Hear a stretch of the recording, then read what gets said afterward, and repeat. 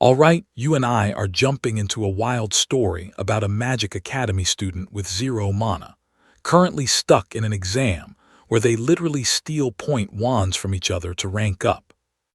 So naturally, a squad of bullies gangs up and corners him. To them, he is just a powerless nobody and an easy target, but things definitely do not go how they expect. Beak Yul pulls out his point wand. Their leader smirks, totally thinking the kid is giving up. But suddenly, Beak vanishes. He moves so stupidly fast it looks like time literally stopped, and before anyone can even blink, he snatches one of their wands. By the time they realize what just went down, it is way too late.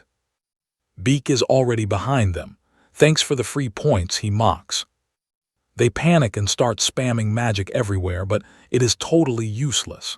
He is too fast, stripping them of their wands like absolute babies. Not even their magic barrier can stop him. In seconds, every single wand is just gone. Beak waves goodbye and vanishes in another blink. So, who exactly is this absolute madman? He used to be just a hardcore gamer until he beat the final boss and got sucked right into the game. When he wakes up in some ruined, abandoned building, he quickly realizes the absolute worst-case scenario. He is stuck playing the weakest character, a guy with a mana leak, zero storage, and no magic except his blink skill. Now pay attention, this is where it gets wild. Blink is a super dangerous short-range teleport. One tiny mistake, you are dead meat. But he is the only one who can actually master it perfectly. Digging in his pockets, he finds an acceptance letter to Stella Magic Academy. Before he can even process that, he hears voices outside and looking out the window. He spots a whole squad of bounty hunters looking for him. He cannot hide forever, and a head-on fight is absolute suicide. If he wants to reach that academy, he has to survive using nothing but his blink skill. The enemies are closing in fast, leaving him zero options except trying to blink. Busting out of the cabin, he sprints as the hunters spot him. The tutorial begins. Step 1. Blink past enemies with enchanted boots. If they get close, do not hesitate. Risk the blink rather than get caught. He pushes through cleanly, leaving his pursuers completely stunned by the magic. They get ready to attack during his post-blink stun window. But to their total shock, he is already sprinting forward. Beak warns himself to be super careful. This terrain is an absolute nightmare for blinking. Crashing into any obstacle means instant death. One mistake and he fails, just like 99% of players in the tutorial. I know what you are thinking, right? This looks insane. Normal players struggle with the range, but our guy hits perfect, flawless blinks every time. The boss orders mages to fire arrows. Stage 2 means dodging with blink. Years of gaming definitely did not prep his legs. His mana leak kicks in, triggering his sixth sense and total acceleration. He perfectly times his blink to dodge incoming arrows, pushing forward to the final tutorial stage. He needs to blink across the cliff to get rescued by nearby mages. Sounds easy, but the distance must be exact, and canceling takes a split second. The path to the cliff is totally covered in floating rocks he has to cross. Blink too far, too short, or cancel too late, and he falls to his death. Despite the crazy difficulty, he is totally confident he can nail it. The problem is not the rocks. It is the hunters closing in 100 meters behind him. 3 seconds of blink cooldown is not enough. He took too long, so he must eliminate them to live. Hiding behind a rock, he realizes a huge problem. He has never thrown a punch in his life, and now he has to fight these goons. Back in the game, the system absolutely blocked him from attacking the pursuers. But this is not just a game anymore, meaning system rules do not apply. These guys are his parents' enemies, and honestly, the thought of ending them does not bother him at all. In fact, he knows he can win. The squad rushes him at the cliff's edge. convinced he is committing suicide by fighting back. But Beak just draws his sword, measures the gap, locks on, and blinks in a flash, slicing clean through the first guy. Warm blood hits his hand, but he feels absolutely nothing. Pure survival instinct takes over, tossing the corpse right into the crowd. He grabs the advantage and runs. The deadly cat and mouse game restarts. Then for a second, everything goes creepily silent. He almost thinks they let him go. But then, the entire sky lights up. A massive rain of magic arrows drops. Spells lock onto him. He only has seconds to figure out how to survive this absolute chaos. Instinct takes over as he swings on a branch, blinks, and lets the arrows smash behind him. Trust me, you and I are gonna want to see what happens next. Alright, stick with me. The ground literally explodes where he stood, totally faking them out. The crazy thing about his blink skill is it locks his momentum, so that massive blast, it did not even scratch him. Before the mob can even process it, he is right in their faces. His blade draws first blood and another guy hits the dirt. Now it is just 2 targets left. He has to finish them off super fast before the stragglers catch up to him. The mages are absolutely stunned by this show. They are wondering what kind of monster they are fighting, but Beak knows his limits. Even though his raw reflexes are way faster than your average pro gamer. This is not behind some keyboard anymore. He knows he cannot just keep dodging forever at this super close range.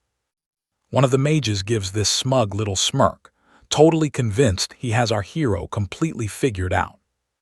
He dares him to attack, only to unleash a massive wave of ice spikes ripping through the ground straight for him. The guy thinks he cornered our main character, but gets his throat slashed instantly. The last dude watches terrified as Beak turns into a butcher. They basically just let him use them as a warm-up. Rocking a spear and a sword, he uses blink to rush the last guy. It is a super reckless move, leaving him wide open. But the mage thinks he has the pattern down. He expects Beak to strike frontally with the spear, then finish him with a sneaky side sword attack. Now watch this part closely. As Beak charges in, the enemy snaps his spear in half, totally ready to block that expected side attack. But that side attack never actually comes. Instead, he just gets a raw blade straight through his chest. Turns out our boy never even needed a fancy trick, just pure precision. First episode cleared. Then he gets experience points and a Constellation Project note, promising some crazy bonus rewards for progressing the story his own unique way. Totally bruised and exhausted, he drops down to his knees. His hand shakes reaching for his sword. One look at this bloody mess and reality hits him like a truck. This is not some dream. Every single thing is real. His very first blink skill, his first actual battle, and yeah, his first kill. His stomach is totally in knots, but it was do or die. He gets up looking for an exit and then it clicks. This is still the Ether World game. These dead mages gotta drop loot. Super gross, but totally worth it. He loots around 2 million Wiis. He pulls himself together and heads for the final tutorial step, crossing the massive cliff. Then voices start shouting from the other side. He instantly recognizes this mage squad from his very first time playing through the game. Beak yells back that he is coming across. The mages just look at each other confused. One whispers you normally need a 3rd tier knight for this, seriously doubting this rookie has what it takes. I know what you are thinking, but watch this. A flash of light cuts the gap, and he just blinks from rock to rock. The mages drop their jaws, totally assuming it has to be some kind of advanced jumping spell. A blue-haired girl calls it out as a blink spell. Everyone knows that magic is randomly uncontrollable, but it perfectly obeys our guy. Suddenly those stragglers show up at the cliff edge. Seeing this, an allied mage fires a magic beam, screaming at Beak to dodge it. He barely makes it, throwing himself to another rock right as the spell smashes down. Glancing back at those mercenary goons, a super harsh reality slaps him in the face. His skill has a 3-second cooldown timer, which literally feels like forever when magic attacks are flying everywhere. While the allied mage charges up another spell, Beak scans for another foothold, but looking around costs him one crucial extra second. The blast grazes him, slicing his hair and completely splitting the stone right under his feet. He starts falling with 0 rocks nearby to land on. With no other choice, he blinks midair and barely grabs onto a ledge. He lets out a huge sigh, but that relief shatters when another deadly spell speeds straight toward him.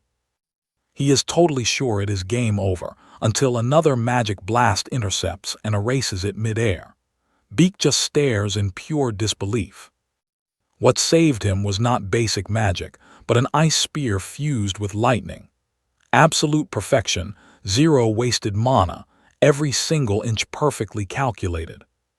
He can only wonder what kind of absolute freak just saved his life like that.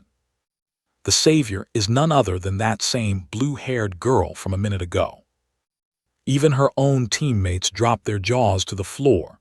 Beak finally crosses the cliff and makes the massive mistake of actually thanking her.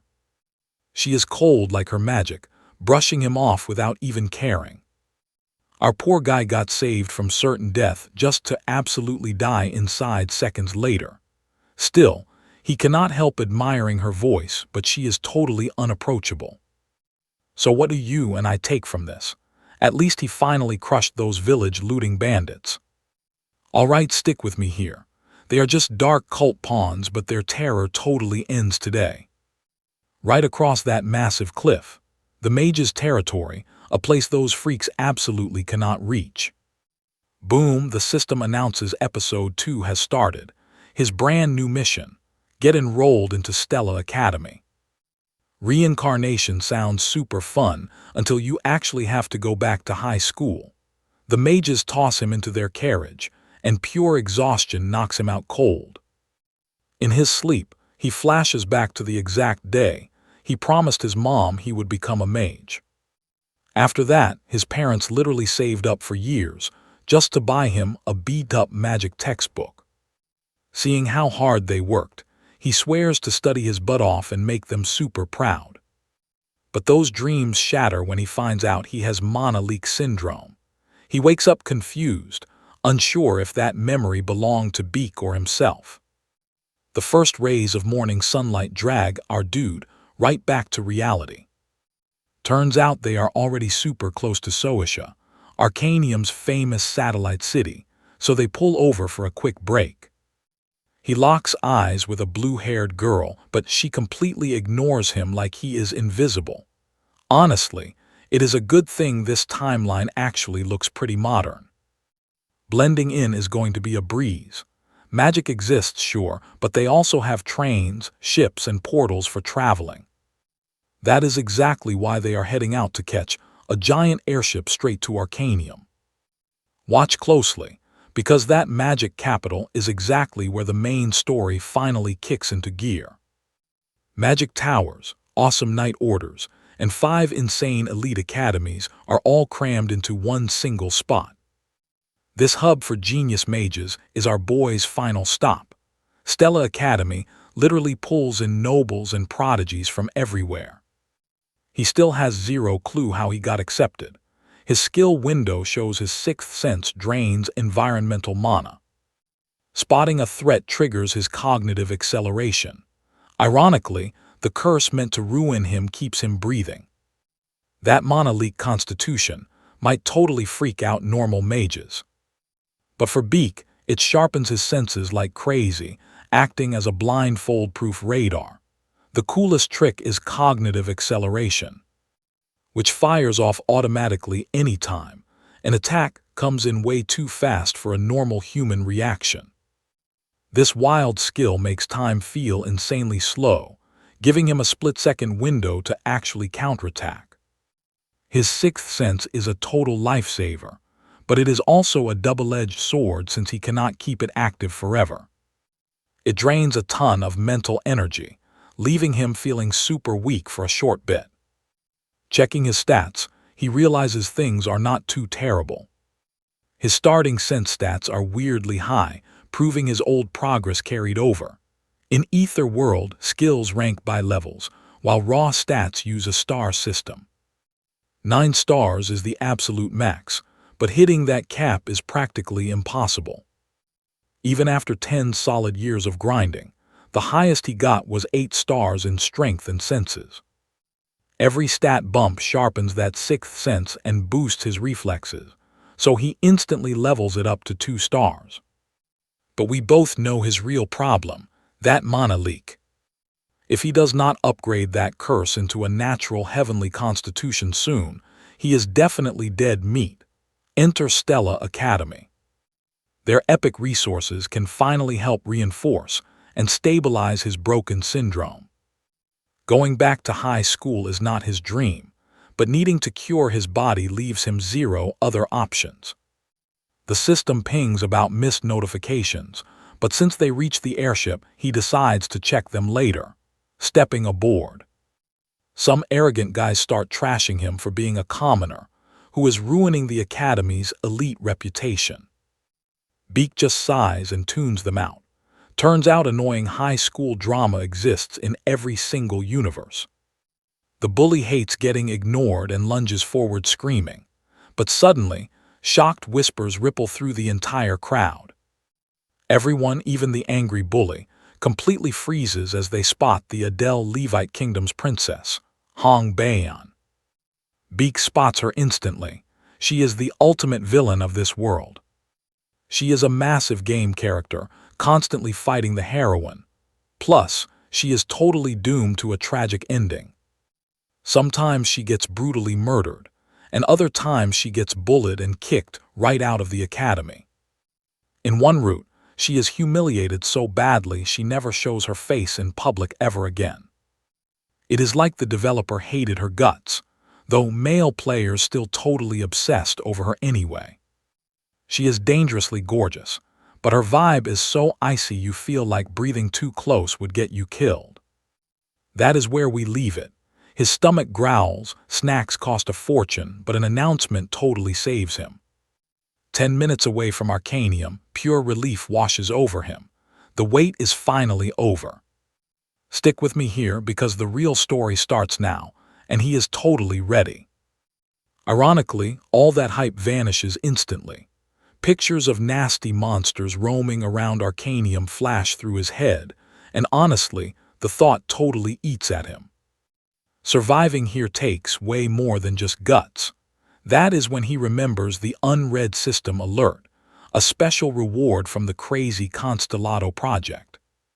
The system brings up his options.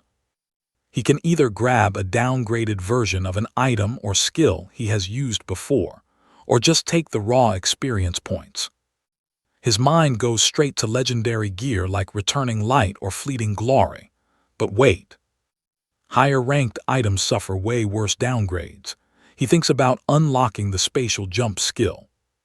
But nope, it is completely locked since it is an advanced form of forward dash. He could totally tweak the base skill a little bit, but the system flashes a warning. His narrative power is way too low.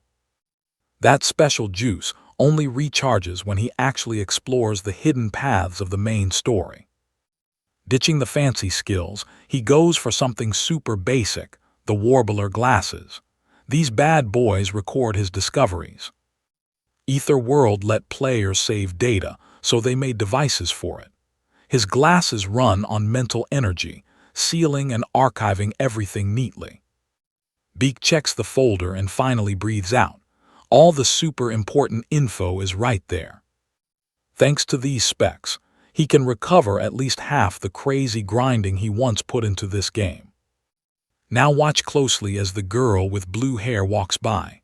The crowd goes wild. That is Issel, the oldest daughter of Duke Morph, the infamous traitor. His fancy glasses reveal she is actually a fake heroine, packing some serious ice and lightning magic.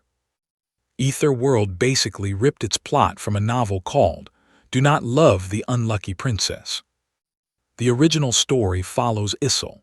Her whole life completely falls apart after her family gets ruined, dragging her straight into this crazy magic academy. She spends her youth dodging endless, nasty schemes from her biggest rival, Hong Beyond. Eventually, she drops her revenge plot, teams up with the main guy, and gets his protection. Readers absolutely hated that vibe, so the novel wrapped up with a super bitter, tragic ending. But the game completely changed things up.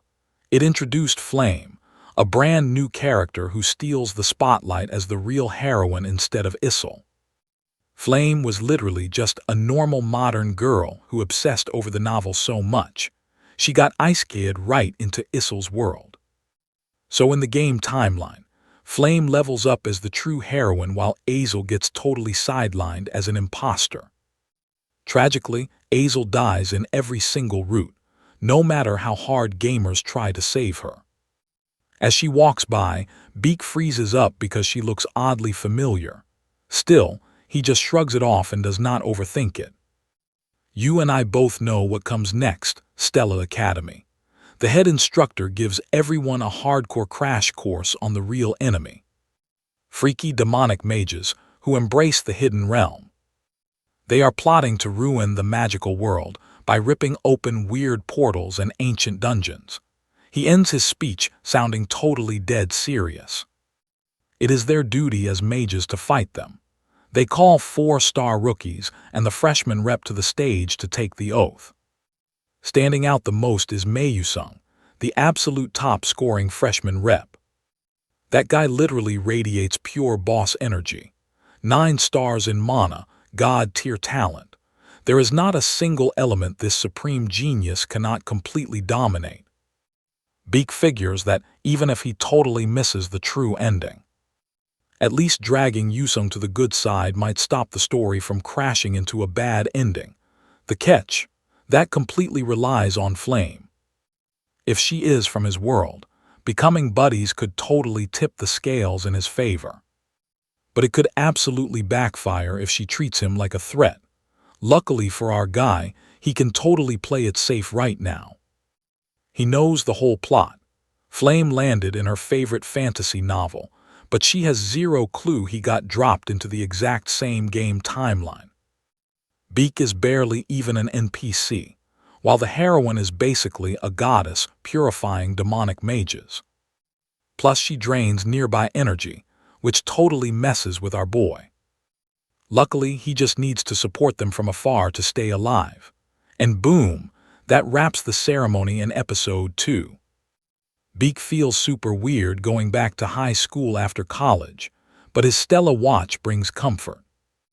Just wearing that thing gets him more respect than most Magic Warrior licenses ever could, proving he belongs to the most elite academy around.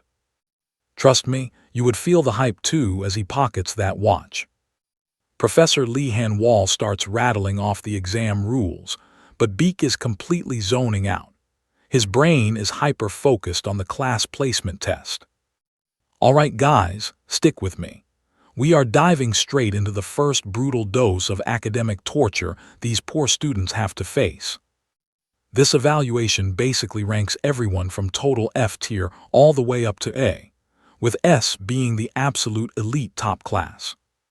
Naturally, most of the game's main playable characters secure that S rank super easily, but our protagonist, he scraped the absolute bottom of the barrel for admissions and has zero clue about anything.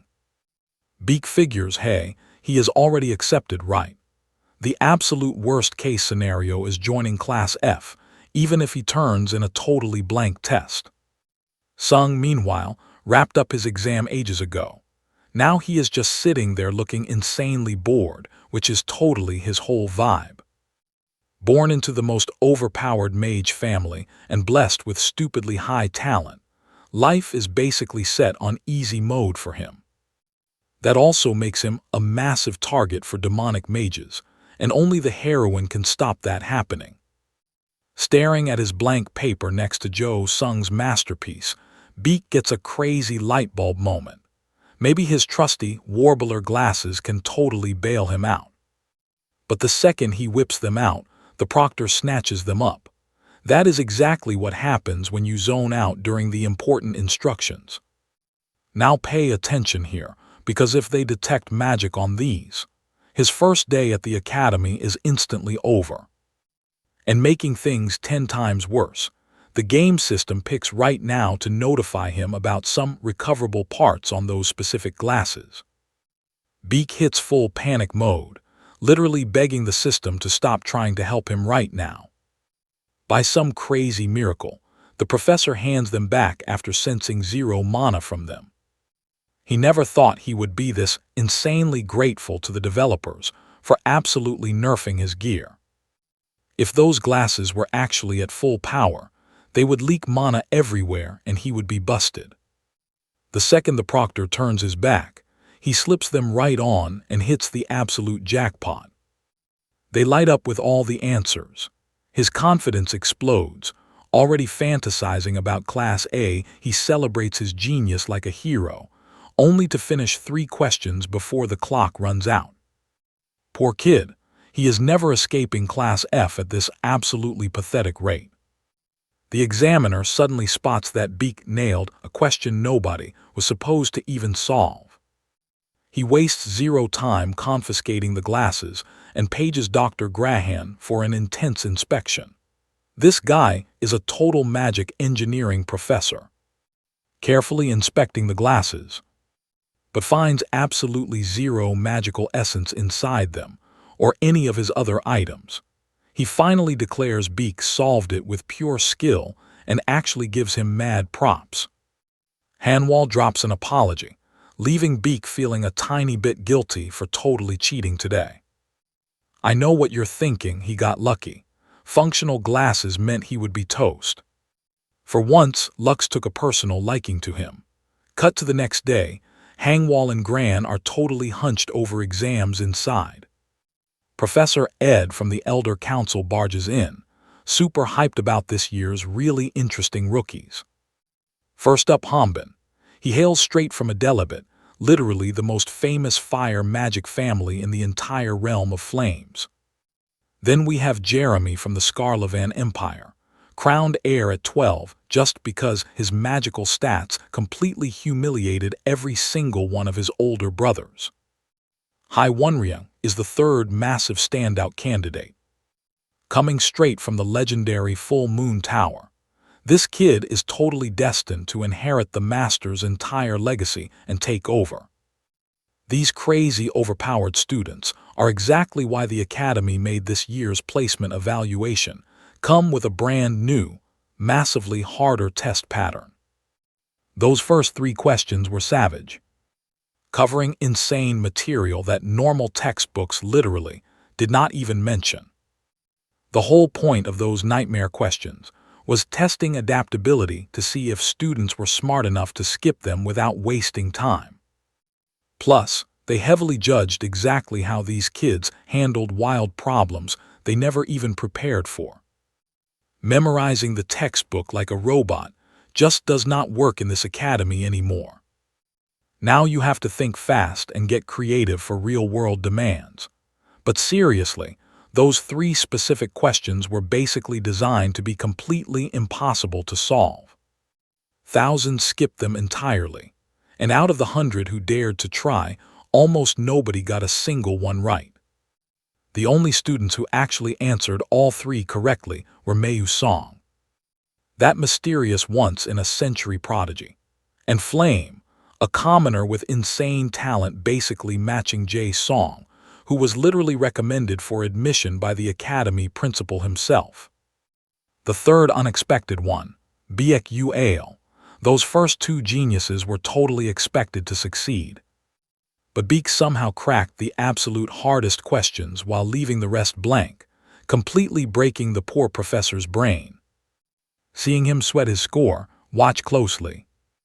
Edmund figures these exam questions aren't just about plugging in formulas. She genuinely thinks he might not be a genius, but just insanely lucky.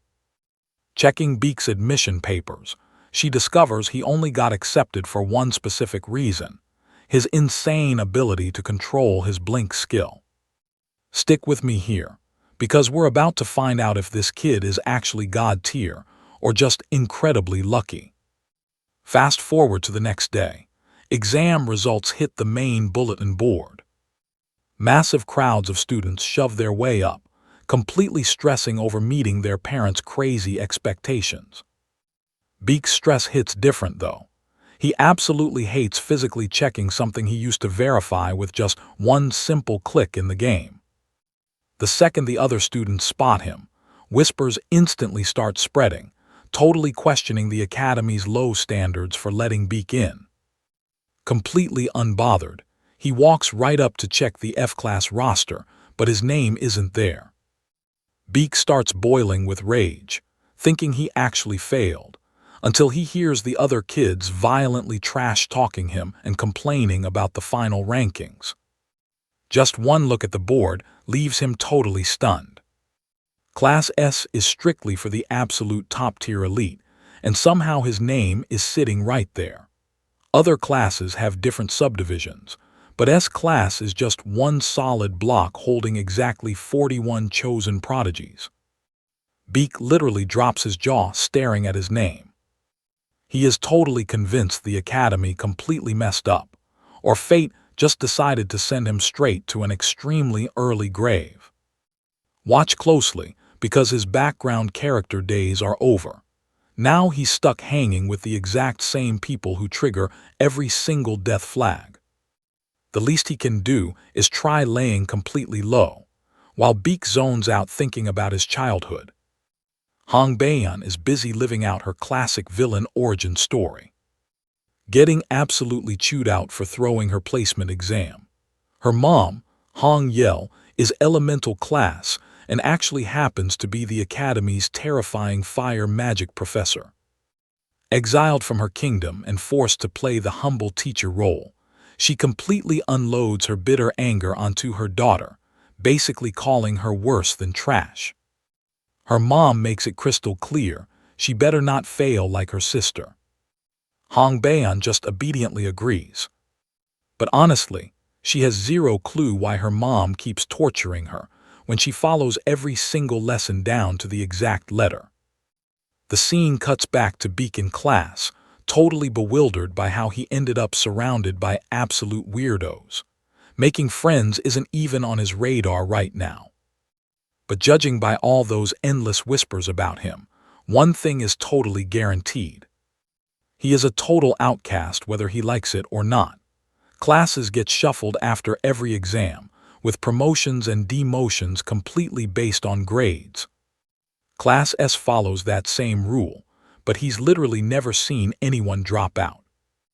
However, Beak actually remembers one specific student who managed to sneak into S class, and he fully plans on digging up more dirt on him. You know how crazy it is seeing game characters breathing right in front of you.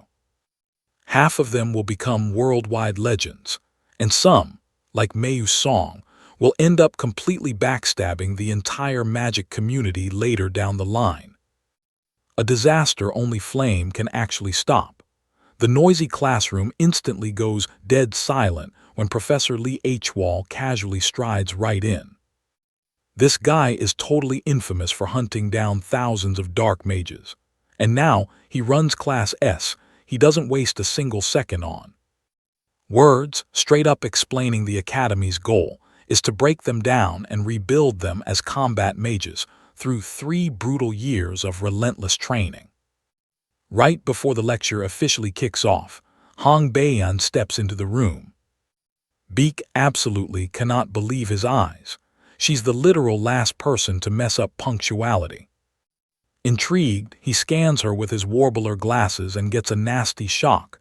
She's destined to die, courtesy of both the fake and true heroines. Your classic villain send-off. He wants to save everyone eventually, but right now, the dude can barely keep his own head above water.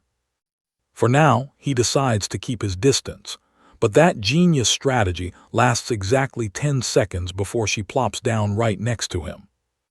One single drop of eye contact is all it takes for him to realize he's doomed. Professor Hanwall announces it's officially time for the Joint Staff Succession Ceremony, for the S in a classes. That news instantly sparks massive hype in our boy. See, the Academy holds two major events, the familiar contract and the actual staff succession. But this staff ceremony is what truly defines the Academy's flex, showing off all their absolute best, top-tier talents. Soon after, the big ceremony begins. Professor Manhwa tells the students to step up and grab literally whatever staff they want, ranging from the basic low grades all the way to high tier. He warns them to choose carefully since swapping it later is a massive headache, but honestly, the choice barely even matters here. Because what you and I know is that nobody actually chooses a staff. The weapon itself responds to its true master, resonating and picking its wielder, not the other way around. Beak hesitates, just staring at the rows of glowing staffs. Let's jump into this crazy story where our boy was supposed to be dead last in Class F instead. He's stuck with the Class S elites, forced to pick a weapon way out of his league. After thinking it over, he settles on a wand, basically a fun-sized version of a staff. See, wands are totally the go-to for knight-style magic warriors who rely on insane speed and pinpoint accuracy. Meanwhile, full-size staffs are for bishop-type mages, the guys who stand back and charge up massive, nuke-level spells. Whispers immediately ripple through the crowd. Apparently, half these snobs are betting Beak won't resonate with absolutely anything. They're calling him a fluke, a total glitch in the system, and just when he thinks this couldn't get any more cliché. A textbook Academy bully struts over to talk trash, even though he doesn't even know his name. When Beak casually tells him to get lost, the dude literally starts fuming like a broken kettle. Out of pure curiosity, Beak activates his warbler glasses. Turns out, he is just the prince's errand boy. He's bragging about claiming the Admori, a high-tier staff that's super tough even for absolute pro mages to handle. Even the most cracked students usually only score low-grade staffs. There is another upper-mid-tier staff sitting right there in the room, but everyone knows it's basically just a museum display piece. When the professor finally tells everyone to stand next to the staffs that actually resonate with them, most of the fancy nobles end up pairing with mid-grade staffs, and naturally, JN is right there with them. Seeing this, our arrogant bully rushes over to grab the upper mid-tier staff, but it violently rejects him, sending him flying across the floor. That brutal rejection totally shatters everyone else's confidence. One by one, they all give up on claiming the higher-tier staffs. Everyone backs off completely, except Mayus, who quietly steps up to claim it. When Yu Xiang grabs the staff, the entire room goes dead silent. Now watch this closely. Everyone expects another disaster, but the staff actually accepts him. Beak totally saw this coming though, fits the guy's mythic reputation. But what catches him completely off guard is the guy flashing a sudden, creepy smile right at him. Like he just lost his absolute mind. Anyway, now only the last upper mid-tier staff is left on the rack, Terrafin. Beak silently prays that Flame will pick it, which would perfectly set up her romantic plotline with Yu Xiang. Because if she chooses anything else, the entire storyline could derail, completely ruining the perfect ending he's trying to protect. He gets hyped when Flame walks right toward Terrafin. If she grabs it, Yu Xiang will notice her, but his excitement instantly crashes when she walks straight past the legendary staff. Beak is standing there stunned, genuinely wondering if she even knows Terrafin exists. Maybe the original novel didn't give her enough backstory on it. Still, the thought totally terrifies him. Since she's the main heroine, she could literally resonate with anything, even the absolute dumbest wand here, which would completely wreck the plot's balance. There is no way he's letting her ruin the story like that. He uses Blink to jump ahead, totally jump scaring her, and casually asks which staff she's planning to pick. Unfortunately, His boyish charm completely flops. He gets an ice-cold response that instantly reminds him why he never talks to girls. She coldly cuts him off, telling him to mind his own business before walking away. Okay, something is super weird. You and I know Flame is supposed to be this super charming sweetheart. Beak tries again, but gets brutally rejected twice. Beak nervously laughs and begs her to just give Terrafin a shot. He gestures toward the staff, and right then, a weird sizzle, followed by a massive flash. Before his brain can even process it, the legendary staff is literally sitting in his hand. He stares at his hand, completely speechless. He hasn't even survived 1 week at Stella Academy, and he's already committed treason against the plot. Afterwards, the whole academy won't shut up about the 2 freshmen who resonated with the highest-tier staffs, a crazy flex achieved by only 5 people in school history. All the gossip quickly focuses on one single name. The guy who passed the magic implementation test using only blink, a spell so incredibly basic it's practically a meme. Flame, getting totally exhausted by the endless whispering, sneaks off to the study hall just to find some peace. Hiding out there, surrounded by dead silence and giant bookshelves, she finally manages to organize her racing thoughts. Her mind drifts straight back to the ceremony, and to him. She read the original novel 3 times before waking up here, yet she never saw a character named Beak Yusal. And to make things even more weird, nobody in the entire novel ever managed to resonate with the Terrafin staff. Not once. The fact that Beak Yusal grabbed it so easily literally gives her the chills. There's something about this guy that completely breaks the story's script, and honestly, that terrifies her way more than she wants to admit. A noisy group of her classmates suddenly walks into the study hall, completely interrupting her internal panic. Flame smiles sweetly at them, completely opposite to how she treated Beak. She calls them kids, confusing everyone since they're the same age. So what do we make of this? 2 fake characters, 1 broken plotline. Laughing it off super awkwardly. Let's dive right in. She explains it's a sibling habit, but deep down, she's absolutely kicking herself for sounding like a massive mother hen today. Her eyes lock onto a redhead named Jackie. She definitely remembers this girl from the original novel. But wow, the real deal is way prettier than she imagined. Plus, it looks like she's totally copying Flame's signature style and her entire hairstyle.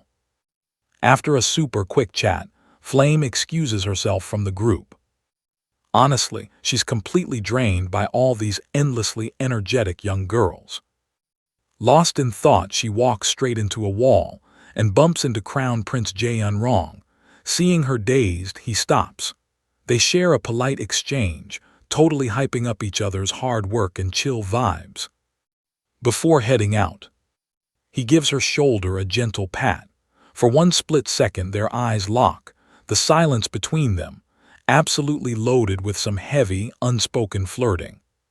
When Flame turns around, she spots Jackie peeking from behind a pillar, obviously spying on them both. Feeling super awkward, Flame gives her a hesitant little wave. But Jackie, zero reaction. She just casually glides down the hallway like absolutely nothing even happened. Shrugging it off, Flame suddenly remembers she's late for her extra review session.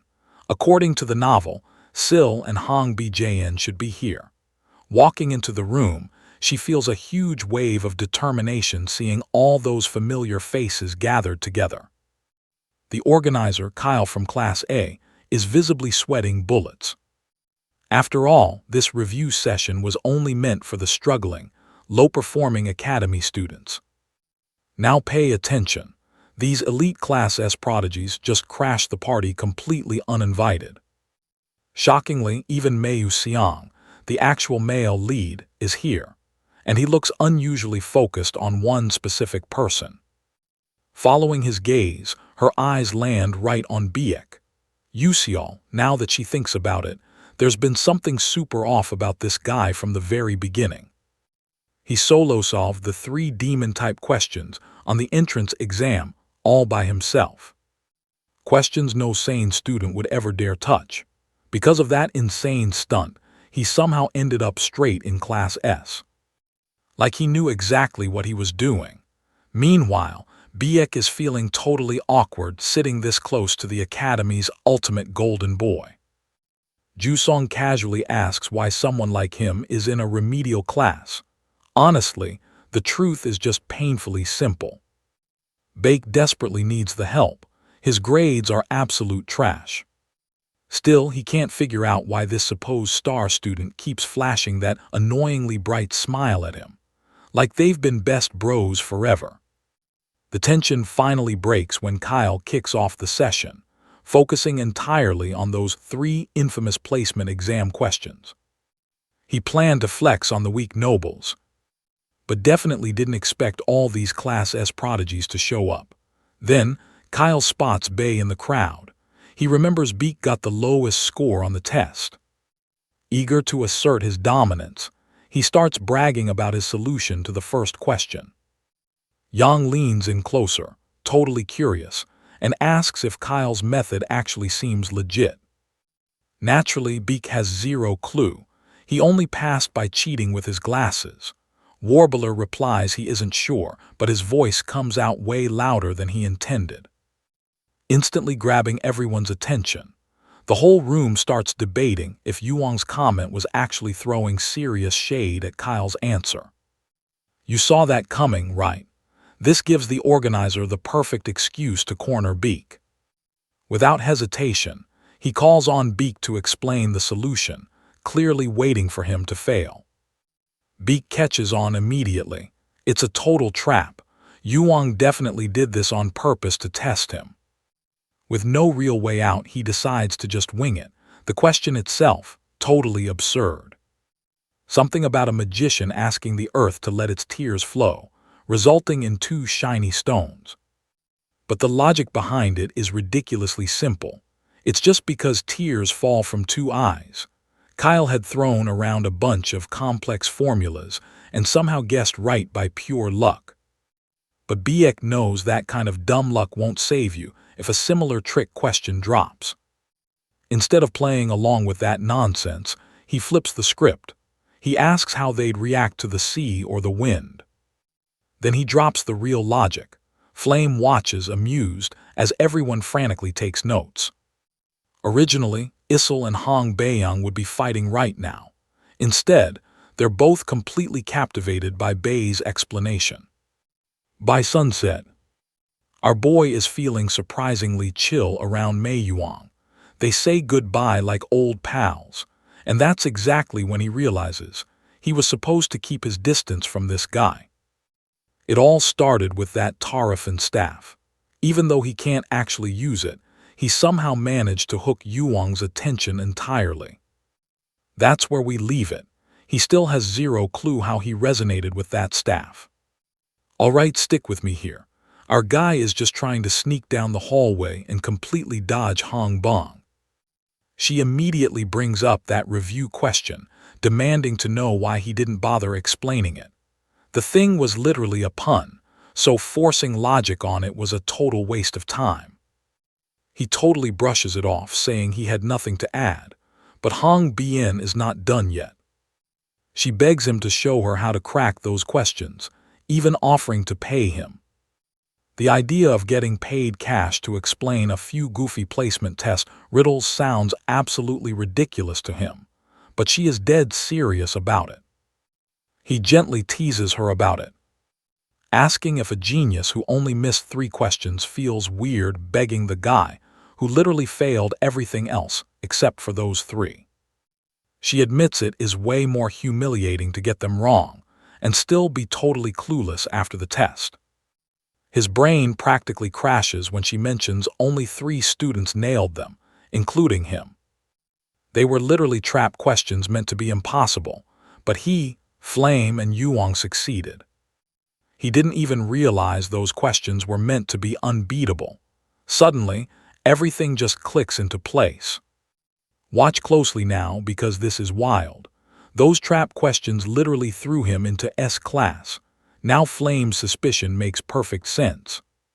Since Flame read the original novel, her understanding of this whole world's lore is just on another level. She definitely knew those were trap questions, so seeing him solve them makes him look super suspicious. Catching his sour face, Hong Baeyoung reminds him of their deal. He is supposed to tutor her now. In exchange, he casually drops a crazy request. He wants her to upgrade his staff into a magic sword.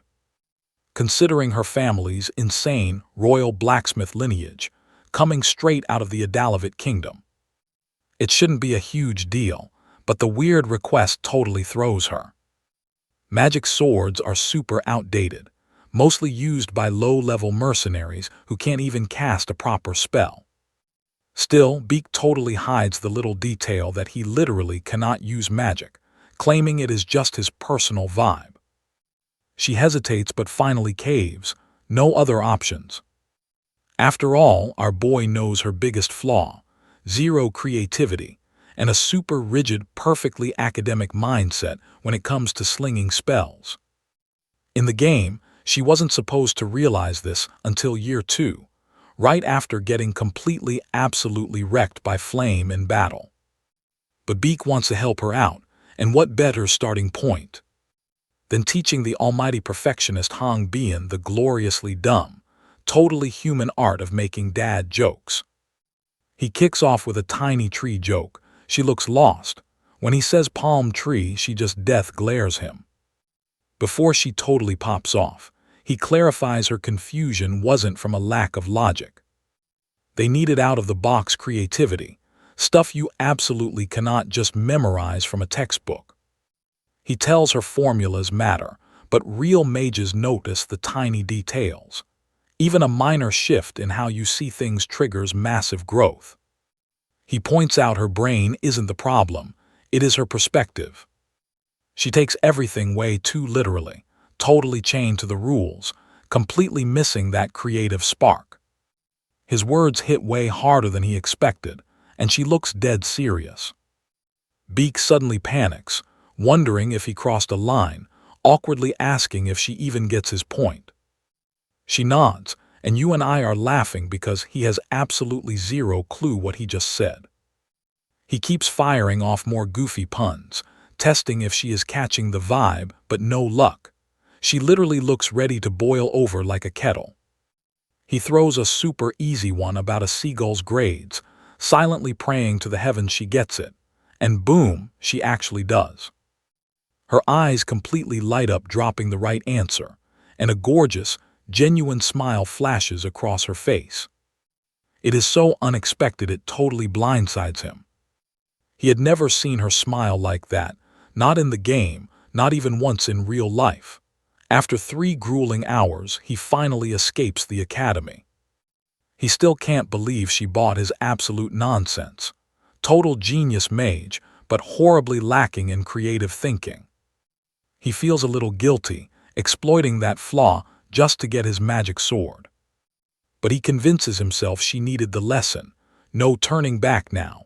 He wanders around, finally finding a bookstore for class.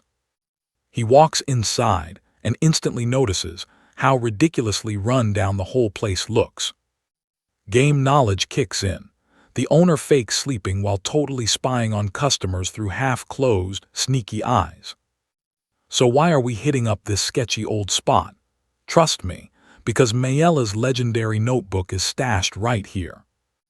A totally legendary item that belonged to one of Stella Academy's absolute top graduates 10 years ago. Stick with me here. In the game this took one click, but now he has to buy textbooks himself. And yep, different books totally change his grades. After ditching the fancy shops, he struck gold in these shady back alley bookstores. Mayella's notebook literally guaranteed perfect scores in magical tech. His warbler glasses were fine, but this notebook packed serious cheat codes. He reaches for it, but smack, his hand hits someone else grabbing the exact same copy. Enter Issel. She says hey, mentioning she remembers him from the review session, which honestly makes him wonder, did she completely wipe that whole cliff disaster from her memory. She totally hypes up his review debate, wishing he had just explained everything since she still had lingering questions. Once she leaves, he sighs in relief that his notebook is safe. Seconds later, he spots her checking textbook prices and exhaling like she just dodged a bullet. That is when it finally hits him. This place mainly sells used books. Nobody comes down here unless they are broke. And Issel, who lost absolutely everything after her family collapsed, seems to be riding the exact same struggle bus he is. Her dad used to be a big-shot duke before the dark mages violently took his life. Beak starts feeling pretty bad for her, especially remembering how totally miserable her ending was in the original novel. And now that Flame stole her spot as the game's main character, Issel's tragic ending is locked in to happen way sooner. They cross paths at the checkout counter once again. Watch how this plays out. He catches her eyes drifting to his book stack, bites back a snarky comment, and just tells her that her choices are super interesting. Spotting one specific title, Advanced Sealing Theory, she straight up asks why he would ever pick such an outdated subject. She points out that sealing magic needs physical tools to cast spells, totally old school compared to the flashy new boom of modern alchemy and magical tech.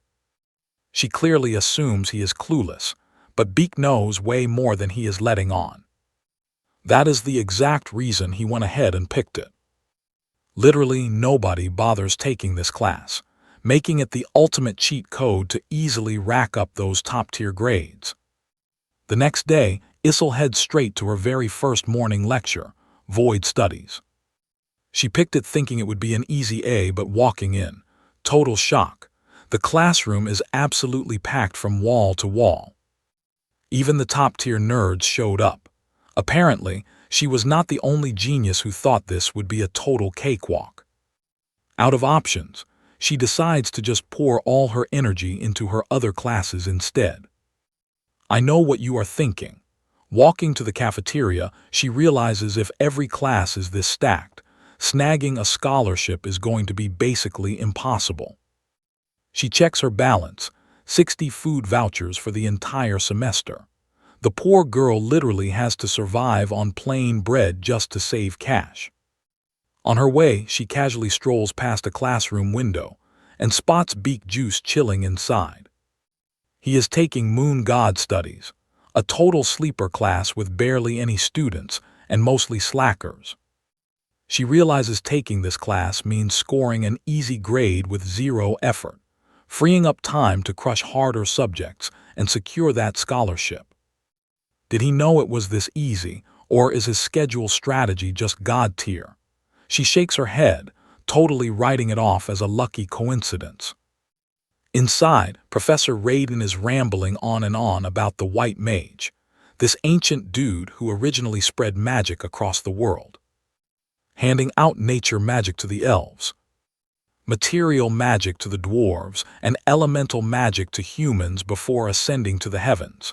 In the game, you could skip this whole cutscene with one button. But now, Beak is completely doomed to suffer through years of these endless mythology lectures. Still, he knows these boring lore drops might actually clutch up later to get his perfect ending. He glances sideways and catches Issel casually sitting right next to him. Weirdly enough, he does not remember a single main character ever taking this boring class back in the original game. The lecture broke down how greedy human mages totally went rogue, stealing magic straight from elves, dwarves, and basically everyone else. Their crazy power trip only ended when the first mage vanished, leaving just the 12 moon gods behind to keep the world's balance in check. When Raiden asks if anyone knows about these gods, Issel is the first to raise her hand. Raiden explains each moon god packed a unique power to protect the world. He mentions the 6th moon of the red summer, rocking red flames that allegedly never burn out. He points out those flames are still burning bright right now, deep inside a Lamanca. Raiden actually hypes the class up to go visit the place, making Beak seriously question the guy's sanity. He knows the Sea King rules that spot, and literally 0 intruders make it out alive.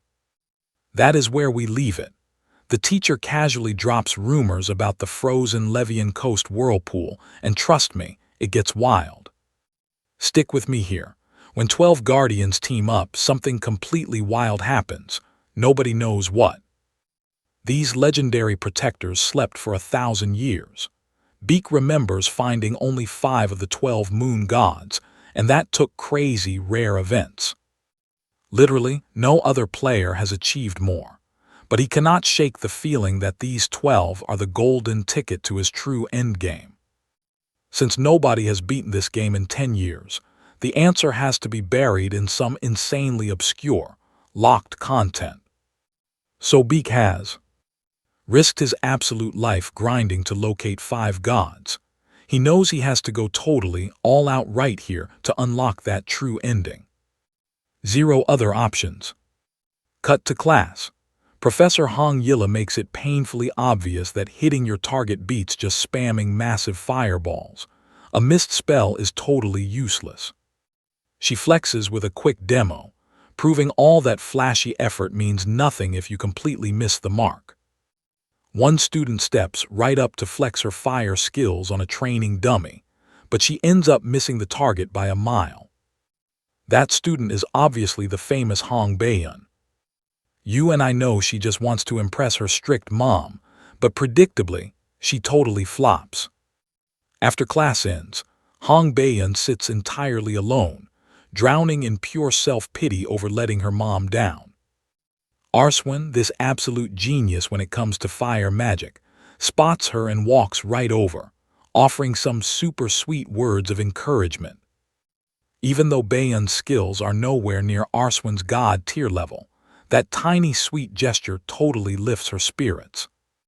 They say peace out, and Baeyeon heads home where her bodyguard Jetran greets her. He serves up her favorite candy and tea while dropping massive news about her modified staff. The quality is so insane, it is basically a top-tier magic sword now. But here is the wild catch. That staff is constantly trying to suck its users' mana dry. That screams dark magic artifact, right? Except that is totally impossible because it literally resonates with natural earth energy. At first, she thinks it is useless garbage, but Jetran breaks down its crazy potential. It used to be advanced grade, boosting magic power like crazy, but got nerfed to upper intermediate simply because holding it drains your mana. That revelation completely stuns her. She can only imagine the brutal struggle a student would face bonding with it, and feels super lucky she dodged the bullet linking to it. Wielding that thing requires an absolutely ridiculous amount of mana, or maybe none. She brushes the whole thing off, just super relieved it is not her problem to fix anyway. I know what you are thinking, time for an upgrade. Days later, Beak and Issel learn attack magic is all about that perfect pinpoint accuracy. Professor Callum hypes this up, saying this class trains students for hardcore professional level combat, teaching them to strike with dead-on precision. He throws a brutal water spell trajectory math problem right on the chalkboard. Most of the class is completely clueless, while Beak literally cannot stop yawning from how mind-numbingly boring it is. That is exactly when the professor locks eyes with him and aggressively calls Beak out to solve it. He pauses for a second, then simplifies the formula so flawlessly the professor basically turns into a massive fanboy. Homework gets dropped, class wraps up, and Issel instantly corners him with a super direct question. Issel has been watching Beak. She knows his grades are totally faked because his problem-solving skills are way beyond student level. Next to him, regular prodigies look like basic side characters. Super curious about his schedule, she shyly asks what class is next. Beak, totally caught off guard by her, cannot help but crack a childish joke. He admits he has been creeping on her course choices and spotted a huge pattern. Literally every single one is a ridiculously easy class just for boosting grades. Curious, she presses him on his genius strategy, but he casually brushes it off and walks away. Not ready to let him ghost her, she rushes to follow. Finally, he stops, looking super annoyed, and asks why she doesn't just copy his schedule if she researched it. But she shoots that down, claiming it might accidentally tank her grades. Instead, she sweetly asks him to recommend just one easy class. Issel shoots her shot with puppy dog eyes and a smile, but Beak feels absolutely nothing. Luckily, our girl came totally prepared with a backup plan. She knows everyone at the academy, especially the broke kids, goes absolutely crazy for anything highly valuable. The second she drops info about the Seventh Tower's ghost, his interest shoots straight through the roof. Those cursed ruins have been strictly off-limits for years. He quickly interrupts her and trust me, you and I want to see this. Stick with me here, he knows exactly what this intel means. Not just a rumor, but a massive quest link. This would totally boost Flame's bond with the main character. Since Issel is the literal heroine, the same rule applies here. He instantly stops her. No way is he letting such epic lore go to waste on him instead of the actual protagonist. Playing it cool, he says ghost stories are lame, offering to spill the tea on easy classes for free instead. Just her vibe alone was totally enough to make him cave. He hypes up Abyssal Meditation, a class that instantly makes Issel think he has gone way too deep into some weird spiritual nonsense. But Beak totally clears it up, saying his bishop class mentor literally multiplied his own power level like crazy just by meditating. It is a massive secret in this world. Meditation is basically required for bishop mages to control massive, wide-area destructive magic attacks. Beefing up the heart that channels mana, that is where true mastery starts. Being a total simp for her charm, Beak drops this epic secret. It will not buff her grades directly, but she agrees anyway. She is hooked, but now he is sweating, worried his little tip to Issel might totally derail the original plot of the story. Still, he knows that ignoring Issel would have straight up been a death sentence. All he can do is pray meditation keeps her alive. And then, boom, a crazy realization hits him out of nowhere. He is a mage too, right? So why the heck hasn't he started training yet? Now watch this flex closely. He remembers his game avatar triggering the mana leak condition to totally shatter his own limits. Back then he just mashed buttons, but not anymore. Gotta grind with zero real-life experience, so it is the perfect time. Funny enough, he is actually super grateful to Issel. She accidentally sparked this whole big brain idea. After a super long day, he finally crashes at the academy dorms, this massive building packing all the students. In the game, this was just some basic cosmetic feature to customize your room. But now, it is the only place that actually feels like home, especially since his character's hometown got completely torched to ashes. The rooms look exactly the same, but your class rank decides your roommates. Class S gets private penthouses on the top floor. Felt lonely at first, but now it is absolute perfection for meditating. He reminds himself this is no game anymore. He is literally living this life. Time to learn how to wield his old avatar's crazy power. In-game, his dude was a genius who unlocked Sword Aura using Mana Leak, a wild condition making mana loop until it explodes. He was never some celebrated hero on the servers. But he totally perfected the way of the sword. That path is back. Only now, messing up means actual permadeath. His mana flow runs on his breathing, steering his energy and raw physical power. Zero cheat codes or shortcuts here. Skills only level up with pure grinding. Eyes closed, absolute focus. Minutes tick by before he finally feels the raw energy radiating inside him. This is how his game self survived, hugging the chaos of his mana leak and turning it into raw damage. The grind pays off. Both his constitution and blink skills slowly level up. Step by step, he is inching closer to the absolute true ending. I know you guys love a good academy arc. Next morning, Stella students hit the glowing dome, a literal reality warping subdimension. The wind, the grass, even the sunlight, nothing but totally controlled synthetic magic. This dome does it all. Sports tournaments, magical events, and hardcore training sessions with literal portals, insane dungeons, and real monsters. Today, 141 students are gathered right here.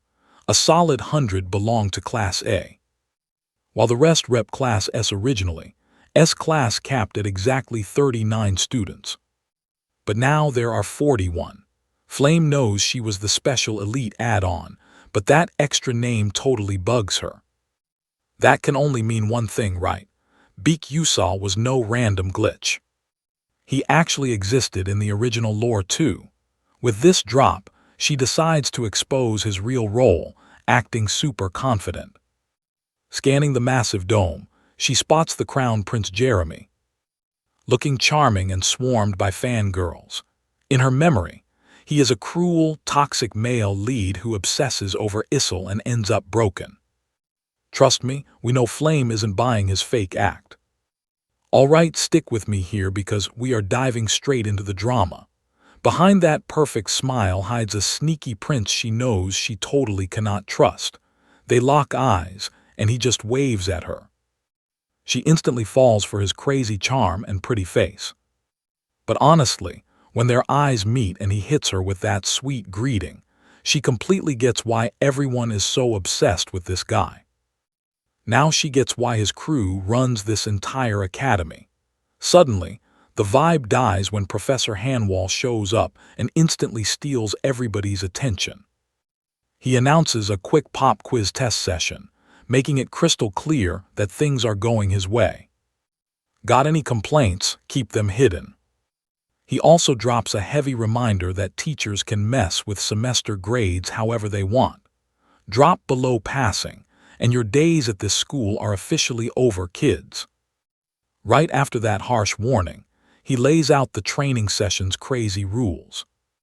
They are running a fake dungeon packed with monsters and traps. Beating level 1 hazards gets you 4 points. Level 2, or finding a point stick, bam, 20 points. The top 5 highest scores score sweet special rewards and ranking points. But hitting 0 means massive deductions and an instant, humiliating kick out. Even though teaming up is totally allowed, he adds that points will be split evenly. Now pay attention, because he drops the absolute wildest rule. If you manage to sabotage a classmate, you steal their entire point stash. Wishing them luck, Hanwall vanishes. The ground violently shakes, sending students into pure panic mode as the scenery shifts. Just a few seconds later, everyone gets teleported to a grassy field Flame instantly recognizes as Jack and the Beanstalk. When Jackie tries jumping on her squad, Flame decides to run this mission totally solo. She totally hesitates but knows teaming up would just slice her points. So she hits her with a polite apology and backs out. Jackie says she gets it. Even though Flame can totally smell the sarcasm dripping from her words, she just smiles, promising they will team up later. Still, she cannot help but notice Jackie creeping and copying her every single move. An hour into this intense session, heavy exhaustion is really starting to kick in hard. Suddenly, the ground splits wide open, and a massive killer plant lunges straight for her. Reacting purely on instinct, she defends herself and jumps to safety, a harsh reminder that the field itself is out to get her. It is not just the crazy monsters she has to dodge. Super disappointed with her slow progress, she only holds 18 points, worth basically 1 stick. Pushing her limits, she dashes forward and spots a super stealthy figure in the distance. Not a monster, but an actual student. What really shocks her is how perfectly they hid their vibe. Totally confident in her own stealth magic, she sneaks right up behind this quiet student, planning to use her signature character specialty for an epic surprise attack. But getting closer, she realizes it is actually Beak use. Just like her, this dude went completely solo and rejected everyone trying to join his squad. You and I both know what she is thinking, staring at the point stick in his hand. The wild thought of sabotaging him flashes through her mind. It is the absolute perfect chance to test her skills. Measuring the exact distance where he could never react in time, she channels raw energy into her staff and blasts a light bullet. The sick spell rips through the air, grazing his shoulder, but he just blinks forward, completely unharmed. Flame's jaw literally drops in pure shock. She cannot even process how this guy just dodged a crazy fast second-class spell from point-blank range. Meanwhile, Beak is seriously wondering if this crazy girl actually tried to ice him. Honestly, she might have succeeded if he had not recently upgraded his elite male constitution.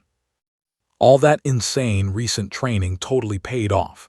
Now he can trigger 2 blinks per session. He has zero intention of fighting back, so he instantly puts massive distance between them. Right now, his goal is super clear: lock down 5th place in this crazy test. That spot guarantees an Edel Rage root, a super rare item that boosts stamina and strength. He just needs 3 more sticks. But before moving forward, a group of total cliché bully students violently blocks his path. Beak immediately recognizes their leader, Raiden, Jeremy's little errand boy and Yusial's biggest lackey. It would not even be worth acknowledging him if that servant of a servant was not holding 3 precious point sticks. Raiden, a total reject who somehow sneaked into S-class, heavily doubts Beak's skills during the test. When he mockingly demands Beak to hand over his point stick, a simple cold refusal is enough to completely trigger him. Beak secretly plots his next epic move. With 3 spots, he wins. He offers his stick up like a total surrender, and the idiot falls right into the trap. The second he reaches for it, Beak blinks, strikes him hard, and snatches one of his sticks. Before anyone can even process the insane flex, he pops his second blink and reappears safely away. These point sticks were built to heavily resist magic interference. And trust me, seeing how magic cannot break them, we are about to watch him use them as perfect makeshift weapons. Raiden yells at his goons to attack, but before they can even move, the ground violently shakes. Stick with me. We're about to watch Beak use this perfect opening to run while they blast spells at him. Despite their skills, Beak just vanishes. They can only stare, completely clueless. The guy is way too fast and experienced. His years of grinding make this terrain easy. Suddenly, the ground shifts again, making every single one of those guys lose their balance completely. Raiden screams at them to stay chill and wait for things to settle before attacking. But right as he warns them about spell rebounds, Beak literally blinks right into his face. Just like that, all their magic backfires and hits them straight on. In all that chaos, this absolute genius snatches another point stick right from Raiden. He waves it in the air with the cockiest smirk ever. They yell for him to give it back. But he just waves goodbye and vanishes in a flash. Now totally safe, he is feeling extremely proud of that crazy clean play. Pure luck, sure. Outside this dungeon, things would be way different. But then, his gamer instincts scream that something is very, very wrong. He turns around and boom, a massive fireball is flying straight at his face. He dodges just in the nick of time as the fireball smashes into the dirt, shaking the whole area with a massive explosion. Still gasping for air, he completely jumps when Hong Baeyeon suddenly pops up right there. She asks why he didn't grab the third guy's stick too. Her sudden appearance puts him on alert, and he instantly gets it. Now pay attention, because here is where she plays him. She planned for him to do the dirty work so she could steal the loot. It is sweet karma for the lesson he gave her earlier, hitting him hard. When he calls her out, she acts all high and mighty. Nobles do not rob commoners. She tells him to attack first for fairness. Beak straight up asks if bullying the weak is fair. She gets totally offended by the word weak, claiming she literally just saw how he absolutely wrecked those guys earlier. She admits she was lurking nearby, waiting for those dudes to tire each other out so she could snatch their sticks the easy way. What she definitely did not expect was seeing Beak flip the whole script and absolutely bully those guys. So, she basically had zero choice but to throw her absolute best shot at him.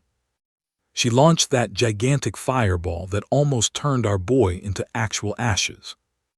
Hearing this, he quietly celebrates upgrading his blink skill, even if it barely kept him alive. He is looking for an escape route when she casually asks why he hasn't pulled out his staff yet. The question completely stuns him. He reminds her she took it for upgrades. She quickly brings up the basic one he got on his very first enrollment day. Our guy literally shoved it in his storage right after getting it and never ever looked back. His totally casual confession that he just forgot it only makes her think he is playing mind games. She warns him to stop messing around right now. She has no clue he is being dead serious about having zero magic, but still threatens to end him.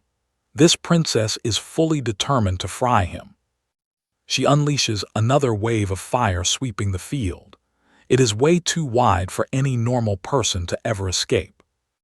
Just in time, a wild plant bursts from the ground, and Beak blinks right behind it for some cover. He got incredibly lucky, but it won't last. He cannot get close. She has an explosive fire ring. I know what you're thinking. He's fought fire mages before, right? But she moves like a pro. If this was an open field, he would have been roasted before the fight even started. Wild, right? But giving up and accepting defeat, not his style. Blinking forward, he activates his slow-motion vision and actually starts deflecting her magic blasts, one by one. This isn't just gaming behind a screen anymore. His survival instincts are evolving every single second. He can literally feel every shift in mana, every wave of energy brushing past him. His sixth sense isn't just awake, it is perfectly obeying every single thought he has. As a fire mage surrounded by trees, this battlefield should have been her ultimate playground. But somehow, this commoner is still standing strong. Totally frustrated, she preps an even more lethal spell. She is determined to erase him in one hit. Beak knows he cannot survive this barrage much longer. He frantically scans for an opening, any weak point in her magical barrier. If his gamer instincts are right, even a basic stick can completely shatter a noble's pride. That spell she's charging up, Ether Crash, it is definitely not your average magic. It is a high-tier bishop-level spell, meant for close combat to blow away everything nearby. But unfortunately for this princess, this smart Alec has seen enough of these spells during his grinding days to know exactly how to counter it. He dashes straight in, leaps, and completely shatters her shield before the spell even triggers. The explosion fades and Hong Baeon hits the dirt, way more stunned than hurt. She glares at him, absolutely furious, demanding to know who he really is. So what do you and I take from this? Never underestimate a gamer. He just shrugs, calling himself a student, already side-eyeing the third person tailing him. All right, stick with me here.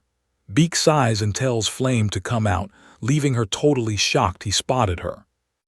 With a little chuckle, Beak totally fakes that it was just pure intuition. In reality, he used the sixth sense from his mana revelation delay physics. Intrigued, Flame asks if breaking the force field with training gear was intuition too. Since this wasn't in the original novel, he literally cannot tell the truth. Sweating a bit, Beak pretends the batons are super powerful. Flame says gear has limits and hitting shields is dumb. Then she grills him about the missing ordinary knights. At first she thought Beak was just some weirdo, but now she really needs to know his true identity. Beak is absolutely stunned. It hasn't even been a full month, and someone is already questioning who he really is. He wonders if spilling the truth is smart, but it's way too risky since Flame doesn't even like him yet. Out of options, our main character admits he looks completely suspicious, but swears he isn't a bad guy. Beak adds he wants to help her. Walking away, he admits he'd love to explain more, but he is totally running out of time. Before he can even leave, Beyond chucks the pointy batons right at him. The sticks smack right into his head, making him groan in pain. Turning around, Beak tells her to use words instead of throwing things. The villainess completely expected him to catch them, since dodging traps and magic is his thing. So why not dodge these? Well, there is nothing to be done. Even the Mana Revelation Delay Sixth Sense has massive limits. The uptime totally depends on his mental power, and our guy's brain battery is completely dead. Because of that, his migraines are absolutely intense right now. Right then, Beyond tells Beak to grab the point batons and take them, admitting that she lost. Hearing this, Beak realizes taking them all spikes his rank way too high, making the other prizes totally useless. So he just grabs 1-point stick, leaving the rest for her. As he leaves, Flame openly wonders if he is a complete idiot. Meanwhile, Beyond just assumes commoners literally have zero common sense. Deep down, Beyond is super curious about Beak's true identity. Meanwhile, the Academy faculty is watching every single student from the observation room. The Magic Council of Elders, specifically Elder Telax, finds this extremely exciting. He loves how fun S-ranks are.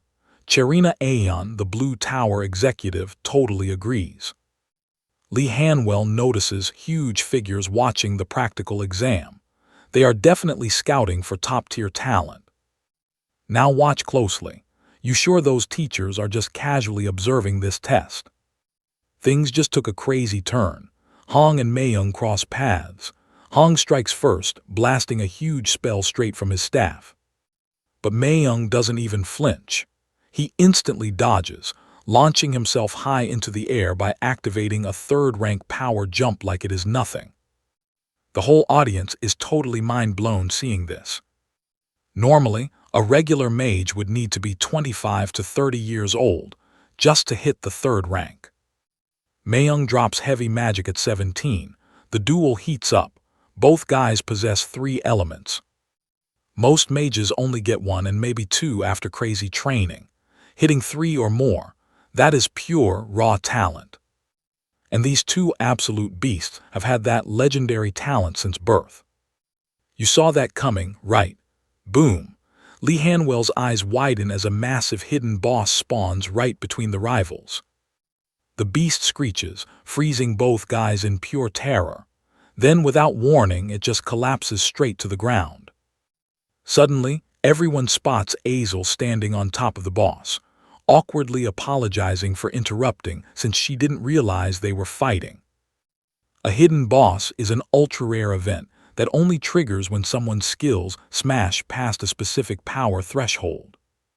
They are insanely hard to find, and taking them down is absolutely no joke. The big shots actually pity the eldest daughter of the traitorous Grand Duke Malf.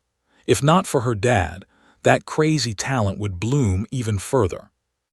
At the exact same time, every eye snaps to the other screen, watching Beyond the Princess of Adalabit clashing with someone. Nobody even recognizes her opponent, but their jaws literally drop to the floor seeing this guy casually cast the blink spell. And of course, that mysterious fighter is none other than our absolute boy, Beak. Scholars tried mastering blink for hundreds of years. They either died or got totally crippled, and the lucky survivors eventually had zero choice but to quit. It is an absolutely impossible magic spell to control. But a student controlling it flawlessly like his own limbs. Trust me, you and I are watching an unbelievable legend begin. Stick with me here. These big shots are dying to know this kid. Lee Hanwell explains Beak is an insanely unique student, using blink as his main specialty. Telex is completely mind-blown. This is totally different from the raw power of Mayung, Ha Riang, or Isil. They figured if Beak actually used magic, he could have easily ended this fight ages ago. Just then, someone swaggers right into the observation room, confidently stating Beak is finally fighting seriously right now. It is Elman Eltwin. He goes on to add that Beak was serious from the very start. Elman cannot help but admit our boy's epic fighting style totally reminds him of the true chivalry from ancient generations past. The big shots are totally lost. Meanwhile, Lee gets it. When Elman Eldwin says chivalry, he means the absolute pure mindset of legendary knights.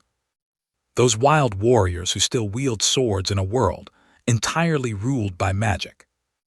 The existence of old-school heroes who have been around forever, just to protect the world from evil. It was said they always fought back pure evil with a single sword. Now watch closely. Witnessing this, Telex is shocked because using a sword when magic exists just does not feel realistic to him at all. And yet, our boy is actually using that pointer like a legit sword. If Elman Eldwin himself feels that energy, then it speaks absolute volumes. Elman Eldwin is the absolute boss of Stella Academy, the biggest magic school in the entire world. A 9th-tier master mage, and literally one of the few great sages on the continent. The first practical dungeon training is finally over. Down in the exclusive Class S training room, Ha-Won Riang is aggressively practicing. Unleashing raw mana and smashing a dummy with his staff. Exhausted and panting, he realizes his mana is almost completely drained dry. Still unsatisfied, he thinks this is not enough. Out of 141 students, 39 failed. Azel crushed the hidden boss and took first place, leaving Ha-Won Riang in second. Meanwhile, Mayung somehow dropped to 6th place. The full moon heir does not feel like a winner at all. If Azel had not stepped in, he would have seen Mayung's true power. From the very beginning, that dude held back. No matter what he did, he absolutely outclassed any expert. Even during this training, Ha-Won Riang used magic circles to calculate Mayung's every movement, but the guy blocked his attacks with insane ease. Heavy doubts start piling up in his mind. These massive insecurities are making it impossible to think straight. We both felt that one right. He wonders if the talent gap is so insane that he will never ever beat Yusung. Just then, Won Riang reminds himself to push harder instead of whining. Right at that exact moment, Billin storms straight into the training room. Seeing the air of the full moon tower, generating an absolutely massive amount of crazy energy with his staff. She is totally stunned. She always thought he was a super calm guy, though honestly, that is not even why she came here. Casting a wild fire spell, the Adalibeth princess's entire body practically glows with intense roaring flames. Aiming at the dummy, she unleashes a fierce blast causing a massive explosion. The crazy blast instantly grabs Won Riang's attention. However, Beyond is super frustrated about taking 3rd place, even after getting that point staff handed over. Her mother was actually pretty satisfied, though. Without it, she would have been punished. Furious, she unleashes another powerful blast. She cannot even believe a damn commoner had the absolute audacity to drive her this crazy. Won Riang, visibly intimidated, wonders if something really bad had happened to the princess too. Whatever the case, the heir of the full moon tower notices that Billin's magic seems to have gotten way more precise than it ever was before. As explosive as the princess's fire magic is, controlling it with precision is almost impossible. There is just zero chance she improved it in such a short time. Onriang just does not get it. Is it a coincidence or something else entirely? Meanwhile, Billand pants heavily due to complete and utter exhaustion. She hates admitting that Beak Yusul's class was actually effective. Ever since they switched to those wordplay contests, her magic achievements have skyrocketed like crazy. According to the princess, he is just a commoner. His grades are absolute trash, and his personality is the worst. Despite all that, she is totally sure Beak is the only person who knows how to fix her weaknesses. But suddenly, Yin approaches her holding a staff, informing the princess that Terabin, which she had requested to be remodeled earlier, is finally completely finished. Her exclusive guard asks if he should deliver it to Bei. Checking it out, Beyond orders him to give it straight to him. When Taran walks away, the princess taps his shoulder and tells him to stop. Later, inside the second tower, Balan firmly grips Beak Yul's staff. She showed up knowing he was here, but this is the faculty research zone.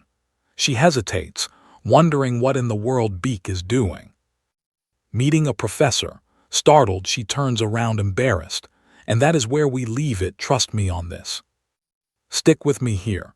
She finally realizes the awkward situation. Why is she even here? She could have just given it to him at the training hall.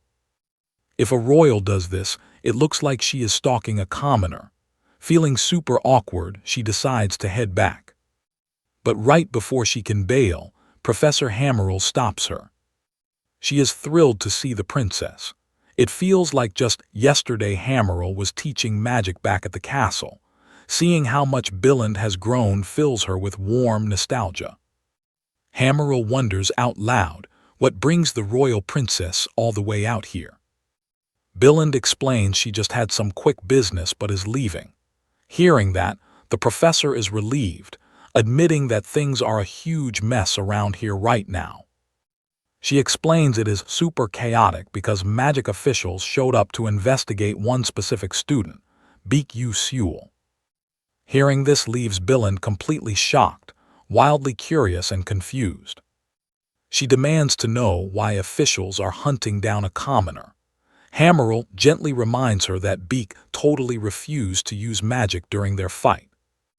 That instantly makes Billund realize her own professor watched that entire embarrassing match. The thought completely bugs her. She showed such a messy side of herself in front of her most respected teacher. Catching that quick shift in the princess's face, Hammerl comforts her, swearing that her opponent was simply giving it his absolute all. Even without magic, he relies on his personal creed. The headmaster who watched Beak fight completely confirmed it. Watch closely here. They think our guy is reviving ancient chivalry, and Billund literally cannot believe her ears. She freezes up, suddenly remembering how Beak totally swung that pointer like a real sword during their battle. It hits her. Even the remodeled magic sword acts the exact same way.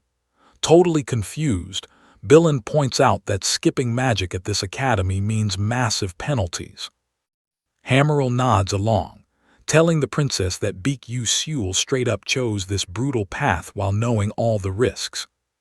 She finds it insane that our boy kept grinding so hard, even after pulling off that legendary blink move. All this makes the professor firmly believe his chivalry creed is real. With that, the teacher leaves Billund completely lost in thought. She knows if anyone actually dreamed of chivalry today, they would be heavily mocked. Because being a true knight in this modern generation is literally impossible. But Beak is chasing chivalry for real, no joke at all. It is something the princess never expected. She regrets snapping at him to stop joking around. Suddenly, Yusul's voice interrupts her deep thoughts, casually munching on his fifth-place prize like it is nothing. Eating those Itlic roots, he asks what she is even doing here. Instantly, Billund panics and claims she is definitely not here for him. Funny thing is, our boy never even assumed she was looking for him. Super nervous, the princess hands over the trebon. Checking the box, Beak realizes it is a formless sword. As expected of a Dalabit, their craftsmanship is absolutely top tier. He is genuinely thankful that the princess helped him out. Since the fancy box will fetch a nice price, Yu Seul asks to keep it. Annoyed by his broke commoner vibe, she just lets him have it. Gathering her courage, Billund quietly asks if he really refuses to use any other magic. Realizing her question was way too awkward, Billund blushes super hard and immediately turns around to walk away. Yu Seul watches her sprint off, then turns to leave himself, remembering Professor Lee also mumbled something about other magic earlier today. I know what you are thinking. They respect his creed, right? But Beak Yu Seul literally has no idea what everyone is fussing about. Ignoring that drama, our boy focuses on his new magic sword. It will keep him safe for the next big challenge. Back inside the empty class training hall, Yu Seul decides to finally test out this mysterious blade. Not entirely sure how it works, he channels his mana into the weapon. Instantly, a blinding light erupts around his hand, forming a razor-sharp blade. It feels way better than he expected, though he honestly thinks it would be way more overpowered if Flame wielded this thing. The female lead, Flame, is just human, yet she can somehow master magic from elves, dwarves, and literal angels. See, this specific wand cannot be used by just anyone, because it constantly drains the user's mana reserves. Flame recovers her mana using nature's energy, turning this wand into a lethal ultimate move. But Beak Yu Seul, he literally has 0 mana to begin with, even though it constantly absorbs mana. His body cannot store it anyway. It all gets violently expelled due to his delayed mana revelation constitution. In simple terms, the pure mana expelled with every single breath Yu Seul takes acts as the infinite power source for Trebin. Suddenly remembering the system, our main guy opens his status window, curious about his 5th place reward from practical training. Thanks to those roots, his base strength went up. Plus, with a proper weapon, he can upgrade stats directly instead of using experience points. For now, he needs to train. Trust me, you and I are going to love his next fight. Let's jump into the action. The next morning at the academy, Magic Defense Professor Varian announces that proper magic practice officially starts today. He tells everyone to spread out and get their staffs ready. After explaining the basics, he walks around watching the students practice. He is pretty hyped seeing so many talented kids in this group since he lined them up by rank. But suddenly, his eyes lock onto Beak Yu Seul, who is just standing around completely zoned out doing absolutely nothing. Varian instantly recognizes him as that commoner kid who somehow resonates. With an upper mid-tier staff, and actually managed to score 5th place during the dungeon practical training. The Magic Defense Professor seriously hates his guts. Still, he walks up to our main character flashing a totally fake smile, demanding to know why he isn't practicing. Not knowing how to explain, Yu Seul lets out an awkward laugh and tells the professor he is learning different defensive techniques, so he doesn't need basic magic. Deep down, Varian thinks he is being super arrogant. He would totally understand this attitude if Yu Seul was learning some rare succession magic. He just cannot stomach the fact that a basic commoner is studying something like that. Keeping up that totally fake smile, Varian pretends to be curious about our guy's defensive technique. Remembering that Yu Seul only ever uses blink, the professor asks him to step up and show the rest of the class a live example. Glancing back at the crowd, he picks a heavy hitter from Class B to be our boy's opponent.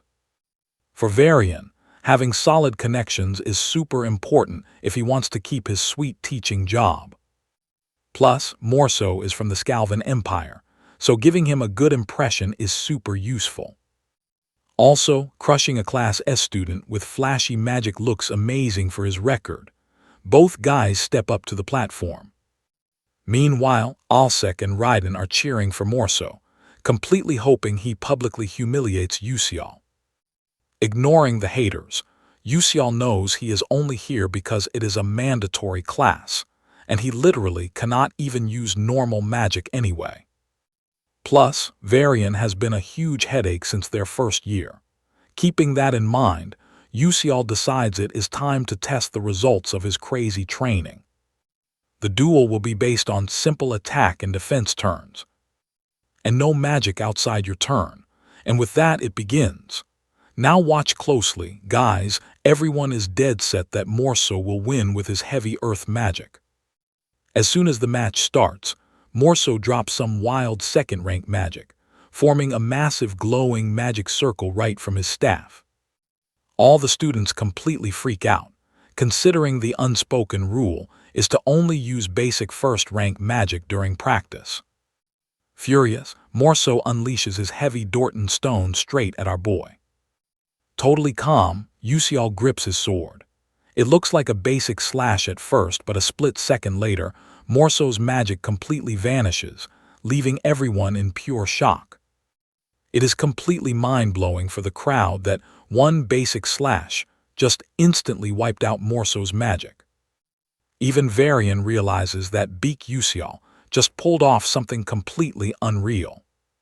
See, all magic has a mana path, and if you cut it precisely, the spell dies. Meanwhile, Yusial is just standing there, totally satisfied with his staff. Even though he can barely manage to cut third-rank magic right now. It totally paid off to grind in the training room for days without resting. Gritting his teeth, Morso feels completely humiliated that a basic commoner dared to cancel his magic. Varian also thinks this is bad news. If Morso loses here, the professor looks terrible too. To give a sneaky hint to his favorite, Varian fake praises Yusial's defense, but loudly hints that there is a limit to deflecting single hits if a massive swarm of attacks came at him. Hearing this totally biased advice, "You saw that setup too, right?" A nasty smile creeps onto Morso's face, while Yusial realizes the professor literally just handed his opponent the perfect cheat code. Radiating terrifying magic, Morso instantly summons tons of heavy rocks. The students totally panic, realizing that at this crazy rate, it is way too dangerous and someone could seriously get hurt. Flashing an arrogant grin, Morso launches the massive spell straight at Yusial, super confident that this will end the duel instantly. There are exactly 11 huge stones rushing at our boy. If he cannot use blink or cut them down, there is only one crazy option left to block every single one.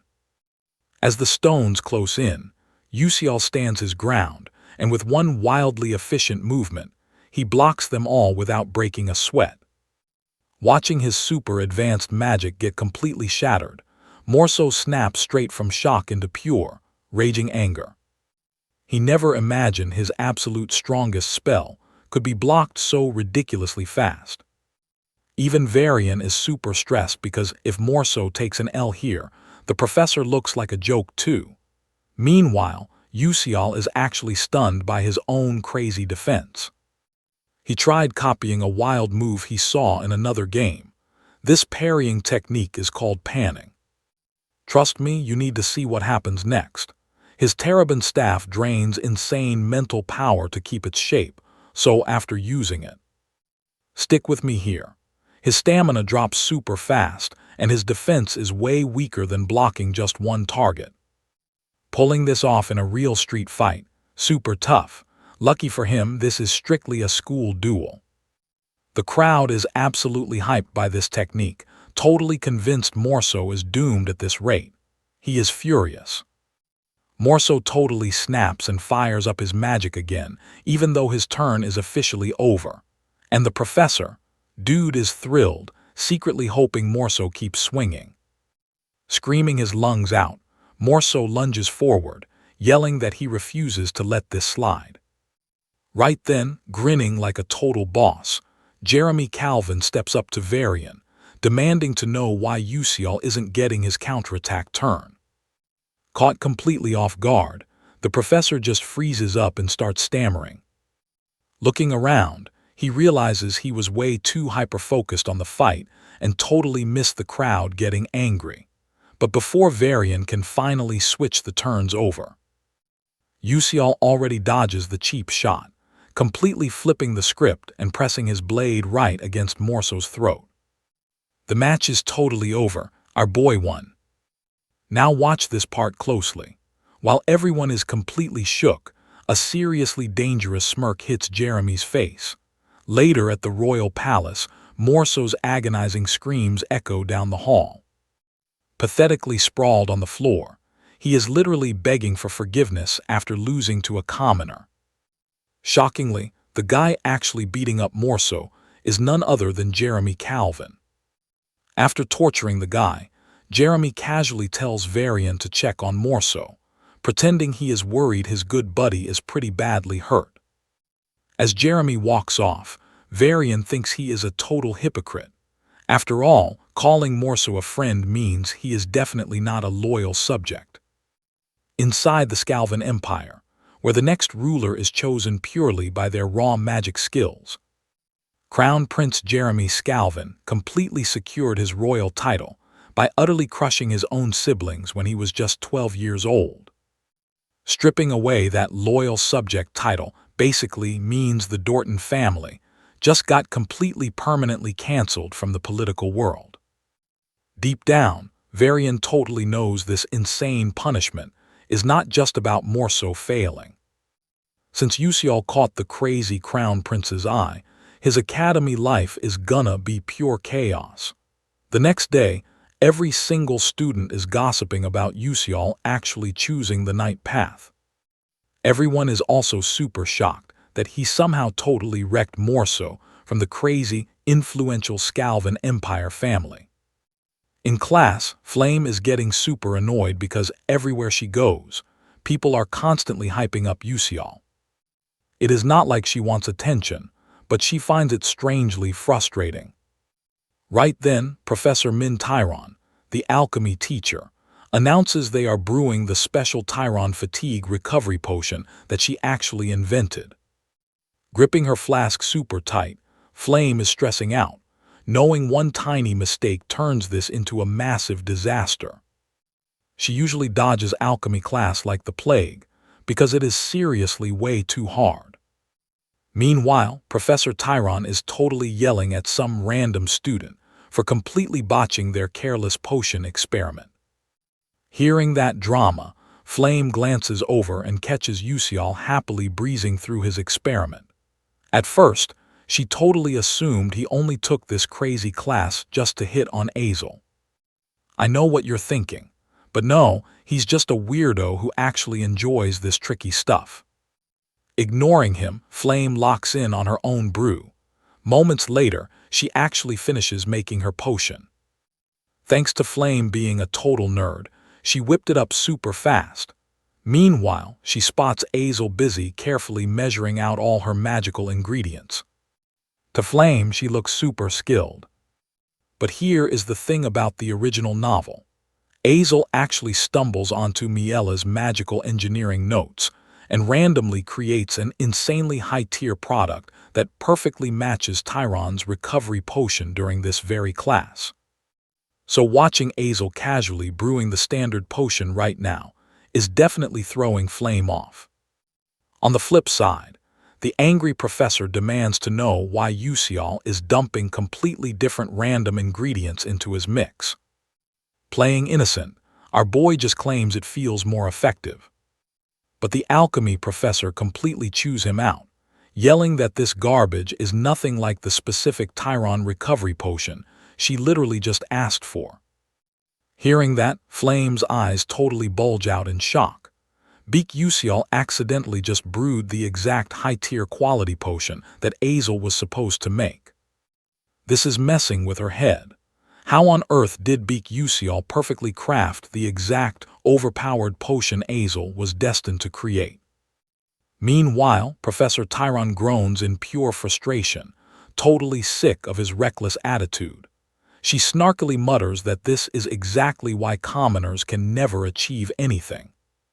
Flame, suddenly remembering the original plotline, realizes that harsh insult was originally aimed right at Azel, when the disappointed professor cruelly declared that was why her entire family collapsed.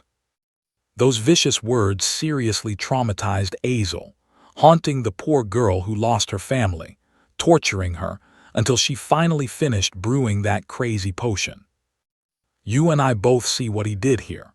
Flame guesses Yusial actually knew the plot and intentionally triggered the professor to protect Azel. If that was his grand plan, it was actually a pretty stupid move. An alchemy professor has major influence here, meaning getting on her bad side could totally tank your grades in every other class too. Furious, she screams right at our boy, demanding he bring his parents in. Completely unbothered, Yusial drops the bomb that he doesn't have parents. Meanwhile, he is secretly planning to brew a kimchi and cola potion tomorrow. Stick with me here, because now that he is on her hit list, acting completely unhinged is his only play. Weeks pass, and the daily clashes between Professor Min and Yusial continue. She angrily warns our boy to stop using random ingredients, but he flat out tells her his custom recipes are getting way better results. The alchemy professor grinds her teeth in pure rage. Right then, Yusial pulls up her hidden stats. Turns out her dark demon erosion is sitting at 20%. Seeing this, our guy is actually hyped because his crazy plan is working perfectly. Every single thing he does is calculated. Professor Min is basically the episode 8 boss who loses her mind and goes full villain. At 90% erosion, she turns into a full demon, but as long as she stays under 50%, magic cannot detect her at all. Since Min is only at 20% right now, Yusial cannot report her or prove she is a dark demonic human yet. He just needs to keep pushing her buttons until she hits 50%, and then he will call the Dark Demon Assassination Squad. Normal erosion can be reversed before total takeover, but Min is a willing contractor who tied herself to the Dark Demon by choice. That dark seed is already sprouting, completely irreversible, and the crazy part, the 4th episode hasn't even started yet. Now pay attention here. This professor is an absolute powerhouse boss, so getting everything ready beforehand is totally crucial. If our boy slacks off, she will turn the other students into dark demonic humans and put Stella Academy in serious danger. Right then, Min snaps at Beak Yusial, telling him to fix his attitude or get ready to fail alchemy completely. Our guy is totally cool with that, because drawing her aggro means nobody else gets hurt.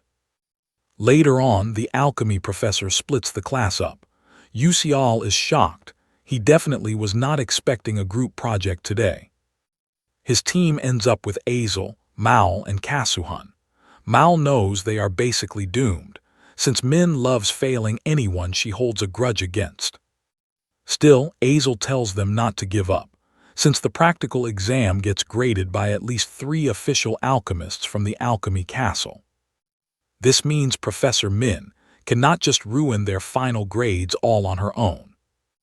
Making the D-grade Vitality Potion will not be impossible if they combine everything they have learned, but gathering the right ingredients is the real challenge. So, Yusial instantly volunteers to grab the potion's main ingredient, a fire lizard tail, just to be on the safe side. Azel reminds him to stay super focused and bring back something totally fresh. Because monster parts are the absolute core of alchemy. Smiling to himself, our MC already plans to ship that fire lizard tail straight here. Meanwhile, back in the alchemy professor's office, a student walks right in. She hands over a specific notice for the Group C alchemy freshmen, but tells them to completely leave Team 12 out of the loop. You saw that coming, right? This practical exam happens right in front of the official castle alchemists. So naturally, this professor wants our guy to look like a total joke in front of the big shots. Min is dead set on teaching Yusial exactly what happens when a mere student tries to step up to a professor. Over in the Class S training room, that student hands the alchemy announcement straight to Flame, telling her to pass it to the others. Flame instantly realizes Min is trying to completely black out Yusial's team from getting any info. Flame heavily suspects that Yusial has actually read the novel, meaning he will not prep the fire lizard tail for the vitality potion, but instead grab the italic spider scale for the Tyron potion. At first, Flame considers helping, but then she decides this is the perfect chance to put our boy to the test. To gather his practical exam materials, Yusial arrives at the rival stadium using a direct teleportation gate. A staff member gives our guy a super warm welcome right at the front. She assumes he is a full mage, so Yusial clarifies he is just a cadet. But honestly, a Stella cadet gets treated like official royalty here. Hearing the name Stella, nearby students start whispering. They are completely jealous, having never seen that elite uniform up close before. Ignoring all the stares, our boy heads straight inside. Realizing that as long as he flashes that Stella pass and pocket watch, he gets VIP mage treatment literally anywhere he goes. And that is where we leave it. Dude gets 100,000 credit teleportation for free. Alright, stick with me here. He's used that teleport gate every weekend to completely explore the city. And Yusial confirmed that the intel he gathered is basically exactly the same. Going deep into the woods, Yusial checks out his surroundings. This is it. Today's target, the fire lizard, an absolute beast with a risk level of 2. Sure, its stamina and raw strength totally outclass most regular monsters out there. So you need at least rank 2 magic to catch it. Its magical resistance and speed are insane. Catching risk level 1 monsters was a breeze for Yusial earlier, so he's super confident he can totally wreck a level 2. Suddenly, he senses it. Channeling his mana, he literally turns his weapon into a razor-sharp sword. Right in front of him, Bloodshot Eyes lunge forward with some seriously killer instincts. Yusial spots the enemy and instantly lands a fatal strike. Boom! But as soon as one drops, a whole squad of fire lizards creeps in. Our boy just smirks. He is totally ready to farm some more ingredients. On exam day, Issel is blown away by the super fresh ingredients. She's chilling, thinking they just need to nail the room prep now. Just like Masan announced before. Now watch closely. Castle alchemists show up, and with a wicked smirk, Masan drops the bomb. Today's exam topic is Tyron.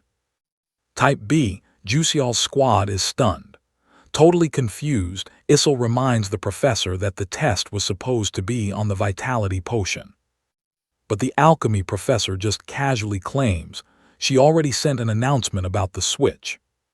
Sighing, Yusial instantly realizes Masan pulled a seriously dirty trick. He isn't panicking at all, but he's pretty worried about his teammates. He wonders, was this actually part of the original novel? Meanwhile, Flame feels super guilty. She realizes Yusial didn't know the plot, and she has zero clue why she couldn't stop this mess. Rocking a mocking grin, Masan rudely demands to know if Group 12 brought the wrong ingredients. When the fake heroine hesitates, the professor tries to totally humiliate them, but Yusial cuts her off. He asks if they somehow just have to brew the Tyron potion. Masan is completely thrown off.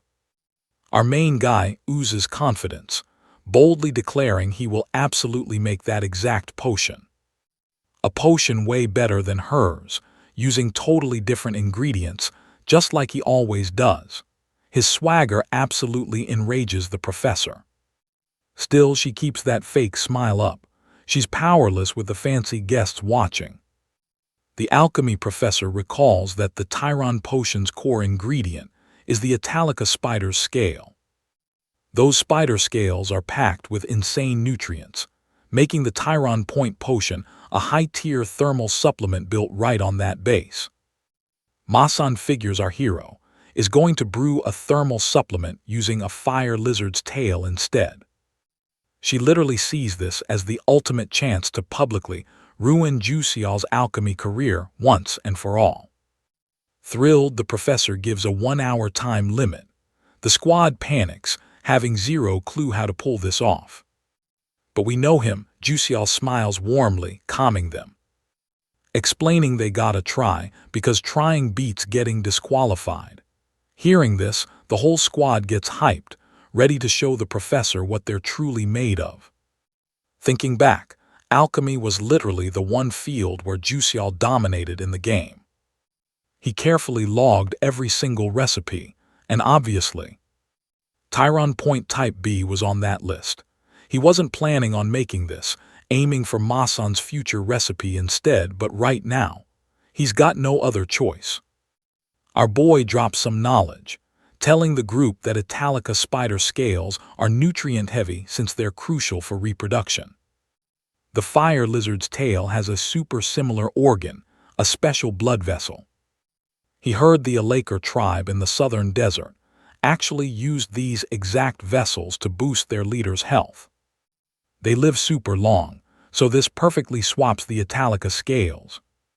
Malon totally knows the Alaker process, so he steps right up to handle this specific part. Hyped up, Jusial is perfectly happy to let his buddy take the wheel. Also, the thorny mulberry mistletoe needs desert-style mana dehydration. Since Kejun learned that trick from his dad back in the day, he totally agrees to do it. The squad splits the work, and within 1 hour, boom, Tyron Point Type B is done.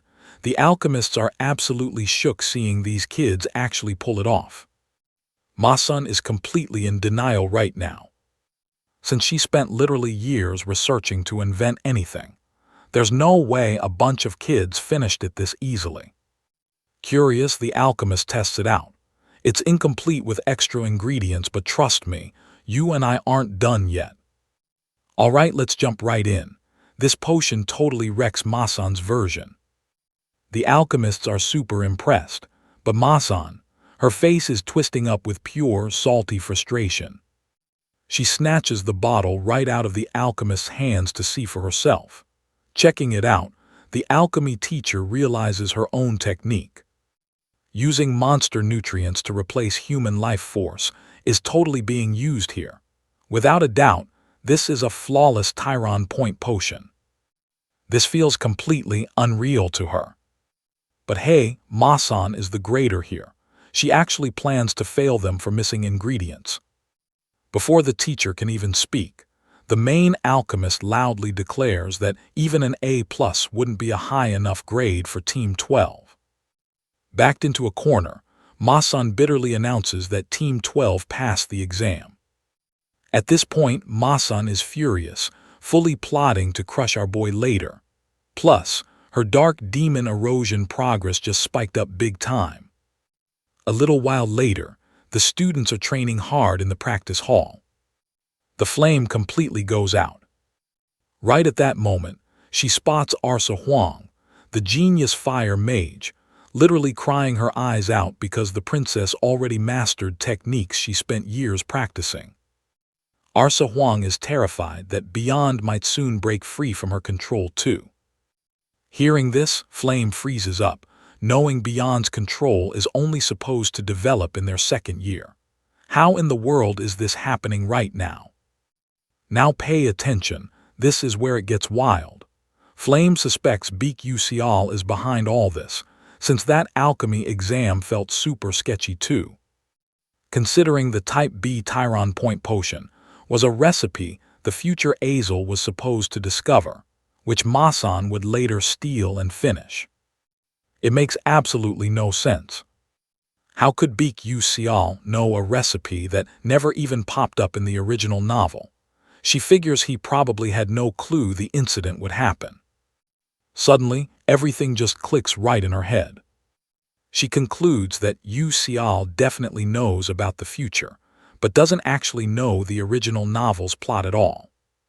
Hesitant, Flame guesses our boy isn't a professor, but a regressor.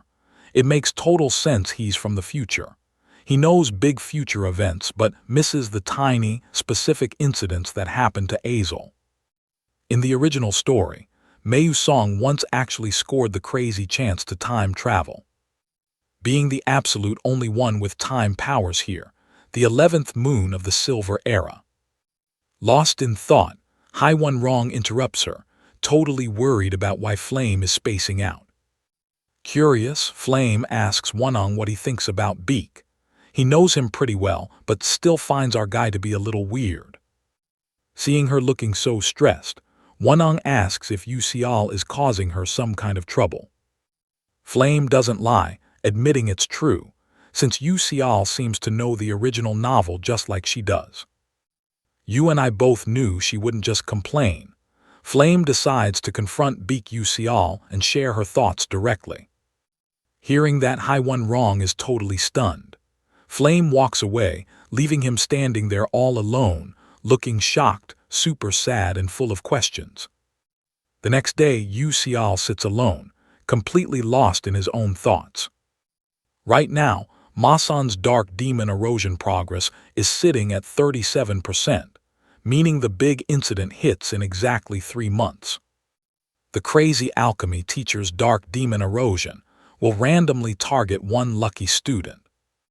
There are basically 3: Jackie, Arsa Huang, Deben, and Haiwan Rong, heir to the full moon tower.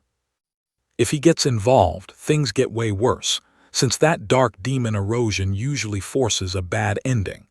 While wandering around, Yu Xiao bumps into Flame, who once again demands his real identity. Telling Flame the truth and trading info could actually help them reach the true ending. So he decides to spill the beans. Right before confessing, the system hits him with a massive warning. Do not tell relevant characters he's possessed. It's literally driving him crazy. Instead, he suggests sharing just half the secret, knowing darn well neither of them wants to reveal the full truth yet. Agreeing to this setup, Flame straight up asks if our boy knows the future. This girl is literally pushing the gas pedal already. But Yu Xiao dodges a direct answer, totally hinting that her even asking the question must mean she knows the future too. Then he drops a question, asking what she wants to achieve at this school. Flame explains she's here to steer the world away from total destruction. It's super clear her only motive is helping, which is a massive relief for our guy. You're probably wondering the exact same thing. Flame then asks why Yu Xiao is acting this way. Yu Xiao doesn't totally get it, but keeps his answer super vague. He claims he's just acting like this so things don't go horribly wrong. Stick with me, Flame yells back, totally not buying his answer. She figures nobody has zero chill like that without a secret agenda. But our boy Yuzel just innocently shrugs, straight up admitting he literally has no idea what he wants. One thing is for sure, bro just wants to survive. Hearing that, Flame gets super overwhelmed and runs away in tears.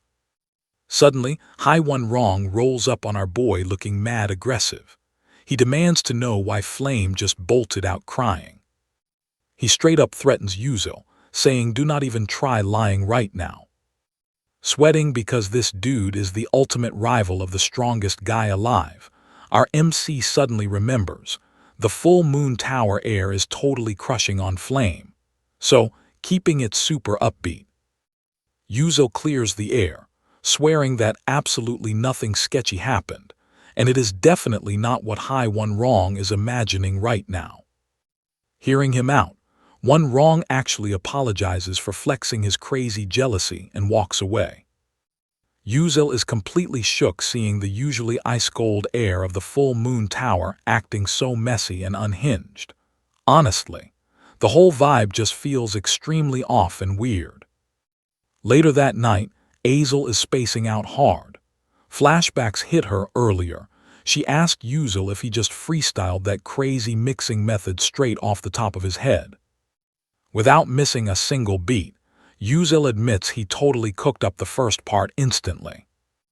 Azel truly believed if she kept grinding, she could finally crush that total dirtbag Bill Adelovitz. The exact same guy who framed her dad as a traitor and caused his tragic death. Pushing those dark thoughts aside, Azel takes a breath, hyping herself up to grind even harder. Back in her dorm, Flame is tossing and turning, zero sleep in sight.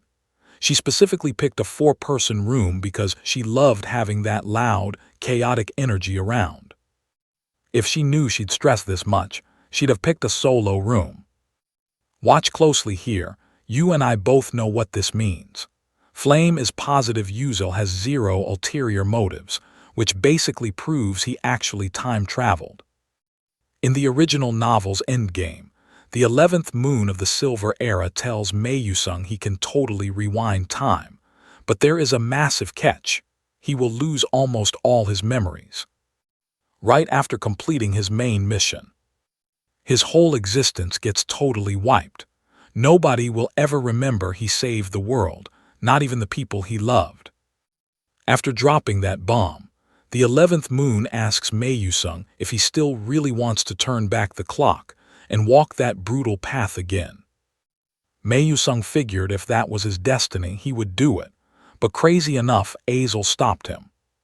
Totally convinced by her, Yusung gave up on time travel, so the world literally got destroyed, and that was the end of the epilogue.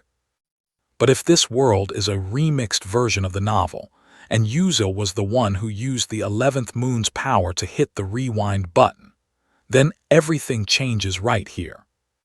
Once his mission is done, Yuzel will straight up vanish from existence forever.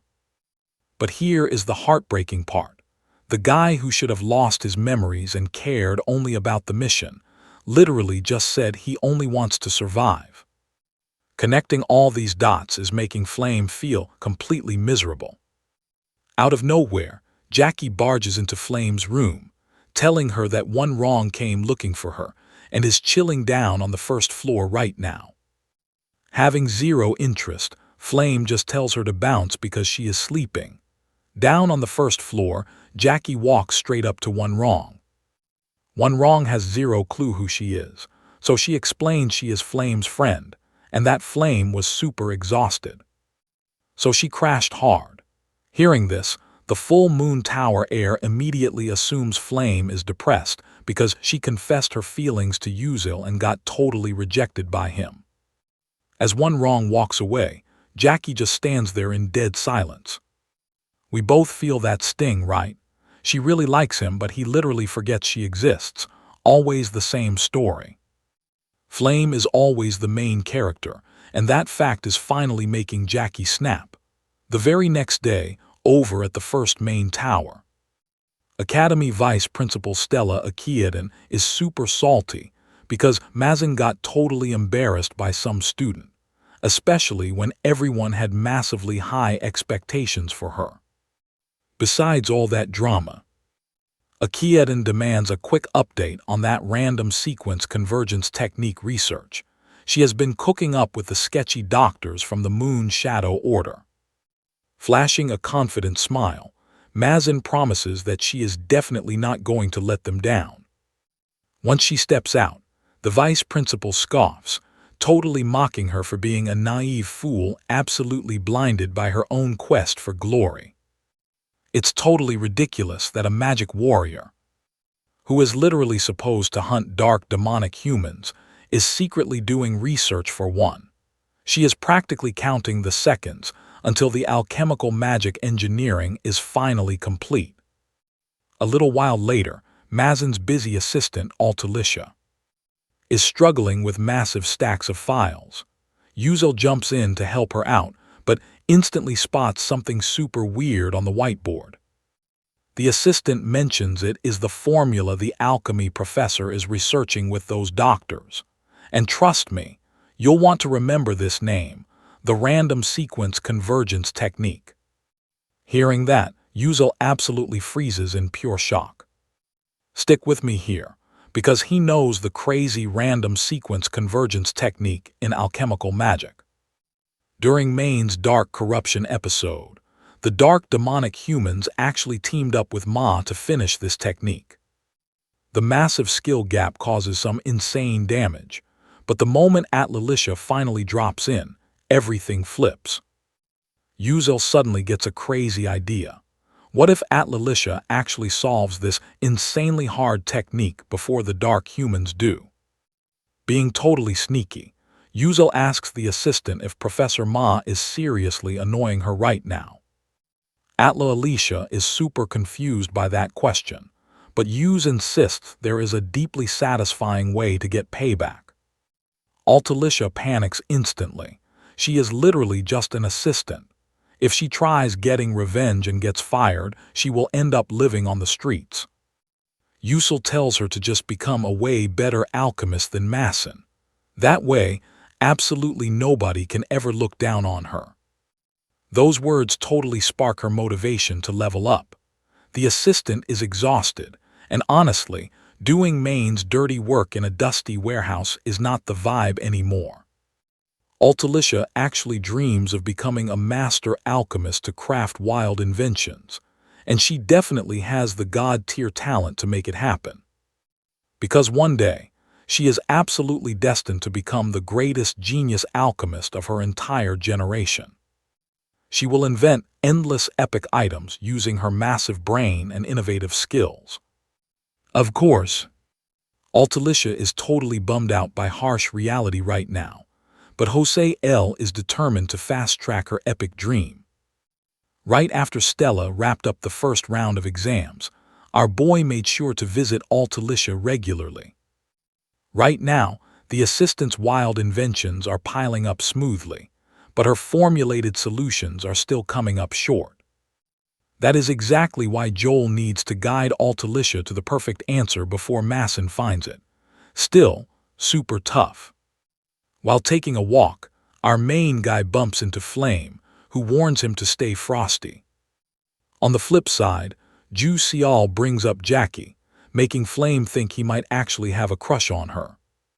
But our protagonist just tells him to watch Jackie closely, since she might be in a really bad spot lately.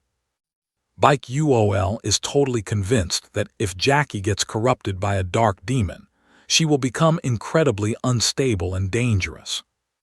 Flame is clueless, but he promises to keep an eye on Jackie anyway, since they are heading out hunting this weekend. Now watch closely. The hunting ground, Martabus Cemetery, is exactly where Episode 4 officially kicks off. All the main cast, including Mayusung, Isol, and Flame, are jumping in. It is a massive brawl featuring fifth-class necromancers. Obviously, Yusal is dodging the main plot, and grabbing the hidden reward here will definitely clutch up the familiar contract ceremony. A little bit later in Lee Hwall's office, Yuzel drops off his official exit pass for training. Suddenly, he notices Mayusong's leave request just sitting on the desk. Feeling curious, Jose breaks the ice, saying tons of students are begging for permission to go out since it is hunting season. Lee Hanwall mentions they are all hitting Martabus Cemetery for club activities, probably trying to grind for extra points. Our boy casually points out that Yusung and Rang have top-tier grades. They are seriously tryhards. But then Lee Hwall drops a bomb. Yusung is heading home, while one Riang is tagging along with Flame. Hearing that, Josie Alol fully panics. At this rate, the squad is going to get wiped by the necromancer attack. You and I both know Jown wouldn't just vanish without a solid reason. But the scariest part, the current squad is completely doomed trying to fight a fifth-class enemy without him. Without solid proof, Jo Seol cannot call for backup or leak the real info because of some annoying narrative power restrictions. Out of options, our guy decides to solo this mess. Days later at Martabus Cemetery, second-year Doc Call Kang is totally ignoring Cat Sif Derek's orders like a total rebel, and just wildly attacks the monster, blasting everything around. While those two bicker, Bandian tells Derek to just leave Chaling alone for now. Since Esther Ko Isol tagged along because they had a VIP open spot in the club, and honestly, the overall group vibe is not even that bad. Which is a huge relief. But right then, a massive explosion shakes the ground, meaning someone is having an epic showdown nearby. Derek realizes it is a terrible idea to let their hunting zones overlap like this. So they roll up to say hi. Surprise! It is literally just Beyond and Flame. Pure confusion instantly washes over Issel's face. What in the world are Flame and Beyond doing out here? They are just arguing over turf. Right then, Issel spots that one of them totally wrecked a massive predatory fish. We are talking a legit risk level of 3. She knows stepping in means absolute chaos. So what do you and I take from this? Sometimes it's better to just walk away. All right, stick with me here. She is constantly reminding herself to avoid the little sister of the exact enemy, who actually murdered her father. She is totally talking about Beyond. Trying to play hero, Derek steps up, telling them to trust their reliable upperclassmen. The girls, yeah, they completely ignore him. Boom! A massive rumble shakes the ground as some freaky, mysterious energy explodes. Pure panic hits everyone as literal hordes of skeletons charge at them. Meanwhile, our boy Usial is chilling elsewhere, grinding XP by slapping predator fish. After a bit, he finally finds the exact tombstones he was hunting for. Our guy knows he doesn't have those insane op skills to wipe out a skeleton army like Yusung does. So, he has one single survival route. Usial has to fight using pure, dirty gamer logic right now. As the crazy necromancer ambush officially kicks off, the ground cracks open and the skeleton general drops in, commanding hundreds of mobs. Fighting this normally with his current stats, instant game over. Obviously, playing by the normal rules was never his plan. Usial literally grabs the skeleton general by the skull and punches it backward. Anime logic says you let the boss transform, right? But standing around doing nothing definitely won't get him the win. Big brain move. He completely hijacked the spine staff. By doing that, the authority to control the skeleton army is all his. Just like that, Usial is ready to crush this threat. Now pay attention, because things get weird here. The skeletons are surrounding the group, and Flame is totally frustrated, forgetting this was the necromancer arc. In her memory of events, Yusung is supposed to solve this episode. Why is Issel here saving them? It makes absolutely zero sense. Meanwhile, Chaling tries chilling everyone out, saying he hit up Stella Academy for backup on his pocket watch. Until help arrives, they gotta fight. Everyone starts yelling out crazy strategies. Beyond shuts that down fast. They are literally standing in a graveyard, so stalling just means more skeletons spawning. Right on cue, a rogue skeleton violently lunges straight for Jackie. Issel comes in clutch, perfectly swatting it down to save him. Issel realizes this ambush was heavily prepped, betting they probably set up a massive mana vessel somewhere nearby. A possession vessel is basically a cheat code for necromancers to infinitely store and pump out mana. Even dark mages have limits.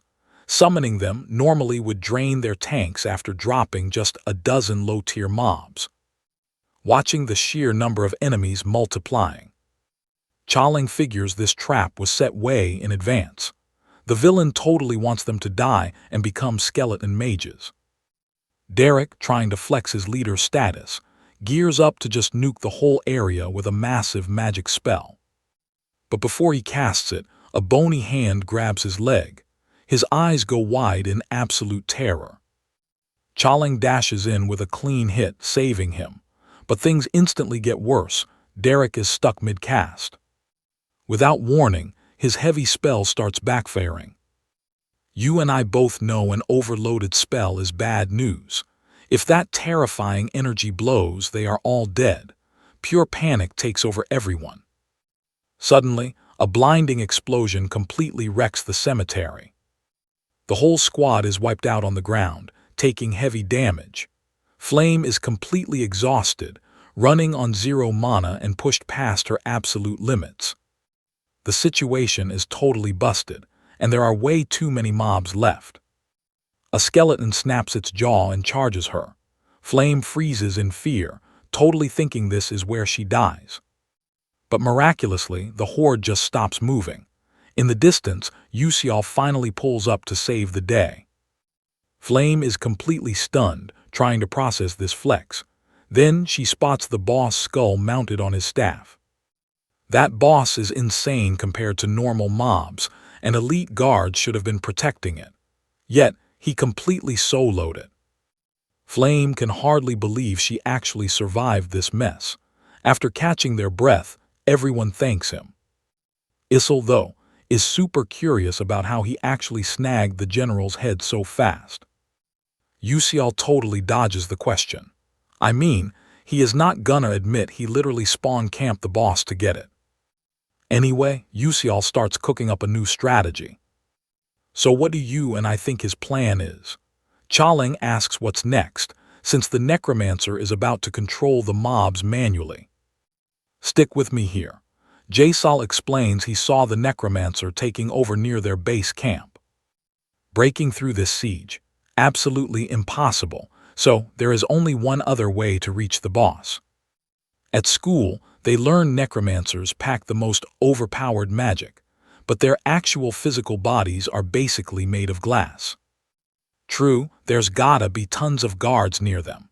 The range the necromancer controls is already ridiculously huge. If the squad avoids them, escaping is literally impossible. Current guards include a skeleton general, 6 elites, and 50 normal grunts. Because of that, Jaisal isn't sure how to convince everyone. Surprise! Flame suddenly announces they will follow his plan, even admitting our boy looks kind of goofy right now. But he has way more battle experience and strategy. Even B agrees, otherwise breaking a siege like this is impossible. Finally, the entire squad locks in with the plan, totally hyped up by the idea that they might actually win. Meanwhile, Sabhuk, a super shady 5th-class necromancer straight out of the Dark Mage Tower, has completely different plans. He is itching to turn these students into skeleton mages, so the dark demonic unions finally respect him.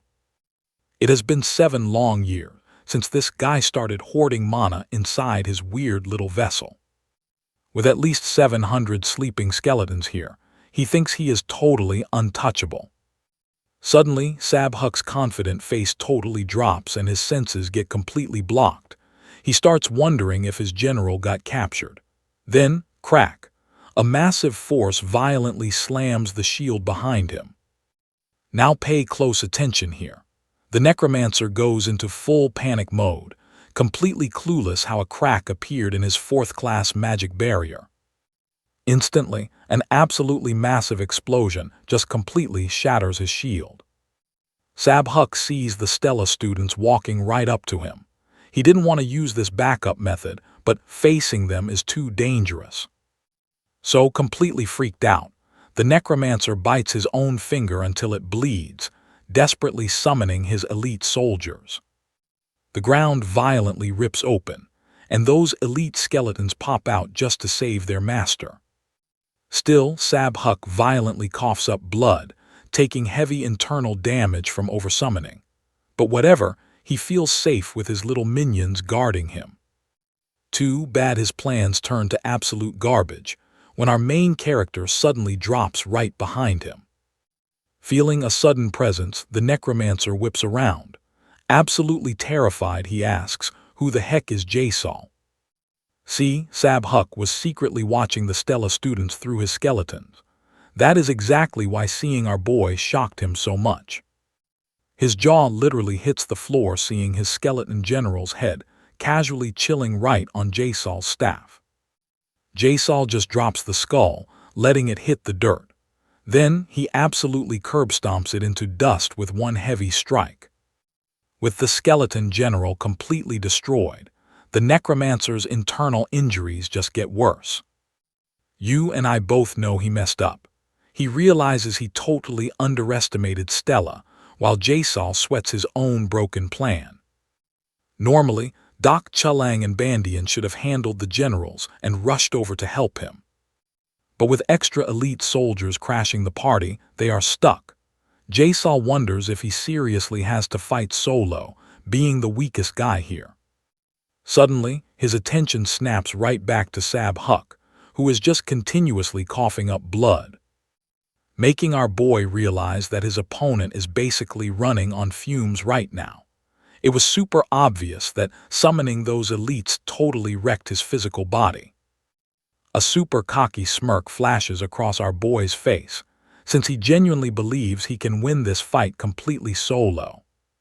At the exact same time, B wants to wrap up these elites and back up Jae-sol.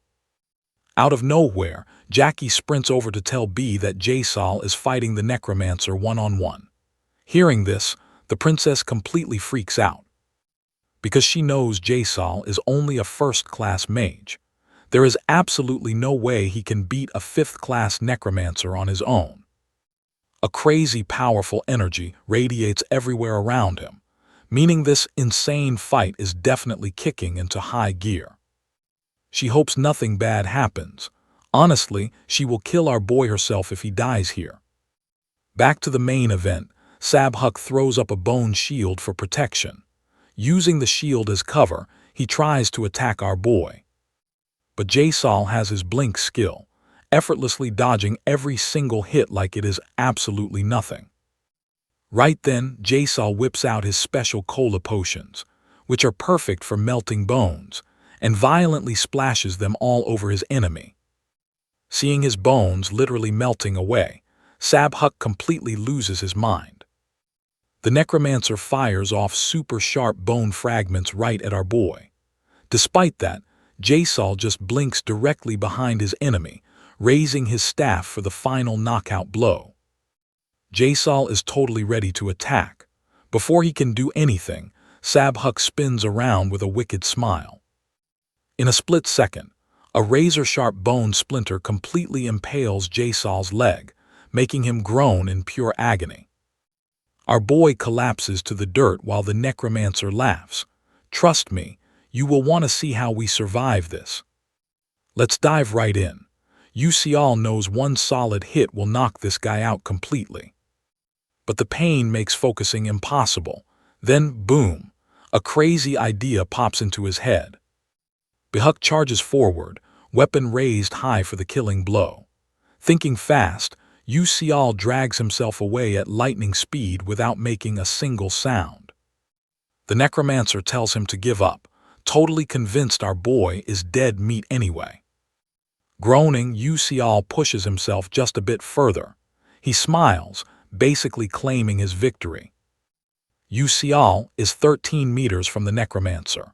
The villain goes from confused to absolutely terrified. In a flash, our guy blinks right in front of him, gathering every ounce of strength. He lands a devastating, fatal strike straight to the heart. Across the graveyard, the skeletons vanish. Chulwung and Dion are left wondering if Ucial actually managed to take down the necromancer all by himself. Overwhelmed, Jackie drops to her knees, thanking the heavens they survived. Meanwhile, Ucial is so exhausted he just wants to go home and sleep. After that, everyone gets teleported through Stella Magic Night and finally heads back to school. Lee Hanwol questions our boy, since he totally claimed he was going to train somewhere else. When Ucial finally apologizes, Lee hands him some penalty points for breaking the rules. But honestly, he also praises our boy for saving everyone's lives despite violating those strict academy laws. Lee adds our boy will still get the rewards and points he totally deserves. So that night, Azel tracks him down on the rooftop just to say thank you. She asks if she can actually become like him with enough practice. Ucial totally panics. The original Azel from the storyline never asked a question like this. It hits him right then. It is totally his fault that Azel changed so much. Because he stepped in, she only faced hardships and missed the chance to overcome them. Ucial immediately comforts her. He reminds her she already achieved what people call a miracle, so she shouldn't doubt herself. Azel is completely shocked. How does he know? Watch closely here. He admits he was secretly watching her. But he instantly regrets saying that because it sounds super creepy. He quickly walks away. Azel is absolutely stunned. Nobody ever cares about the traitor daughter, yet someone was actually paying attention to her. For her, that is a literal miracle. A new day starts. At Stella Academy, the magic faculty, mage tower, and nobles gather for a massive ceremony. Yusial thinks it is too extra. Walking with his friend, he notices she is insanely excited. Up on the stage, Lee Hanwol completely quiets the crowd down. He announces special awards for the 12 brave students who fought the dark demonic humans, personally handed out by Principal Eltwin himself. Seeing him there, Yusial is surprised, knowing Eltman always wears that exact same cheerful smile everywhere. He is the world's strongest warrior mage, holding the terrifying title of Decimator. All the students step up. When Yusial faces Eltman, he feels this insane pressure just from making eye contact. Still, he refuses to look away. Smiling warmly, the principal praises our guy, saying Yusial is as hardworking as ever, just like he expected. His words seriously confuse our main character. The ceremony wraps up, and Yusial scores 5 million credits as a reward. Now he will not have to worry about cash for a while. He even gets the possessed vessel, basically a necromancer heart. I know what you are thinking. It gets crazy now. Soon, Altalicia will create a subspace, making carrying items easier. He is just glad the other students gave up the reward. Next up, system rewards. After surviving Episode 4, Yusial earns massive experience points, plus extra points for creativity. Our boy dumps all those experience points into his blink skill. Normal training is completely useless. He needs to use his meta-knowledge to push forward. Upgrading blink hits the absolute limit, forcing a rank up. Now blink hits Class 2. The max distance goes up to 12 meters, and his total charges finally increase to 3. At this rate, Yusial can use it way more often without stressing out completely. Now our boy decides to focus on Azel. In Abyss class, the fake heroine and others are meditating. Right at that moment, she feels someone calling out her name. She quickly opens her eyes to find a glowing butterfly telling her not to use magic during her meditation session. Azel is so confused. The butterfly tells her to look up, and trust me, you want to see this. All right, let's dive in. She actually listens, finding a floating ice pear right there. She completely panics since this was definitely an accident. Plus, she is super confused why the other students do not notice it. They should have totally felt that massive mana flow. The fake hero wonders if Yusil planned all this out. After class, Azel is busy munching on some red bean cream bread she bought with her sweet 100 credit reward. Right at that very moment, Jeremy approaches her. He wants her to join his club if she isn't in one yet. Naturally curious, Azel asks what his exact terms are. Flashing a smooth smile, Jeremy claims he just likes her. That is why he wants her, but Azel easily sees right through his lies. This dude just wants a trophy.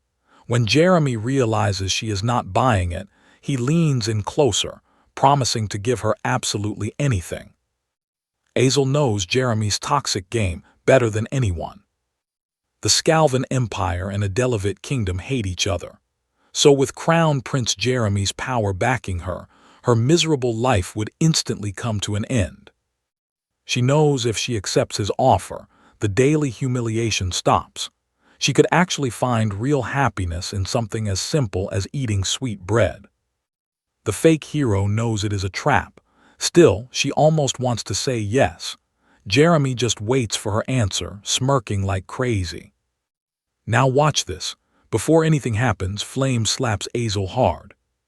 She completely fakes being mad, yelling that Azel ditched their workout plans just to hang around here trying to seduce random guys instead. Flame grabs Azel's hand, successfully dragging her away. Flame totally saved her, whispering that Jeremy would have bothered her to death if she rejected him without an excuse. With that, she leaves, hoping she made the absolute right call. If Azel joined that club like in the original story, the Crown Prince would have absolutely destroyed her. So if it was possible, Flame did not want to mess up the original plot, but looking at Usul now, she figures changing things up is not a bad idea. Plus, Flame really hopes Jeremy did not catch her lie. Back at the castle, casually sipping his drink, Jeremy just smirks like a total villain. He actually thought it was cute how Flame lied to snatch Azel away from him. Now the prince wants Flame even more than Azel. Meanwhile, the academy instructor announces a monster drill. These will not be wimpy level 1 or 2 monsters. Mid-level, risk level 3. Students gotta form a squad, analyze the beast, and take it down using some standard tactics. If they pick a mid-level monster to hunt, they actually get practice time to prepare for that specific enemy. The instructor then explains that they can pick any terrain inside the Stella Dome, hunting down the mid-level monster that perfectly matches their team's battle vibe. Here is where it gets crazy for you and me. Class A and Class S will battle together, and the huge evaluation drops in 4 days. The instructor tells everyone to form teams of 6 maximum and hand in their official rosters right away. Meanwhile, Azel just stands there looking sad and lonely. She absolutely hates group projects. Across the room, Hongbei is swarmed by girls begging to team up. Azel watches the princess soaking up the spotlight. She realizes it has always been like this for her, even before the Adelevit family wiped out her own. They both started from the exact same place. The Malf Grand Duchy with their ice magic, and the Adelevit royals with their fire power. They kept each other in check, totally ruling the magic world. Both families had Hongbei and Azel, 2 absolute prodigies born with insane magical talent. Back then, Azel really thought she was the chosen one. But now, she wonders if she can even get revenge on Adelevit like this. Right then, Sial spots Azel standing all by herself. He walks over and straight up asks her to team up. Everyone is completely shocked seeing Sial group up with her. Azel is left totally confused. But then our boy tells her since there is no minimum member limit, they can just do this and farm those sweet small team bonus points. Azel thinks he is completely losing it, believing there is no way just the 2 of them can beat a risk level 3 monster. But she eventually agrees to team up, mostly because she literally has nobody else. After Sial heads off to submit their form, Bon approaches Azel to start drama. Azel assumes her rival is on guard because of her, but Bon just tells her to behave, calling her a pig wearing a pearl necklace. Azel quickly figures out that her rival was not on guard because of Azel's own skills, but because she was scared of Sial. Meanwhile, Bon is super annoyed that a total loser and a commoner actually teamed up. She thinks rolling with her current squad is fine, but knows her best bet is recruiting a top-tier knight to carry them. So she walks up to Yuseng, asking if he has a team yet. When Yuseng says he is flying solo, she immediately shoots her shot to team up. Yuseng is stunned hearing they teamed up. Trust me, you'll want to see what's next. Alright, stick with me here. Bon adds that she seriously doubts they're facing a basic mid-level mob, expecting a massive special monster instead, so she asks to team up again. Yuseng gets super hyped hearing this, because he has always wanted to totally wreck Yus at least once. Finally, scoring a ridiculously overpowered partner. Bien feels totally confident she can properly crush Yus and Bon this time around. After 4 days of hardcore prep, the mock monster battle finally kicks off. On the day of the mock battle, the instructor announces the S and a class performance evaluations are starting. After a few rounds, Flame steps up to face a Magrika, which the teacher calls an easy mid-level mob. Flame genuinely believes she has practiced enough. She knows scoring bonus points by using a monster's special skills against a massive boss-level beast is way too hardcore for her right now. But she feels super confident that soloing a mid-level monster with a solid risk level of 3 will totally guarantee her that sweet top score. Normally, it takes a whole squad of 5 first-class mages to take down a mid-level monster with just a risk level of 1. But by mixing compatibility, experience, and environment hacks, someone can totally wreck monsters way above their own level. The catch? Flame has 0 options here since she is a light class user and basically has absolutely 0 element compatibility. She really hopes Eel crushes it, because in the original plot, she doesn't team up with anyone thanks to Bien and gets the absolute worst grade. Flame actually thought about recruiting her, but seeing Ale hanging out with Yusal makes her sure her future is way brighter.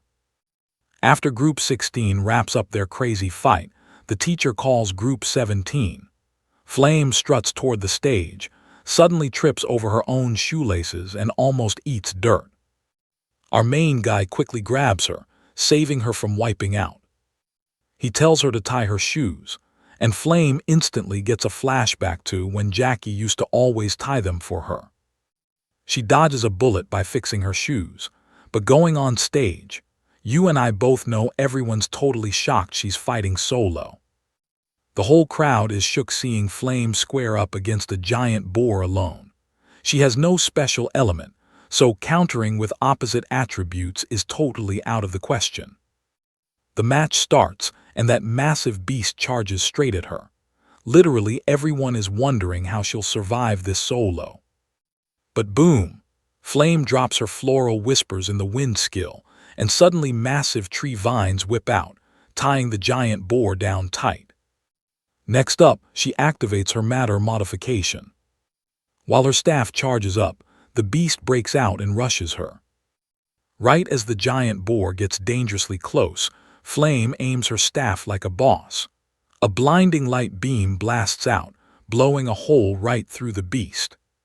The monster drops dead, and everyone's jaws hit the floor at her skills, especially since a whole 5-man squad usually struggles with a mid-tier. Seeing Flame soloing makes them all wonder who she really is. Walking off, the next group totally catches her off guard.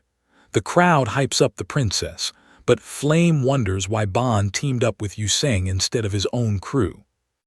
Originally, they never even talked, making this team-up super sus. When the monster finally spawns, the whole arena gasps. It is an ultra-rare special mid-level beast, the legendary water fish monster. Everyone's hyped the princess snagged a rare boss spawn. But between you and me, Flame knows this isn't just some standard mid-level mob. See, Bien and Yuseng rock the fire, earth, and lightning elements. But this water fish is pure water class, meaning it tanks fire hits like nothing, and on top of that, it literally flies high in the sky. So this beast is the absolute worst matchup for both Bien and Yuseng. This means they aren't just fighting a special mid-tier boss that everyone else failed to beat, but they are willingly throwing away their elemental advantage. These two are aiming for the absolute max score, but they'll only get it if they actually pull this off. Suddenly, the water fish starts floating high up into the air, and the princess flashes a quick signal right over to her teammate. Yuseng takes a step back, and the crowd is shook since they thought the fight would start instantly. But then Yuseng suddenly launches himself straight into the sky. The watching students are totally blown away by his crazy vertical jump. But they really don't think he can actually reach the flying water fish like that. Because double jumping midair isn't really a thing here. Everyone wonders what insane play Yuseng is cooking up. He swings his sword and slices out a massive stone slab.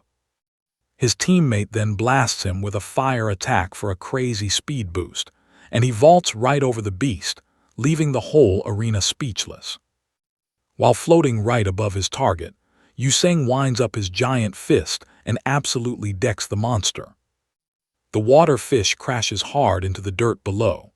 Yuseng then rips stones from the ground and violently pins the massive beast down. The monster shatters the trap, but trust me, by then Bond's epic spell is totally locked and loaded. Alright, stick with me here. You are not ready for this massive wave of absolute firepower. Everyone is totally blown away seeing this water fish literally screaming in pain despite its fire tolerance. Yuseng then drops the final lightning strike, frying this monster into pure ashes. The whole crowd is just standing there speechless. This fight completely ended without that water fish landing a single attack. They are starting to realize that the students from this year's class are completely overpowered. Bayan and Yuseng are totally on track to become just like that third-year Class C legend. Bayan walks out feeling super confident, knowing no matter what her rivals choose, they cannot beat her. She basically thinks she already bagged the win. But then, Susil casually asks the instructor for 5 monsters. Now watch closely, because this is wild. 5 guys usually struggle against 1 mid-level beast, and Yuzil and Isil are about to take on 5. The crowd is literally losing their minds, wondering if the crazy rumors about Yuil are actually true. The second these beasts drop in, Monster Scholar Bitchin completely geeks out seeing a Jimmeradin mixed with a sand-maned black cow, a super loud Kaiden, a Nami slime, and a sensitive bat. Yusin and Bayan are totally dying to know his plan. The instructor asks who even picked this crazy lineup. As a knight, Yuzil easily scores points here. But bishops absolutely cannot. The instructor thinks it is a brutal setup for a bishop, but our boy confidently claims it is literally designed for her. The epic showdown kicks off, and Yuzil just tells his partner to trust him because he trusts her.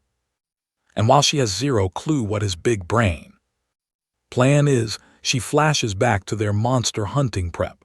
She asked Yuzil why he picked her when he had other super stacked options. Yuzil totally agreed that this school is packed with insane talent. Nobody can outdamage Vian in raw firepower, and honestly, no mage alive can match the flame for pure spell control. Yuseng is easily the absolute strongest among the freshmen, while Shingarian and Adeline, who dominate in one-on-one fights, are also a super solid match, but he still knew teaming up with Isil was the ultimate play. And yeah, that was literally his entire vague explanation. Isle still does not fully get his vibe, but she knows he chose her for a reason. So she decides it is time to pop off and prove it. The moment she charges her spell, the crowd absolutely loses it over her ephemeral resonance. This is an insane phenomenon that only drops when a 6th class mage goes completely into an unconscious state. One slip of focus and a brutal mana backflow hits, basically locking the mage out of using their powers for good. Super risky stuff. You saw that too, right? A freshman pulling off god-tier magic. No wonder our boy knows she is totally worthy of the Lady of Winter title. He launches his crazy 2 versus 5 monster strategy by casually leaping straight into the air. He triggers his blink skill and brutally slashes the first beast down. The monster spills blood. With the Jimmeradin dealt with for a second, Yuzil locks onto the sand-maned black cow. Spotting the Jimmeradin's glowing red spine, the black cow completely rages out. The master plan is officially working. His genius method for taking down 5 mid-level beasts at once just set up the perfect trap to make them absolutely hate each other. And that goes exactly as planned. As our hero's galaxy brain scheme unfolds, the crowd goes wild seeing these monsters literally tearing each other apart. Forcing your enemies to do the dirty work for you is famously called the borrowed knife strategy. The whole trick is that instead of burning your own energy, you borrow someone else's blade to secure the kill. Ether World veterans grinded for ages figuring out how tiny squads could wipe massive hordes. And the ultimate cheat code they found was exploiting monster stats and traits. Useel's whole opening move was smacking the Jimaradan first. Taking damage turns the Jimaradan's forehead bright red, which totally triggers the black cow's aggressive attack instincts. The totally pissed off black cow shakes its body, launching sand blasts absolutely everywhere. When that sand smacks the Nami slime, it instantly starts pumping out tons of water so its skin does not dry up. And as water floods, our boy realizes it is not draining right because of the massive magic barrier around the testing arena. Next up, the Kaiden feels that heavy moisture and just starts screeching in 7 octaves or more. That deafening noise immediately pisses off the sensitive bat's super sharp hearing, making it dive-bomb the screaming Kaiden. And that is where we leave it. Everyone is completely stunned by Useel's insanely big brain monster strategy. Listen up, you and I are about to witness something insane, Azel keeping her mana perfectly steady. Even in total chaos, proving she fully trusts her knight to keep her safe. Suddenly, the kitten monster leaps right at Azel, but Useel blocks it with his sword. Then another rock flies at her from behind, but our guy jumps in again to deflect the hit. Seeing this, Yusung realizes our main character is basically the ultimate knight. He is clearing the whole battlefield exactly like a hero, protecting his princess. Meanwhile, Azel dives deep into her focus zone and charges up her signature crystal flower spell. Boom! A massive crystal flower blooms on the field, leaving everyone totally mesmerized. Then, with one command from Azel, the giant crystal shatters into an epic explosion. Shards fly everywhere. The crowd thinks the monsters are wiped out for good, but wait, the beasts suddenly wake right back up. Everyone sighs, thinking it is a massive shame they could not finish the fight for a super high test score. But nope, she summons her mana again, shocking the crowd as she drops another spell. A massive blast goes off, scattering her raw magic power everywhere. She watches her magic glowing around her, completely stunned. It is actually her own power, just like Useel promised her it would be. Now here is the wild part. When he planned to fight 5 monsters, you and I both know she thought he was totally insane. But he told her to just trust him because he fully believed in her. Before this moment, she felt totally empty. She never had confidence in her path, and nobody ever told her she was doing great. But that is all in the past now. Useel became her guiding light. She decided to follow him, finally knowing she would never lose her way again. With that insane magic blast, their team evaluation officially ends. And Useel, he is literally dangling from a wall, barely dodging his partner's explosive attack. Shortly after, the exam results are finally posted up. Our hero squad snags first place, leaving Yusung and Bien stuck in second place. Bien casually admits defeat. Yusung is shocked she gave up so fast, but she realizes having Useel easily matches Azel's crazy high magic power. Still, it really annoys Bien that our guy is so totally dedicated to Azel. Because if the absolute perfect knight exists out there, she wants him working exclusively for her. She honestly thinks she is destined to be the perfect queen. Refusing to take the loss, she decides to dig deeper into Useel's background. On her way out, Bien spots Sidon Orson. She assumes he came to check on her after losing to a commoner and a traitor team. But Sidon walks right past her, realizing that he still has a massive way to go himself. Cut to Flame, scribbling in her notebook, mind blown that Azel mastered the crystal flower so early. That spell is supposed to be Azel's true identity, unlocked way later in the future when she gets her confidence back. After grinding through a ton of brutal struggles. In the original novel's timeline, Azel should actually be hitting rock bottom right now. but pulling out the crystal flower in front of everybody. Flame immediately knows Yu Seol is the reason why. You and I both know the original romantic plot.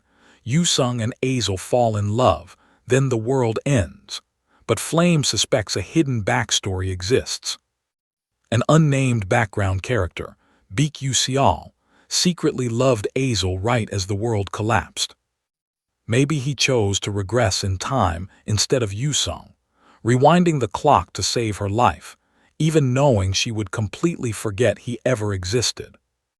This wild theory makes Flame wonder if Yu Seol truly has zero regrets about it. Thinking about a love so insanely strong that he gave up his own existence just to turn back time, Flame wonders how heavy that feels. Meanwhile, our boy. The system showers our hero with massive experience points for clearing episode 5, plus bonus loot for taking the story in such an awesome direction. He weighs his reward options. Since his stats are pretty solid now, he decides to gear up for the upcoming crazy episode. So Yu Seol selects the Eiffel Grass key. The system processes it for a second, then drops the super rare key in his inventory. It is not quite an ancient relic, but it is a super rare tier item that only ultra high-level players ever get to see. It unlocks a hidden zone where deities exist. But to actually use it, he has to go outside the academy, and exit rules got way stricter after that whole messy necromancer incident. He racks his brain for a loophole, and boom, looks like you and I are heading to the Magic Club next. Homework done, Yuz lets out a huge sigh and goes hunting for a club. He stares at the bulletin board, spotting a rune composition club. Then there is a traditional wizard sports club, and a reading club begging for members. Let's dive in, guys. Most clubs restrict outside activities, so our boy needs to choose very carefully. Right at that exact moment, Azel pops up looking for clubs too. Yuz is totally shocked she has not joined one yet, knowing every single club must be begging for her to join them. Azel knows her reputation, and our hero obviously does too. But he also knows those recent mock battles completely changed how people look at her, and honestly, she knows it too. Even so, Azel wants to be super picky about her choice. While they scan the clubs, Yusung randomly shows up. He starts hyping up the practice battle, totally blown away by how Yusol hunted down that crazy necromancer. Yusung figures he was right. Yusol just hits different. As a commoner, our boy is constantly grinding to level up. Yusung is mind blown by his hustle, even dropping the fact that he actually studies on the weekends. Yusol assumes he is just being polite, but nope, Yusung is dead serious. Our hero is stunned, knowing Yusung should be training hard. Why the sudden change? Azel asks Yusung about his training, and he straight up admits it would be dangerous without her help. Now watch closely. Originally, Yusung and Flame beat Hai Ryong together. But since our guy interfered, Flame got sidelined, and Yusung soloed the boss. Yusol suspects that is exactly why Yi Wongri is acting so weird. Our main character figures it is great if Wongri and Yusung train more. Unlike him, their glow-up actually pushes the plot toward a happy ending. But suddenly, Yusung is totally shocked seeing Yusol has not joined any club yet. Since he enrolled a while ago, Yusung straight up begs the guy to join his club. Our boy says he will only join if the vibes match. It needs to be super chill, with barely anyone around. Absolutely zero in-person meetings, and it must cover the 4 major insurances. They also have to buy him cheese tonkatsu for lunch, and offer free outside activities. Respect his solo time and allow off-campus trips. Obviously, a club like that does not exist, but Yusung flexes by offering to literally invent one. Yusung claims making a club with special off-campus passes is a breeze. Our hero knows his crazy rich connections make it possible. But he wonders what Yusung actually gets out of this. Yusung smiles, saying it benefits him because Yusal is special. At first, our guy is suspicious, but then he spots Yusung's biggest flaw, pure loneliness. So he agrees to join, but only if Azel tags along. Yusung and Azel were literally inseparable in the original plot, so Yusal figures she can keep the guy's mental health in check. Once everyone is fully on board, Yusung asks what kind of club they are making. Our boy smirks, revealing a genius idea.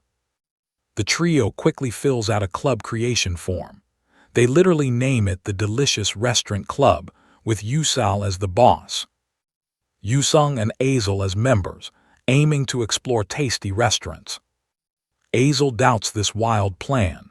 To get the special activity stamp, they need an advisor and at least 4 people.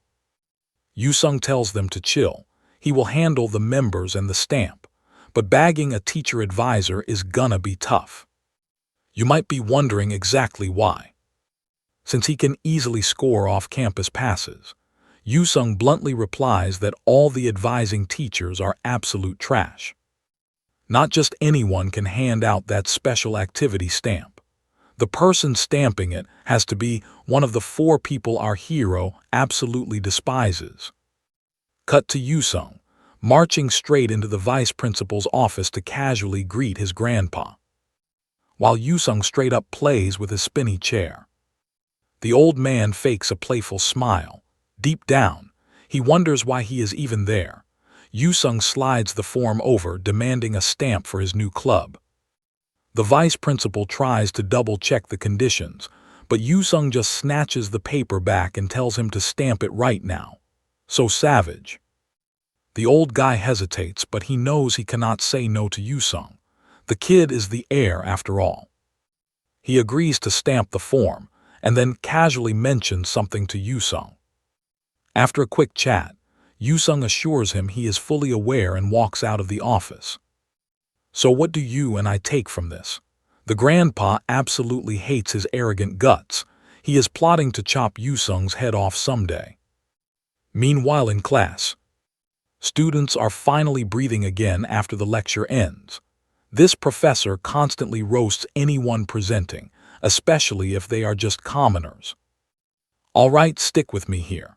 We're watching Jackie totally panic, convinced she blew her entire presentation simply because her nerves completely took over. She actually thinks she could have beaten Flame. Then Flame walks in, dropping props for her pitch and saying to ignore the professor, but Jackie rudely shoots her down and storms off. So Yusal asks Flame to go chat up the professors for his brand new club, totally using her golden girl status. Yusal thinks he can't ask for favors since they hate him, but Flame lays out exactly why.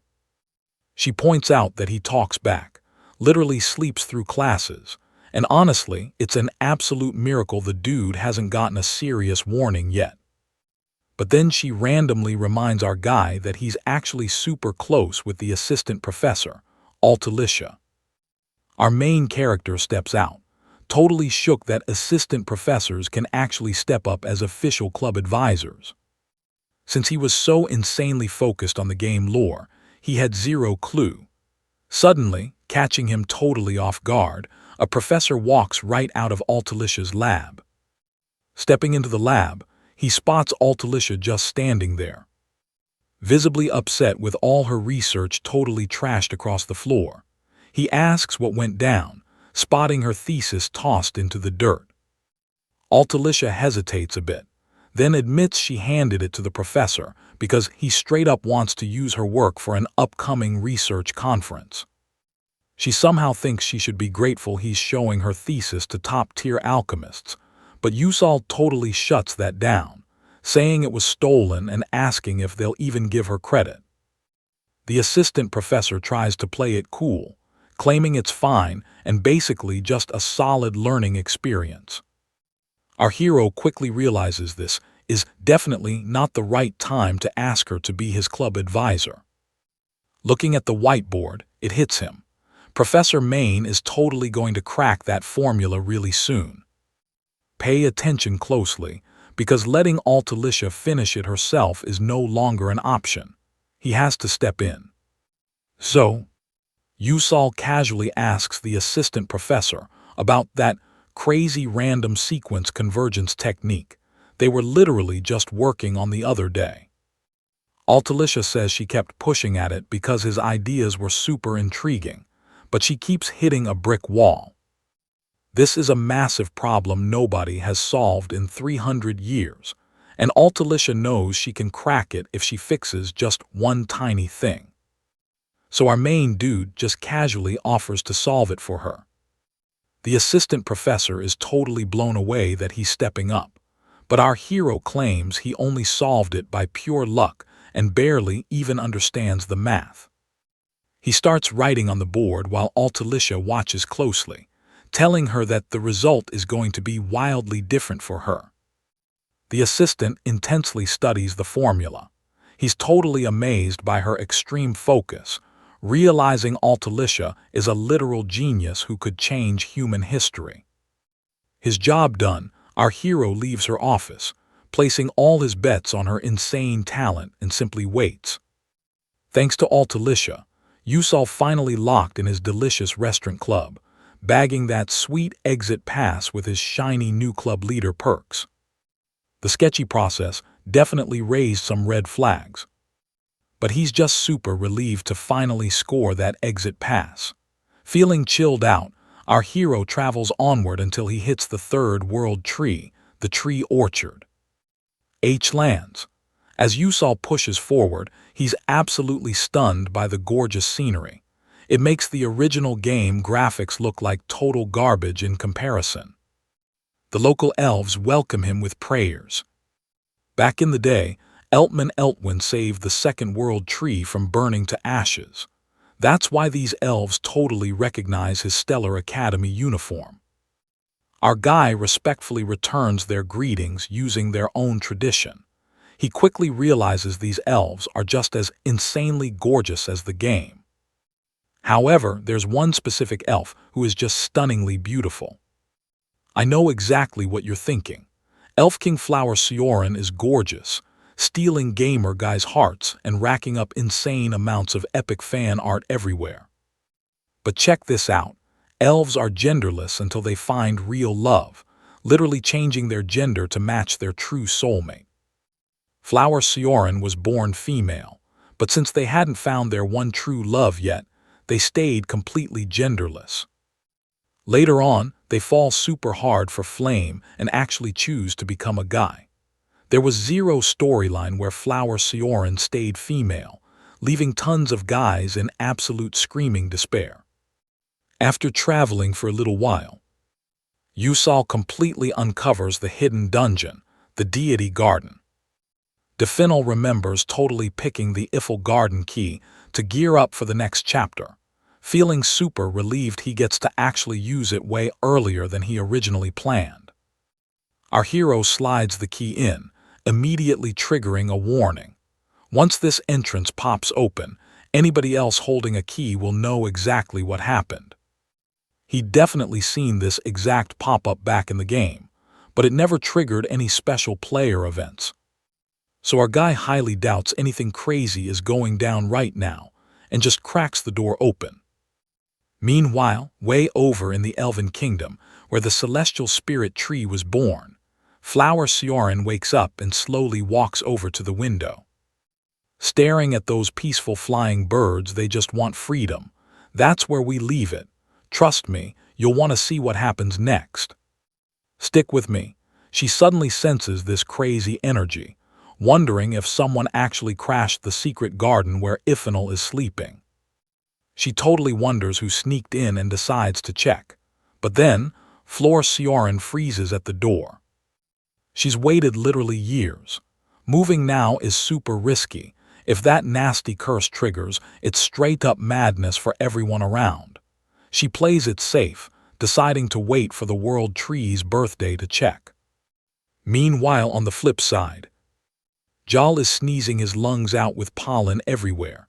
Roots are totally gunning for him and fighting this forever. Yeah, hard pass. He whips out a custom fire potion, yeeting it right at the tree to spark a massive blaze. Then, sword out, weak point targeted. Boom, the tree is literally toast. Our boy snags some sweet experience points and sprints straight toward his real goal, the boss. Busting into the boss room, he's totally mind-blown seeing the literal deity, Ifanal, just chilling right by a pillar. Deities are the most insanely mysterious beings around here. We're talking pure souls who hit max enlightenment, leveling up into entirely new beings after centuries of hardcore grinding.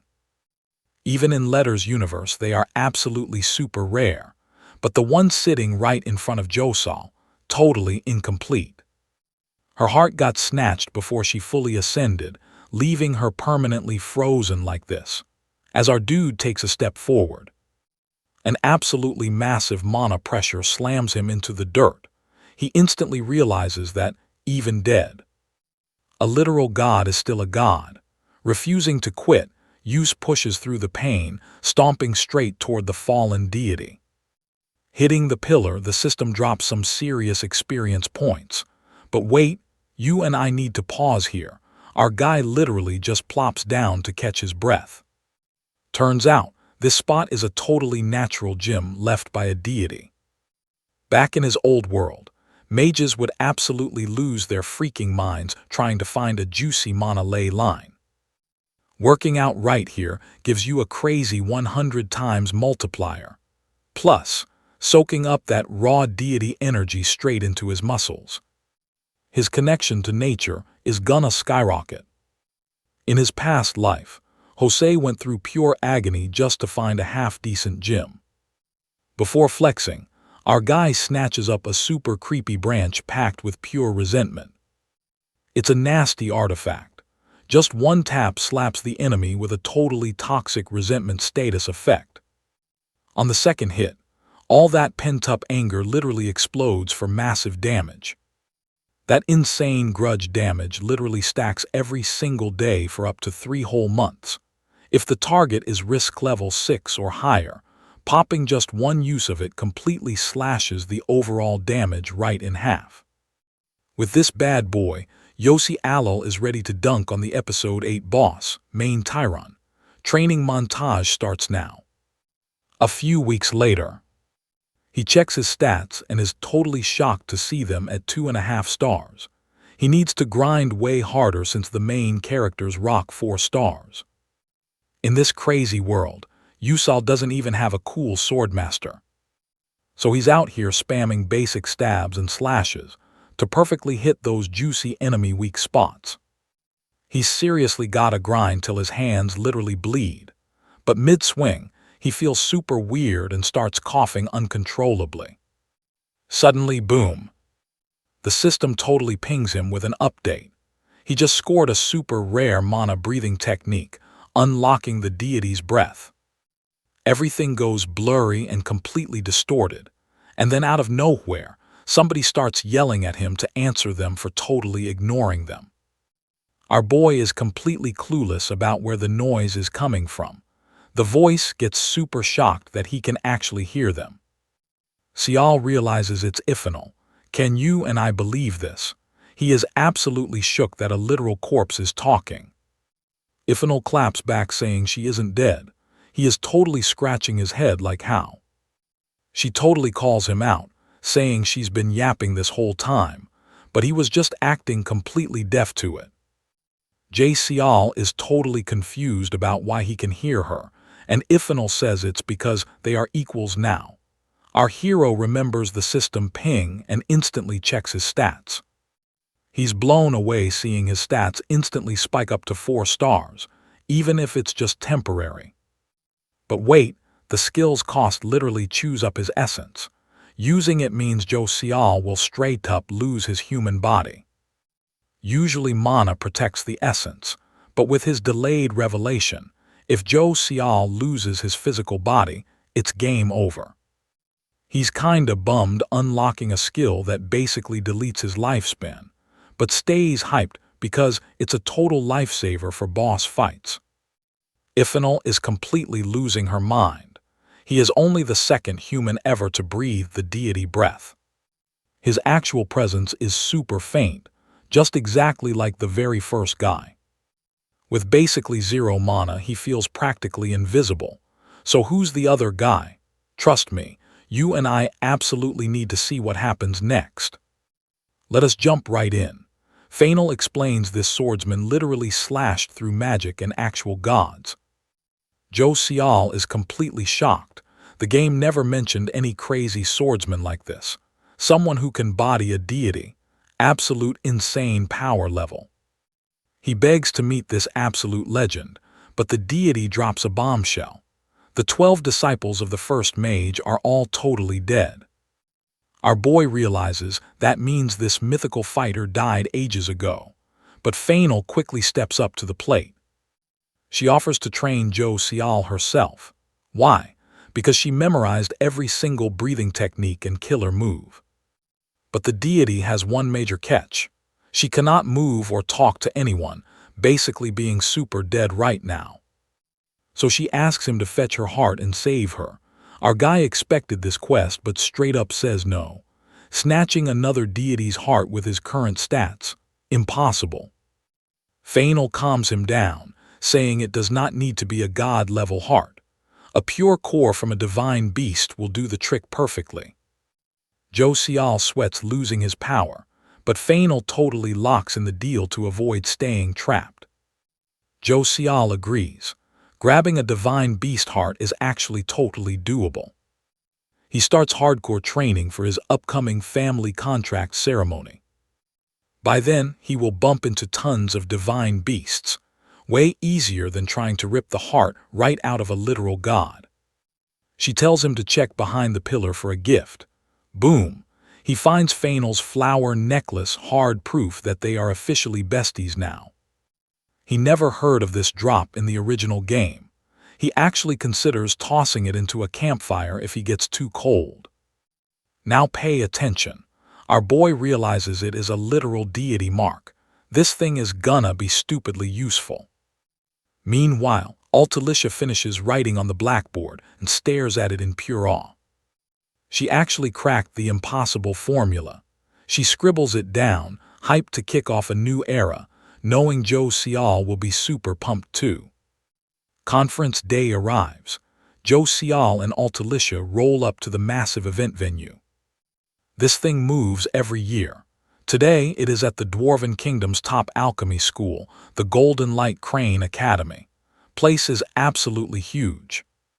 Since dwarves literally invented material magic in the first place. The scale here is wild. Plus, the absolute GOAT, Golden Alchemist Talcum Corden, is pulling up to this exact conference, making it the perfect time for Altalicia to drop her crazy new research. But Altalicia is totally stressing out about doing the big presentation herself.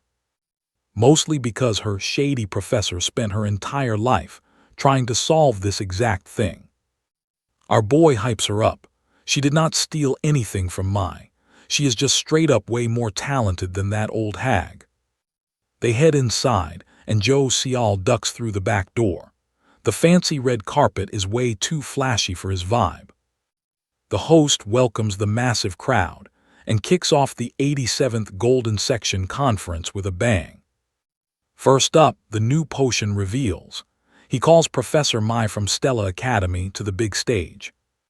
The professor steps up and announces the alpha-type red potion. She flexes her research, leaving the entire audience totally speechless.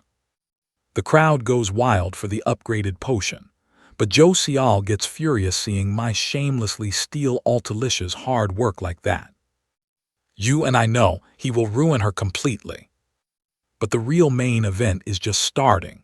The host suddenly calls Altalicia as the very next presenter.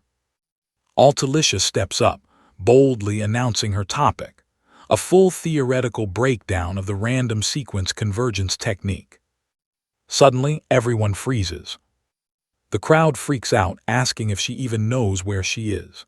She stays calm, totally owning her underdog status, while these snobs doubt her research. Altalicia tells them to look at the raw results like true alchemists. The room explodes into debates, yelling that this convergence technique makes zero sense, mixing magic engineering with alchemy. That has been literally impossible for over 300 years. Right at that moment, Golden Alchemist Talcum Corden shuts everyone up, calling something impossible just because others failed. That is totally pathetic for an alchemist. He is super hyped to hear someone tackle this impossible technique. With a grin, he tells Altalicia to start her presentation immediately. But just as Altalicia tries to speak, Mai violently objects. She falsely accuses the young assistant professor of pure plagiarism. Talcum warns Mai about the massive backlash if she lies. Trust me, you and I are gonna love watching this backfire.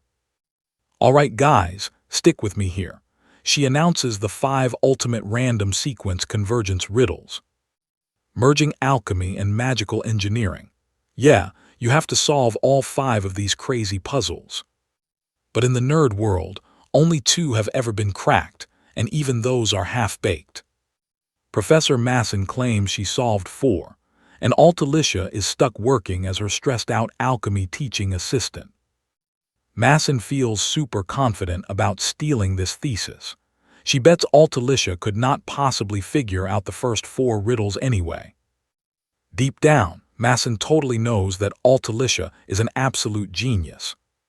But she wants to ruin her alchemy career and snatch her talents. She grills Altalicia on her doubts, making the poor girl seriously panic. She totally expected Masson to play dirty, but her mind just goes blank. Right then, our boy's voice echoes in her head, telling her to ask for backup. She loudly asks to call up a support person. The co-author of her thesis, pointing right at Uziel, completely shocking him. As our hero struts through the crowd, everyone flips out seeing he is just a kid, while the Golden Alchemist gets super hyped. Uziel jumps on stage and uses that resentment-filled branch against Masson. He smirks like a boss when it actually works against her trash talk, then kicks off his presentation. Uziel decides to look at Masson's perspective first.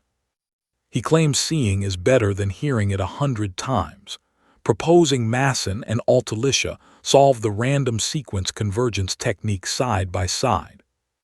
The crowd gets hyped for a professor versus assistant showdown, but Altalicia is still doubting herself. Our hero tells her to just trust him. He says he has been watching her hard work all along and knows she can absolutely crush this. Hearing his pep talk, Altalicia suddenly finds her inner badass and fully puts her trust in herself. 300 years ago, some alchemist bragged he finally found a way to explain the random sequence convergence technique. Right after that, he literally died in a bathroom accident, making it a huge spicy rumor. Countless nerds tried cracking it since then, but everyone failed miserably. Now, people just treat it like an impossible math problem. Kane, the captain of the first destructive assassination corps, finds it super amusing that they are openly trying to solve this legendary convergence technique. His vice-captain Hasten, on the other hand, is bored to tears, wondering if the professor is actually a dark demonic human, totally calling this mission a bust. Watching while invisible, Hasten gets super annoyed that her captain blindly believes every single thing that old dude says. Now watch closely guys, the first riddle gets solved, and Hasten feels the entire vibe shift. Talcum Corden is totally mind-blown seeing these two solve the dilemmas in completely different ways. Kane notices Altalicia's breakdown is way cleaner and simpler than Masson's clunky math, even with a tiny difference in the final answer. Moving on to the second riddle, everyone gasps. It is being solved differently for the very first time. They are absolutely stunned seeing the teaching assistant crush the second dilemma. Shrinking a 200-line problem into just 12 lines, Uziel smirks at the hype, but the real boss fight starts right now. As the challengers tackle their third dilemma, everyone is sweating over whether this impossible problem will finally fall. Seconds later, the Golden Alchemist practically drops his jaw seeing it cracked. Sure, it is wild that Professor Masson actually solved the supposedly impossible third riddle.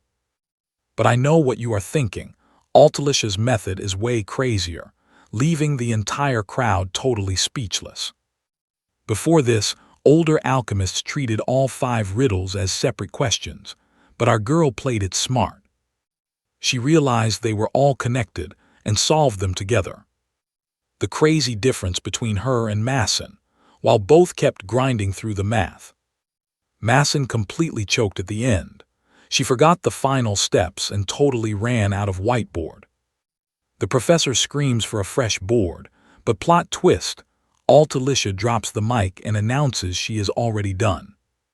Altalicia flexes the fully solved, flawless theoretical breakdown of the random sequence convergence technique to everyone. The Academy loses their minds over this solved equation, calling it the moment of the century. The assistant professor celebrates her massive win and thanks our hero for his help, but suddenly feels pure killing intent from her old boss. While the crowd keeps partying over this legendary flex, and Altalicia soaks in her win. So what do we take from this? Masson completely snaps, turning violently toxic and still blaming Altalicia for stealing her work. Alright, stick with me here. Uzil watches Maine acting crazy and realizes her dark demonification is actually kicking in way faster than he originally thought. But honestly, that is exactly what he wants. He totally wants her to turn into a full dark demonic human right in front of everybody. Maine keeps absolutely bullying the assistant professor until Altalicia completely breaks down, screaming at her to just admit that her thesis is way better. She asks Masson how many more papers she plans to steal before she is satisfied. The whole room gasps, totally shocked to find out the red potion research from earlier was actually the assistant professor's work too. Altalicia straight up calls her professor stupid, leaving everyone completely shook. Suddenly, the golden alchemist starts bursting into laughter, absolutely loving this spicy drama. Masson suddenly snaps back to reality, realizing she was dangerously close to doing something totally reckless. Even still, she marches toward Altalicia for a fight, but our boy steps right up, telling her to seriously read the room.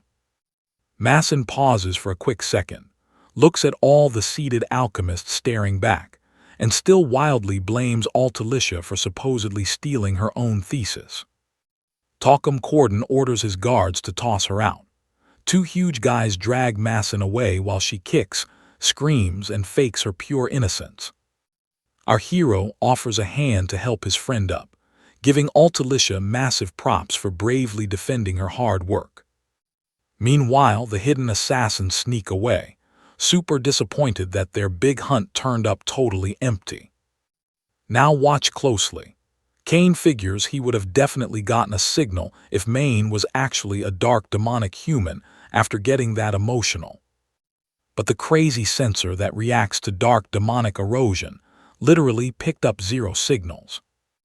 Hasten chimes in, saying the new Moon Great Tower's psychometry is not exactly flawless. Plus, she casually tells Kane that she actually thinks Uzil is super adorable. She dug into the new kid's past and found out dark demonic humans totally destroyed his hometown way before he ever enrolled at Estella. He is just a commoner with terrible grades. Yet he is somehow chilling in S class. Even crazier, Uzil attends the absolute most prestigious magic academy on Earth without using a single drop of magic. He is built different, and even requested his name wiped from today's massive news articles. But suddenly, Kane notices Uzil making direct eye contact with him for a split second before looking away. He mentions this weird vibe to Hasten, but she thinks he is totally tripping. Kane's recognition resistance, magic, and his epic shadow shield formation are basically impossible to break through. Still, Kane catches our hero flashing a subtle smile and instantly decides to dip out. Meanwhile, Masson is shaking with rage, completely blaming Uzil for her massive public humiliation. Right then, Leighton steps out of the shadows, saying she caused an accident. And this was not just a tiny slip-up. It was incredibly dangerous, and she is super lucky someone actually threw a suppression spell. If Main's emotions had peaked even higher, and she went into full-blown rage mode, the organization's entire master plan would be trashed. Masson pathetically tries apologizing, but Leighton shuts her down, saying sorry does not even begin to fix this massive screw-up. You saw this coming, right? The boss is wildly disappointed she lost her sweet Estella gig.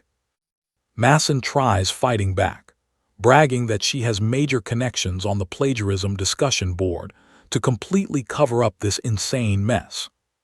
But Leighton firmly orders her to just sit down and shut up. The absolute best thing she can do right now is stay under the radar.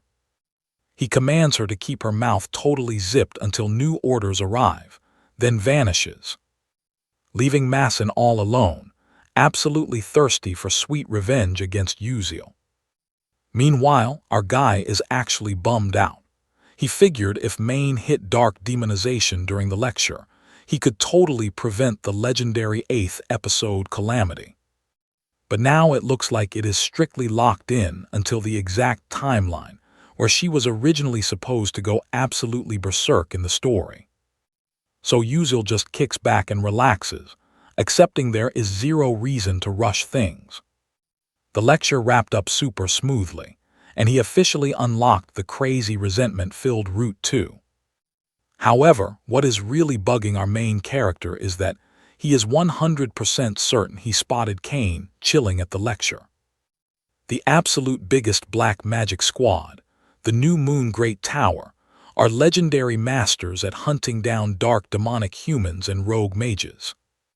The captain of their most elite squad, the 13th Destructive Assassination Corps, is Kane, and honestly, our hero never would have noticed them without his absolutely broken sixth sense abilities. He has a few suspicions about why those elite killers were lurking there, hoping they could somehow connect on good terms. Right then, a random guy walks in, asking to speak directly with Altalicia. As the Crazy Game episodes continued moving forward, the world building massively expanded, and as the main character, Flame, finally grew up, there were way more interesting characters to try and target. Among those epic new faces is the Southern Howl's mastermind, the mega-rich president of the legendary Starry Clouds Trading Company. Trust me, you and I are gonna love Melian, literally the richest guy in the world. Let's dive right in. Get this, even though Melian is over 50 with a kid, players totally loved romancing him. It wasn't about his massive wealth or his good looks. It was literally because his daughter is the main villain. Kiriel, the High Elf, ruthlessly bullies the main character all season long, totally earning her title as the ultimate bad guy.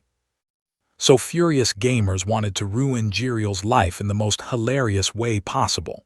Their plan: marry the person she loves most. Her own dad, Melian. Marrying him and bankrupting their family became the absolute best meme route ever. Jusal definitely didn't expect him here. But right now, he has to play it super cool to set up his future perfectly. Melian greets Altalicia and totally plays dumb, asking for our boy's name like he doesn't know. Our main dude knows he's just turning on the charm and introduces himself. Melian drops a bomb. He's here to offer an exclusive StarClouds contract for Altalicia's techniques. He hands over the paperwork, promising the best deal ever. The second Altalicia scans through the paperwork. Her jaw literally drops at the unlimited resources and crazy cash on the table. She's completely hyped about finally building her wildest dream inventions. She figures Uziel is just as hyped. But she turns around and his face is totally blank, stone cold. She stammers out a request for time, making Melian assume the offer lacked. She quickly reassures him the deal is insane, but she really needs to talk with her co-author. Melian thought Altalicia only called Joss her partner to look good at the conference. Now he realizes it's the real deal. Seeing this kid solve a 300-year-old puzzle makes him realize Joss is a straight-up genius.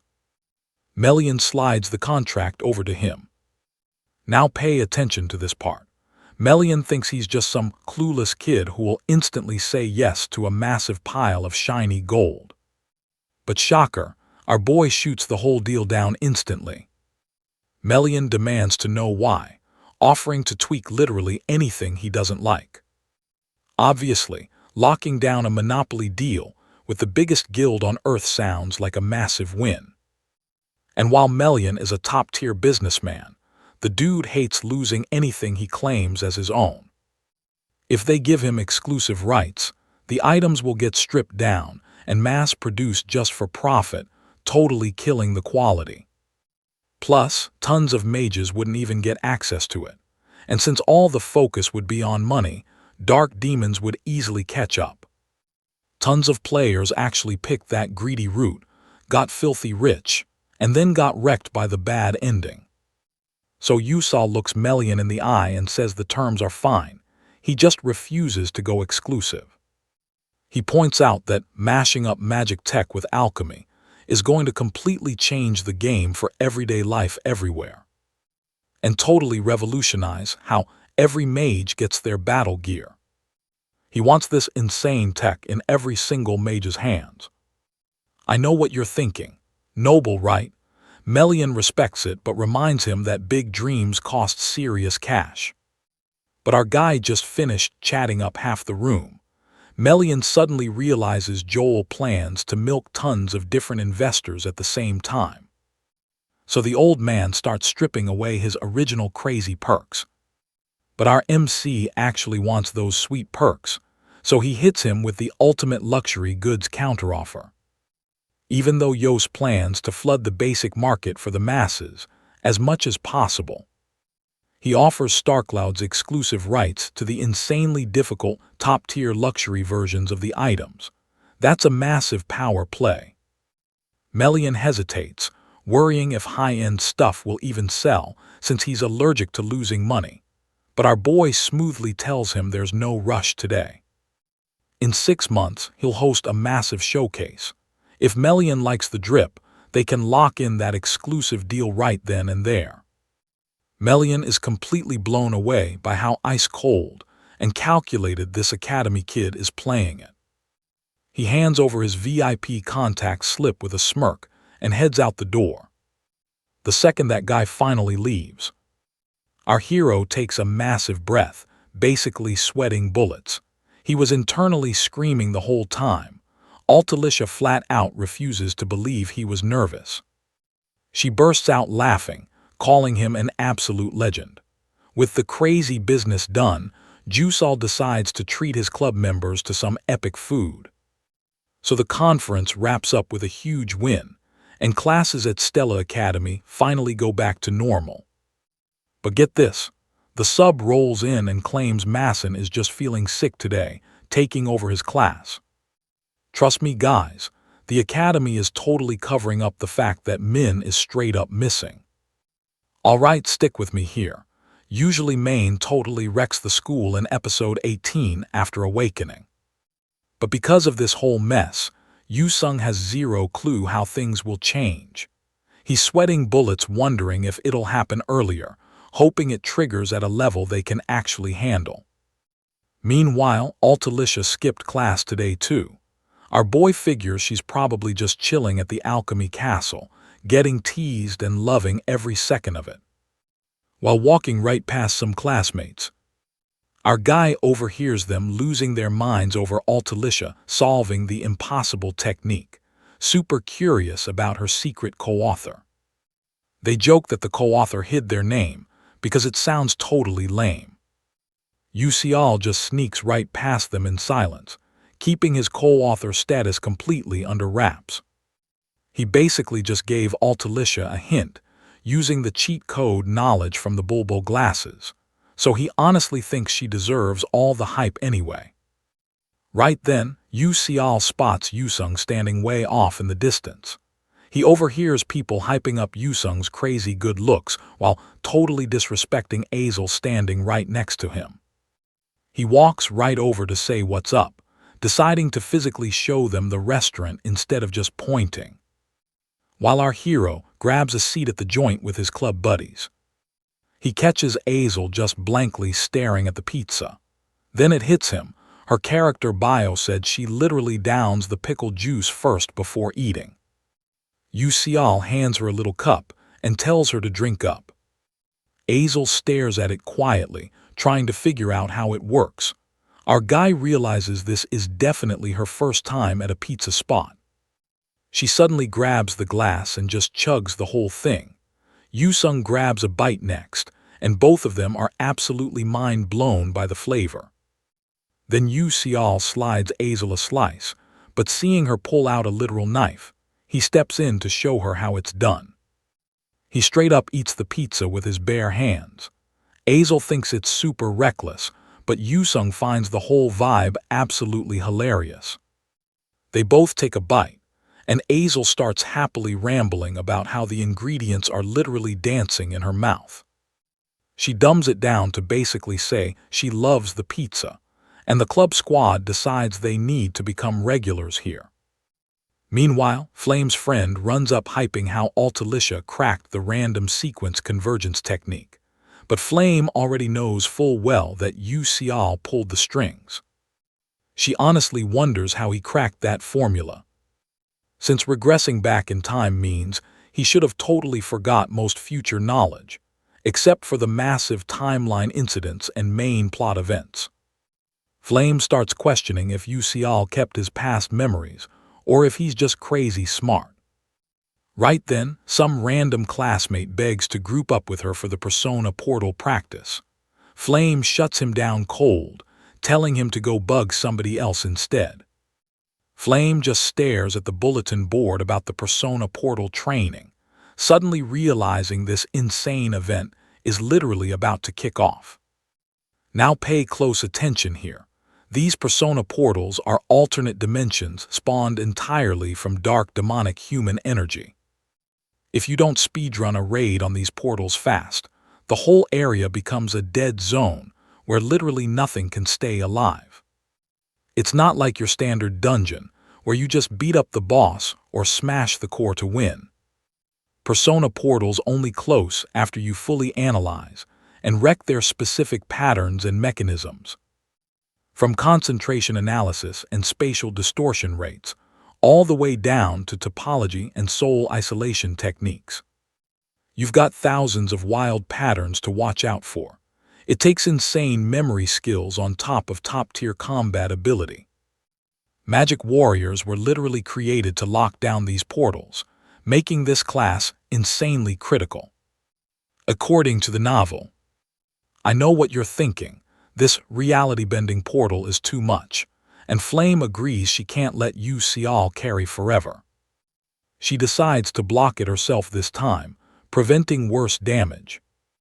Meanwhile, over at the Star Cloud Cafe Terrace in the 9th Stella Tower, Baeyeon is just chilling at a fancy tea party with her friends. They're gossiping about the desert and whatever else, until one of the girls suddenly brings up Altalicia's crazy new thesis. Lickle drops some tea, saying her dad heard the secret co-author is actually a Stella student. The girls totally buy it since her dad runs the information bureau, even though he couldn't actually figure out who the mystery student was. But honestly, Baeyeon already knows for a fact that Yusial co-wrote that thesis.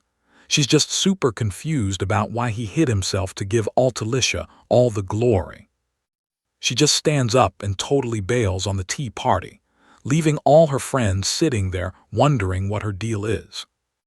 On her way out, Baeyeon bumps right into Hong Siwa, who smugly demands that she starts calling her big sister. The legit daughter and the illegitimate one have this super forced, toxic relationship. Baeyeon literally hates her half-sister's guts with an absolute passion. Siwa drops that she only showed up because she heard some spicy rumors about an interesting commoner among the first-year students. Trust me, you'll want to see this rivalry play out. Siwa mentions the commoner learning swordsmanship, and seeing her sister's reaction, instantly knows Baeon is obsessed with that night too. Let's jump into today's drama. Sigua totally teases her little sister, joking that a ride-or-die night is every princess's ultimate fantasy, begging to meet him. Baeon just tells her to do it herself and dips out. Sigua hits back, reminding her she wasn't always this icy, blaming it on their older sister's death. Baeon is visibly shaken by that low blow but walks away in pure silence. Left totally alone, Sigua instantly realizes she took it way too far, dropping the dead sister card. Yeah, huge mistake. But right at that exact second, Seon rolls in dropping hot intel on Josel. She hands over a copy of our boys' class project, basically an unfiltered summary of his entire tragic backstory. Siwa is completely mind-blown. The mysterious past she couldn't track down anywhere was just sitting on a literal homework assignment this whole time. She starts reading, chuckling at the opening line about Yusal's mom. But just 1 minute later, the vibe completely flips. Real tears start streaming down Sigua's face. She reads how Jo Seol's mom lied about not wanting black bean noodles just to feed him. She's never witnessed poverty like that. Seeing our guy live through absolute dirt but still cling to his pure knightly ideals, it totally breaks her heart. Then she finds out that Joseld's entire hometown got wrecked by dark demonic humans. She feels super bad for Baeon, but her curiosity about our main guy is peaking. Meanwhile, on practice day, the instructor announces it's time for the freshman Persona Gate test and orders them to finally step inside. You guys are gonna love this part.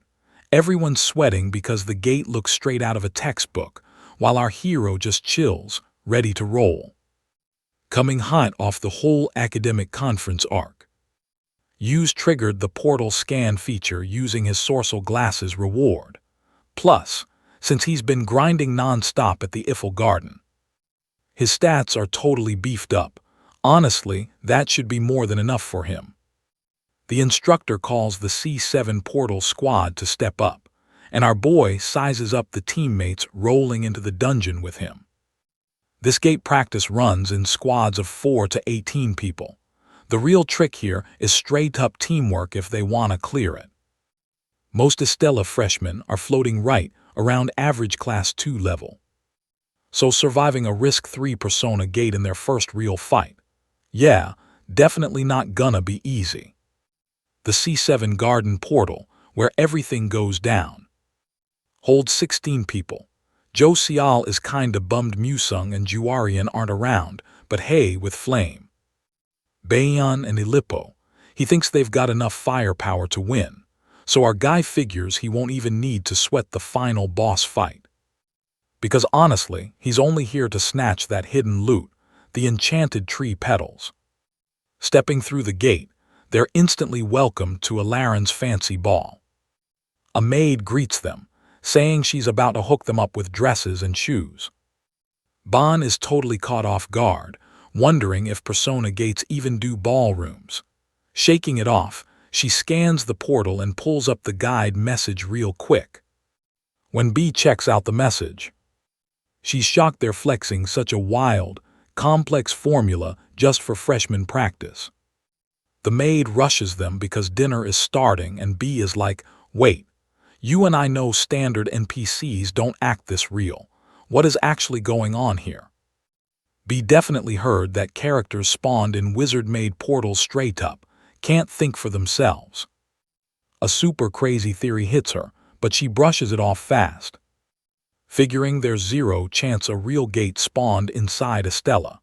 The tech must just be insanely next level right now.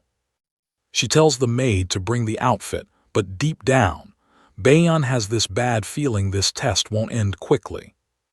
After rocking her brand new dress, the princess just stares at Yuil, having a massive flashback to reading that assignment packed with all his tragic past history.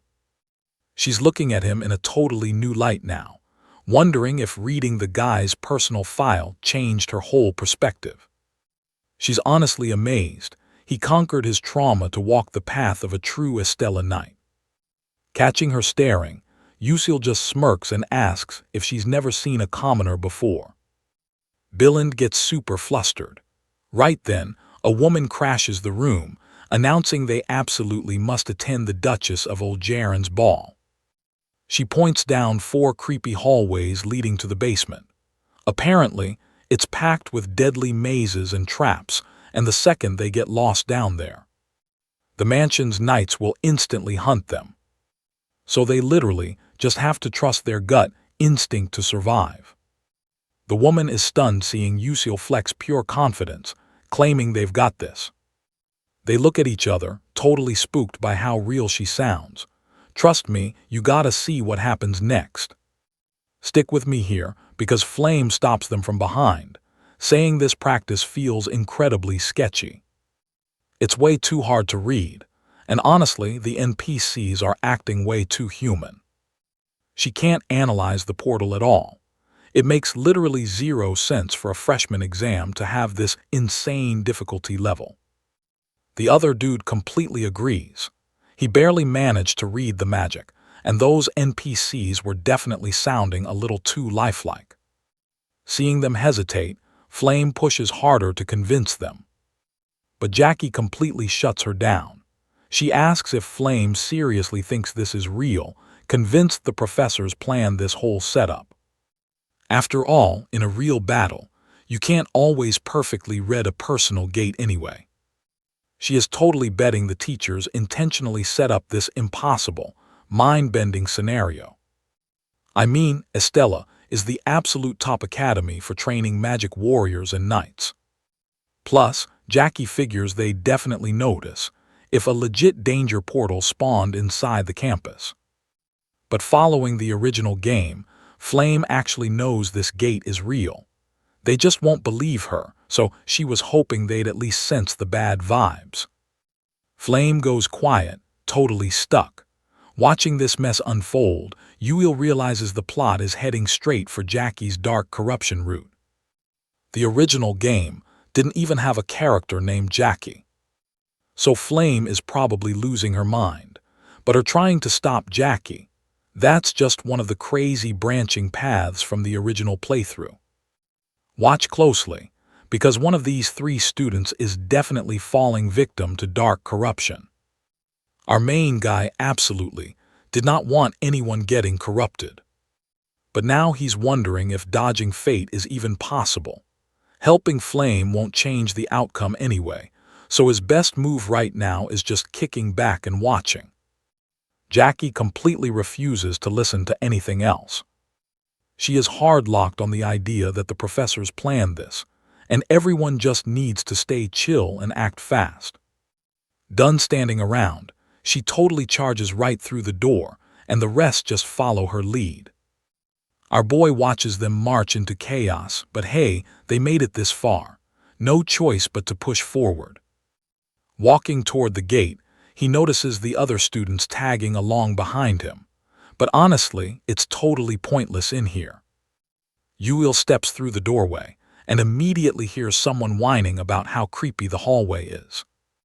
He looks around and spots Beyond along with 2 other participants on his team. Just like our hero predicted, these gates intentionally split the party up so they can't travel together. All 16 students get chopped into 4 different paths, with exactly 4 people per route. Yuil is dead sure Issel and Flame stuck together, but ending up in the exact same squad as Beyond. Total wildcard. They keep moving, and our guy actually thinks it's a massive win that Beyond and Issel are separated. Suddenly, Yuil catches something in the distance. He squints ahead and sees a bunch of super creepy mannequins blocking the hallway, with a doorway in the back. You and I both know this looks bad. The squad wonders if unlocking magic works, but the girl says it's useless without analyzing it. Beyond asks our hero if he actually managed to analyze the door. But he shuts that down with a no. She wonders if she's expecting way too much from Yuil, figuring there's a catch. But right on cue, Our boy casually drops that he knows exactly how to escape.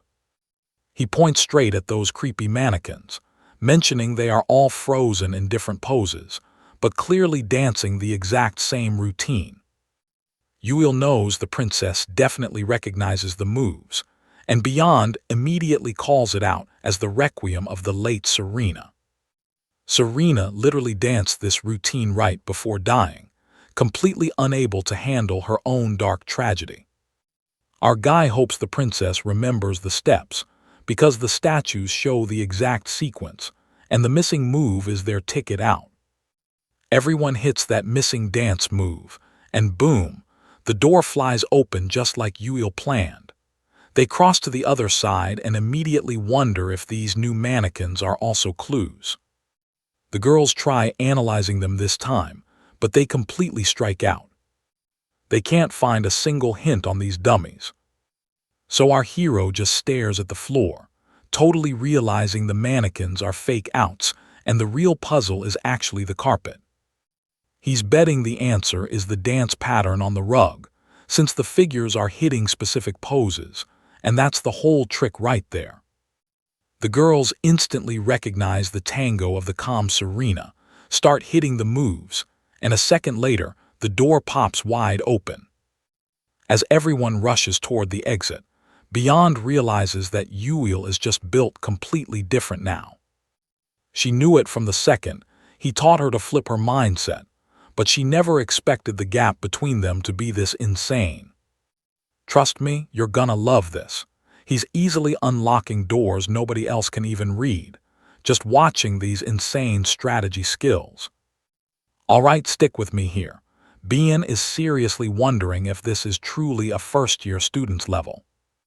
She honestly feels like he has cleared hundreds of those gates already. Bien heard that his hometown got totally wiped out by dark demonic humans before the academy. It was just some remote border village that she had never heard about. A rough place constantly getting wrecked by those brutal dark demonic human attacks.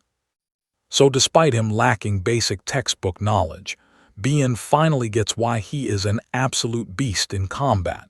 He literally risked his life fighting those demons. And honestly, maybe that is exactly why he hits different. While everyone else sweats over getting good grades, our guy just randomizes exams to flex hard. He blows off homework and has zero classroom chill. But seeing him speedrun these gates, Bien suddenly questions why he is trying so hard now.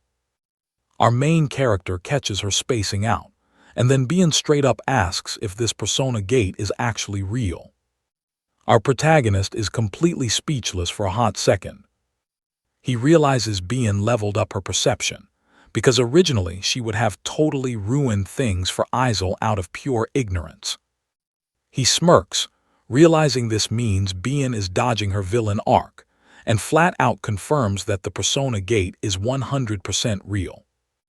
Now pay close attention here, because our boy reveals that they can actually die, and if they fail this, a massive sync phenomenon with the other world will crash reality outside. That is why he is rushing. Bien is completely shocked to find out she was right. Because she refuses to just sit pretty and get carried. She wants to clear this thing on her own. Meanwhile, elsewhere, Flame and Isel step through another hallway gate. She looks over and realizes Jackie completely vanished into thin air. The student explains they survived thanks to Jackie, but right after crossing that last door, she just poofed away. They searched forever but came up empty. Flame is totally stunned hearing how fast they looked. Because that means those girls blitzed the zone way faster than her, and Isel ever could. And without taking a single hit. Then, Flame spots our hero chilling there. He claims he arrived earlier but saw zero sign of Jackie. Our guy hoped beating Jackie here would stop her from vanishing, but now he knows there is absolutely nothing left to do about it. In a messy situation like this, he has no choice but to carry the heroines to victory. Let that sink in for a second. Back at Stella Dome, Hanwall is freaking out because a real, deadly gate completely bypassed their flawless, world-class security. It feels like someone completely hacked and reversed Stella's untouchable spatial wave detection system, making it literally impossible to track the energy spike of a real gate spawning. The security squad is scrambling to patch things up, but honestly, that is not the biggest problem. Right then, the absolute boss of Stella Knights, Aaron Blackwin, barges in and agrees the real nightmare is who went inside. He asks about sending backup. But the professor says no way. Kids are already trapped inside fighting for their lives against a level 5 threat. It started as a level 4 danger, but the second those students walked in, it instantly leveled up. Aaron scans the log and sees nothing but helpless first-year names. A level 5 risk. That is nightmare fuel even top-tier veteran mages prep heavily for. Meaning these low-level rookie kids basically walked straight into an absolute death trap with zero chance. Rin coldly orders 16 body bags prepped. When Hanwall loses his mind, Rin just calls it practical efficiency. Aaron genuinely believes there is zero chance these rookies clear a level 5 gate. It is like betting on a tiny ant to suplex a tiger. Deep down inside, Hanwall knows the math is brutal, but he is desperately praying these kids make it out alive. Back in the danger zone, Jackie finally pops out. With the whole squad united, our boy gets ready for the final showdown. And trust me, you and I know what comes next: epic boss fight. Reaching the creepy dancing clock tower, the system tells our guy to take the stairs to the ballroom and tells him to hurry up. While he leads the charge down, Flame looks up to the ceiling, where the giant blade spider boss is waiting. Come along with me. We're kicking off with a risk level 4 monster packing 8 literal blade legs. Flame knows this blade spider leader is no joke. Plus, they seriously cannot rely on Usul to carry them forever. Since the guy totally lost his memories, she knows he won't have a single clue about fighting this crazy spider boss. But our girl did her homework, so she decides to just solo this freakish boss herself. Her game plan: let Isel and Usul handle the actual final boss, hoping they can clear this gate without anybody getting heavily injured. Flame tries stopping her squad, but right then, our main guy notices something totally off. He tells the crew to keep moving ahead while he scopes things out. The squad just keeps heading straight down the stairs. Thinking our hero knew absolutely nothing about the spider leader, Flame is honestly blown away that he actually sensed it coming. She had no idea his senses were on that insane level. But then a super creepy noise echoes. Looking up, they spot the blade spider leader crawling straight at them, and everyone absolutely loses their minds. Flame panics for our hero, but then sees him casually standing right on top of the beast. Usul yells at everyone to hurry down while he handles business. Isel worries he can't solo this massive thing, and decides she needs to help him. But Bayan jumps in, telling her to hit the ballroom first, because clearing that out is how they actually help him out. Now watch closely. They enter this epic ballroom totally mesmerized by everyone dancing. But then, right on cue, someone slowly walks up those stairs. Flame instantly guesses it's the final boss, Duchess Erin. She warns the entire squad to stay on high alert. But huge plot twist, the Duchess is actually Jackie. The whole crowd shivers just looking at her, and Flame is left completely speechless. Flame remembers this crazy scenario never happened in the original romance novel. Then it hits her: Jackie wasn't even a character in the story. Because a normal human literally cannot become an NPC inside a Persona gate like this. And Jackie isn't just some random background NPC, she's the actual final boss. There's literally only one type of being that can transform into an NPC inside these gates, meaning Jackie is totally a dark, demonic human. The pieces finally click. This is exactly why Yusul warned the whole crew to watch out for Jackie earlier. Even so, she totally refuses to give up, wanting her friend back no matter the cost. She tries talking Jackie down, saying this dark power will turn her into a monster. But Jackie's heart and mind are already completely melting in pure ecstasy. Bayan finally accepts reality. It's way too late. Jackie's mind has already been fully swallowed by the darkness. So Azel points out that fully clearing this gate might be the only way to save their friend. They nod to Flame, who readies her staff, swearing to save Jackie. The Duchess steps right up, and boom, the final boss fight officially begins. Meanwhile, Yusul is still throwing down with the Blade Spider leader in a totally separate zone, which honestly isn't even required to clear the gate. You're probably wondering why our guy fights so hard. Well, for two huge reasons. First off, he needs to grab that enchanted tree petal stuck right on the spider's forehead. Secondly, this is actually the hidden game strategy for beating Jackie's corruption route. The second this massive blade spider leader launches its attack. Our hero steps back, chucking absolutely every potion he has at it. Then, he leaps forward, delivering a brutal smash straight to the spider's head. That enchanted tree petal massively buffs mental power. It's totally key for perceptual acceleration, mana leaking, and getting those crazy cuckoo glasses. Plus, the petal is deeply linked to the final boss, Duchess Aileron, since her actual husband is this spider leader, Duke Aileron. So every single time Yusul smashes the magical barrier, protecting that petal. The Duchess takes damage too, making the boss fight way easier for the girls downstairs. But honestly, there's no telling if his hits will actually sync up with their fight, so he just decides to go absolute beast mode and attack non-stop. He launches himself at the spider leader and just starts pummeling its forehead. After landing an insane combo, our hero realizes the strategy is definitely working. But suddenly, the spider leader starts dragging itself straight toward the ballroom. Yusul jumps after the monster, quickly reading its movement path to adjust his angle, then triggers his epic flash technique. Just a few minutes ago, right when the boss fight started, the Duchess began dancing, sending raw electricity blasting through the entire ballroom, shocking some students. Bayan checks to make sure everyone survived, drops the hesitation, and goes into fight mode. Gripping her staff tight, she blasts a massive wave of fire right at her opponent. As the fireball closes in, Jackie summons a thick shield, completely blocking the hit. Everyone else starts throwing attacks too, but they all crash and fail before even scratching the shield.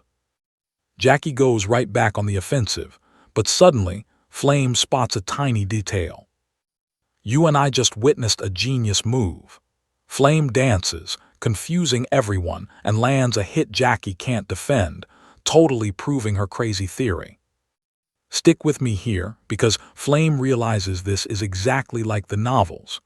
She tells the squad to start dancing, figuring out from past clues that this is not just a magic battle, but a full-on dance duel. Bian agrees. She figures out normal spells cannot counter the Duchess. The only dance that can beat Serena's calm tango is the literal requiem for the late Serena. Everyone starts busting a move, launching their attacks at Jackie all at once. There is absolutely zero room for her to dodge. A massive explosion goes off. Flame wonders if their strike actually landed this time around. The music suddenly speeds up. As the smoke clears, everyone is completely shocked to see their opponent rocking 4 legs now. Jackie steps out of the smoke, grooving right to the beat, and kicks off the battle all over again. Meanwhile, Flame desperately tries to talk Jackie down. If she gets too absorbed playing the role of the Duchess, she will never be able to return. But when Flame takes a look around, she sees the crowd chanting the Duchess's name, begging her to teach them a lesson. Jackie calls Flame awful and selfish for hoarding those happy memories all to herself. Jackie refuses to let it go and launches an all-out attack. Now pay close attention here. Seeing the attack coming, Bien yells to brace for impact. As the magic hits, Bien and Azel block it with their shields. Azel drops her guard for just a second. Distracted by someone else taking a hit, she almost gets blasted.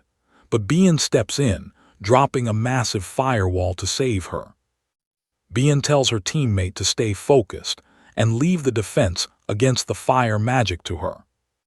She tells Azel to block with lightning magic and orders Flame to hang back and wait for the perfect opening to strike. Seeing Bien actually come up with a solid plan leaves Flame super confused. In the original plot, Bien was so jealous of Azel's skills that she ruined their combo, causing everyone to take a huge loss. But right now, she is not just avoiding mistakes, she is reading the battlefield absolutely perfectly. When an attack rushes toward Bien from the blind side, Azel steps up, blocking it with an ice wall. Flame leaps behind them, spots her opening and fires. Her strike lands a direct hit on the target, completely filling the room with heavy smoke. Everyone wonders if it is over, but then they spot a weird new shape through the haze. The air clears, and everyone is left completely shocked and absolutely terrified. The elegant Duchess just morphed into a massive, freaky spider boss. Still hating on Flame, Jackie unleashes maximum power. The crew suddenly realizes they are dealing with at least a risk level 5 threat here. Flame tries to brainstorm a strategy, completely stuck on what to do, when she suddenly hears the sound of Yusial nearby. Suddenly, the Duchess screams in pure agony. Flame realizes that Yusial fighting the Blade Spider boss is actually doing massive damage to Jackie at the same time. You and I both know this is insane. She realizes Yusial predicted this. He is soloing a level 4 monster just to help them take down the boss. While the Duchess shrieks in pain, Bien hypes up her teammates to attack. A crazy combo of light, fire, and ice. The magic blasts the screaming Duchess, causing a huge explosion. Furious, she tries to strike back, but out of nowhere, something massive drops right on top of her. The smoke clears, and everyone drops their jaws. It is the dead body of the Blade Spider boss. They cannot even believe that Yusial, a total freshman, just solo killed a risk level 4 monster. Meanwhile, the girls head up the stairs to confront Jackie, collapsed on the ground. Jackie is still throwing the blame at Flame. She thinks Flame used cheap tricks because she cannot match her dancing and is jealous of her beauty. Jackie assumes Flame is just a total hater like her. So Flame tells Azel to make an ice mirror. Jackie keeps flexing her looks until she actually catches a glimpse of her own reflection. The Duchess refuses to believe the reflection is real. She completely breaks down, unable to even look at herself. The crowd stops calling her pretty. Desperate, the Duchess reaches out, begging Flame for help. But suddenly she snaps up. The crying was totally fake and she lunges for an attack. Flashbacks of Hyun Riang and herself flash by, and suddenly she bursts into flames. The girls watch with pity as Jackie turns to absolute ash. The system pops up, announcing the end of Duchess Allurin's crazy storyline. The girl who obsessed over ultimate beauty is gone. They officially cleared the temptation dance. Meanwhile, at the Stella Dome, Groups A6 and B3 finish their training and exit. Han tells his crew to evacuate them while he waits for Group C7. Right then, the gate starts shaking. Han smiles in relief seeing the squad actually make it out alive. So what do you and I take from this? Aaron is stunned seeing students solo a risk level 5 gate, something even hardcore veterans would completely struggle to survive. Stick with me, someone spots Yusal, sees a true leader and just leaves. Our hero reports back to Hanwall that the Persona Gate mission is totally clear, with just one single casualty. Han calls the medical mages, telling everyone to rest up. But right on cue, Elman walks in demanding answers. Cut to Stella's first main tower. Jose follows Elman inside for a super private, highly classified meeting. He is sweating bullets right now, which is exactly why he never wanted this whole leader gig anyway. Before they even left the Persona Gate, B suggested they pick a captain to report the crazy situation. Our guy nominated Issel, but B refused to hand over his credit, and Flame completely shut it down too. Even Assel didn't want the spotlight, so they all just dumped the title right onto our hero instead. Elman points out this is their third time meeting face to face. He remembers the very first time, back when Jay Seal was literally just a tiny, helpless kid. Boom, flashback time. Our hero remembers that exact first encounter. Freezing to death, that is when Elman first noticed his crazy potential. He spotted Joe Seal's raw talent instantly, hooking him up with a recommendation letter just to take the Academy entrance exam. Elman called Juice here simply to thank him for stopping a massive disaster, wanting to keep the nasty incident totally off the record. He knows perfectly well that without our hero stepping up, the students would have taken seriously heavy damage. Then he drops a heavy question. Was there some kind of bug inside the gate? Yusal freezes under Elman's terrifying glare, suddenly realizing exactly why they call him the dark demonic human exterminator. He quickly confirms student Jackie suffered from a dark demonic erosion. Now watch closely, this is huge. Elman realizes he hasn't offered his guest a drink yet, giving him 3 simple options: coffee, tea, or some soda. Y'all confidently picks tea. Specifically, Lilt tea, feeling super relieved knowing Eldman actually has it. A second later, Eldman brings the cup over, noting that people who even know about Lil tea are super rare, but actually enjoying it. Basically unheard of. Our hero takes 1 sip, and yep, it tastes just as absolutely garbage as expected. If we are comparing it to Earth food, think of durian mixed with heavily fermented skate fish. You either love it or absolutely despise it. Haters run away from that funky smell, but the people who love it, they get hardcore addicted to the crazy, unique flavor. But here is the real reason Yusal picked Lilt tea. This private sit-down with Elman is a massive turning point and a golden opportunity. See, Flame picked coffee and scored promised magic lessons, while Azel grabbed soda and unlocked some completely epic magical enlightenment. I know what you are thinking, tea, really, but Lilt tea is Elton's absolute favorite, though it has one massive problem attached. Decades ago, this random tribe out west called the Lilt used to literally chug this stuff on the daily. They really should have kept it secret, because the second they shared it with humans, a complete disaster struck. So the Lilt tribe and their special recipes vanished entirely.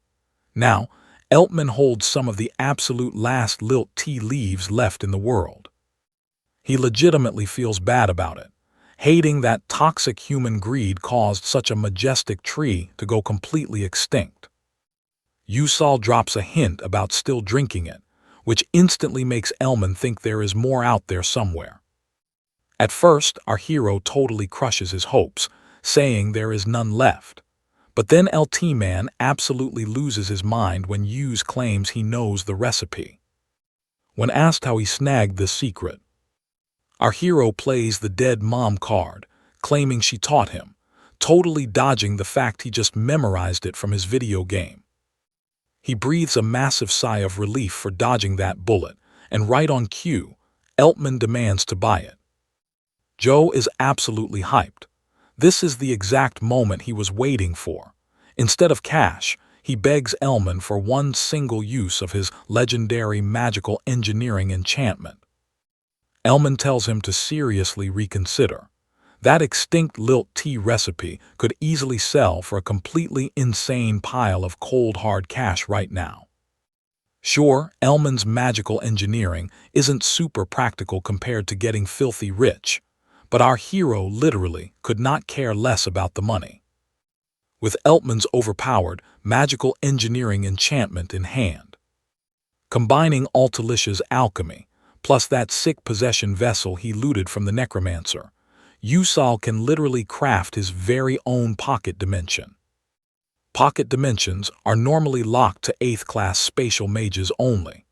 Finding someone who can actually use one is basically like finding a rare unicorn. Our hero quickly smooth talks Eltman, swearing that receiving the pure essence of his personal magic is a priceless gift, way more valuable than money, successfully locking down their epic deal. Meanwhile, chilling on the exact opposite side of the tower, Vice Principal Akihaden gets the brutal news that the Persona Gate completely failed. Layton is sweating bullets, terrified the Order's leader will absolutely lose it. Akihaden just scoffs, telling Layton his biggest problem is being way too stiff. So what do you and I take from this?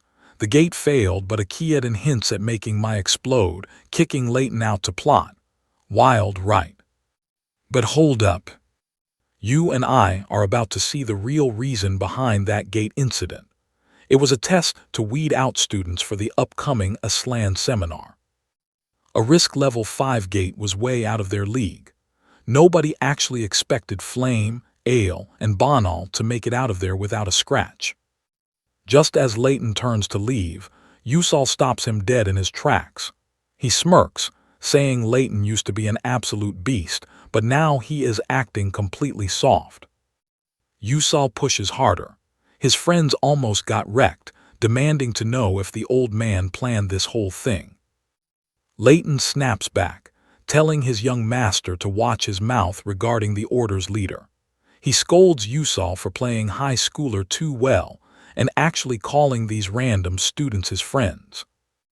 Layton thinks Yusal has gotten way too soft and tries to lecture him about this whole friendship nonsense. But Yusal just shoots him a deadly, freezing glare and walks right off. Layton slumps to the floor, totally overwhelmed by his agonizing duty to the Lunar Shadow Order. Meanwhile, the squad crowds around the princess, breathing a massive sigh of relief that she is finally safe. Word on the street is the academy opened the wrong gate by accident, which sounds super sketchy. Bayon quickly realizes the school is desperately trying to sweep this massive mess under the rug. Now watch closely, things are about to get complicated. Edmund Atalic walks in and tells the princess to drop the formalities, since it makes him uncomfortable too. But the princess insists on it. In this academy, the hierarchy is absolutely everything. He smooth talks her, saying he was worried sick, and is just so relieved to see she is totally unharmed. She brushes him off politely, but deep down, she knows he only cares about his own selfish endgame. The Adelbert Kingdom is split between two massive powerhouses. First is the Orcan Duchy backing Princess Hongziwa. Then there is the Atalic Duchy, the only family with enough raw power to actually stand up to the Orcans. Edmund is the sole heir of Duke Atalic. Bayon knows his real game plan is to make her queen and put a ring on it. Edmund casually asks Bayon to team up for soul chess in the upcoming school tournament, and she agrees without missing a beat. He pats her shoulder, acting like a big shot, telling her to watch and learn. Honestly, it drives Bayon crazy that she cannot claim the throne without a guy like Edmund. She is desperate for an ally with enough heavy influence to completely rival the Atalic Duchy's insane grip on power. Right at that very moment, she catches a glimpse of Yusal outside her window. Edmund notices her spacing out and pulls her away. Meanwhile, our boy Yusal is staring at a mysterious tree petal, wondering if it is gonna be enough. He absorbs the petal, boosting his mental power by 65% and scoring a permanent buff to his resistance against any seduction-type magic. He checks his stats. They are looking absolutely incredible. Plus, for clearing the episode, the system gave our boy a special reward. I know what you are thinking, time for a level up, right? He almost picks stat growth, but then he remembers an insanely broken item, the Maracon pendant. Seeing it actually sitting there in the shop, he snatches it up instantly. This pendant throws up a literal life-saving barrier. It can completely tank a 6th class attack without taking damage, but it is a one-time use item. Yusal is a little annoyed about the single-use limit, but honestly, you cannot put a price on top-tier life insurance in this crazy world. Especially since in the upcoming 8th episode, he is set to fight against the Awakened One. Right on cue, the system chimes in. His resentful branch item just hit 78% on the resent gauge. Our guy sighs in relief. His crazy preparations are actually paying off, and now he is leaving the final steps entirely to Altalicia. Down at the Alchemy Association in Talcum Cordon, Yusal asks to see Altalicia. The receptionist shoots him down immediately, saying the master is completely off-limits right now. But he totally saw this coming. He just smirks and flashes the VIP invitation Altalicia gave him earlier. The receptionist panics, apologizes instantly, and escorts him straight up. They stop outside her lab door and knock politely, but there is absolutely zero response from inside. After an awkward silence, the receptionist opens the door. But Yusal suddenly senses a massive spike of wild energy, and boom, a massive explosion goes off. He reacts with lightning speed, sidestepping the blast easily. Then he strides straight into the smoky room, looking for the assistant professor. Altalicia greets him, super hyped to show him something. She holds up the shield bracelet, demonstrating that a quick double tap generates an instant 3rd-class protective magic barrier. 3 taps, the energy flares and the shield gets massively bigger. The Golden Alchemist is vibrating with excitement. She explains that even a normal civilian with 0 mana can activate this epic defense magic, at least for one clutch moment. It packs a crazy defensive stat of around 500, making it an absolute lifesaver when things get dangerously out of hand. She swears this invention will change the world, begging Yusal to join the Alchemy Castle as her co-author. And that is where we leave it. Trust me, you are going to want to stick around for what is next. Alright, stick with me here. Our guy completely rejects it because 0 mana means no surviving as an alchemist. He casually drops that he has a condition blocking him from absorbing mana. Talcum Cordon is absolutely stunned to hear this young genius is terminally ill. But our boy just brushes it off, promising them he isn't planning to kick the bucket just yet. He asks to check out the shield bracelet and starts inspecting it. Yusal spots some sloppy, useless parts and immediately asks for the mana soldering pen. Talcum tries to stop him, thinking he will ruin it, but Altalicia tells him to zip it. Our guy starts tweaking things with the mana pen. When he finally finishes, the shield glows, leaving the Golden Alchemist completely stunned and speechless.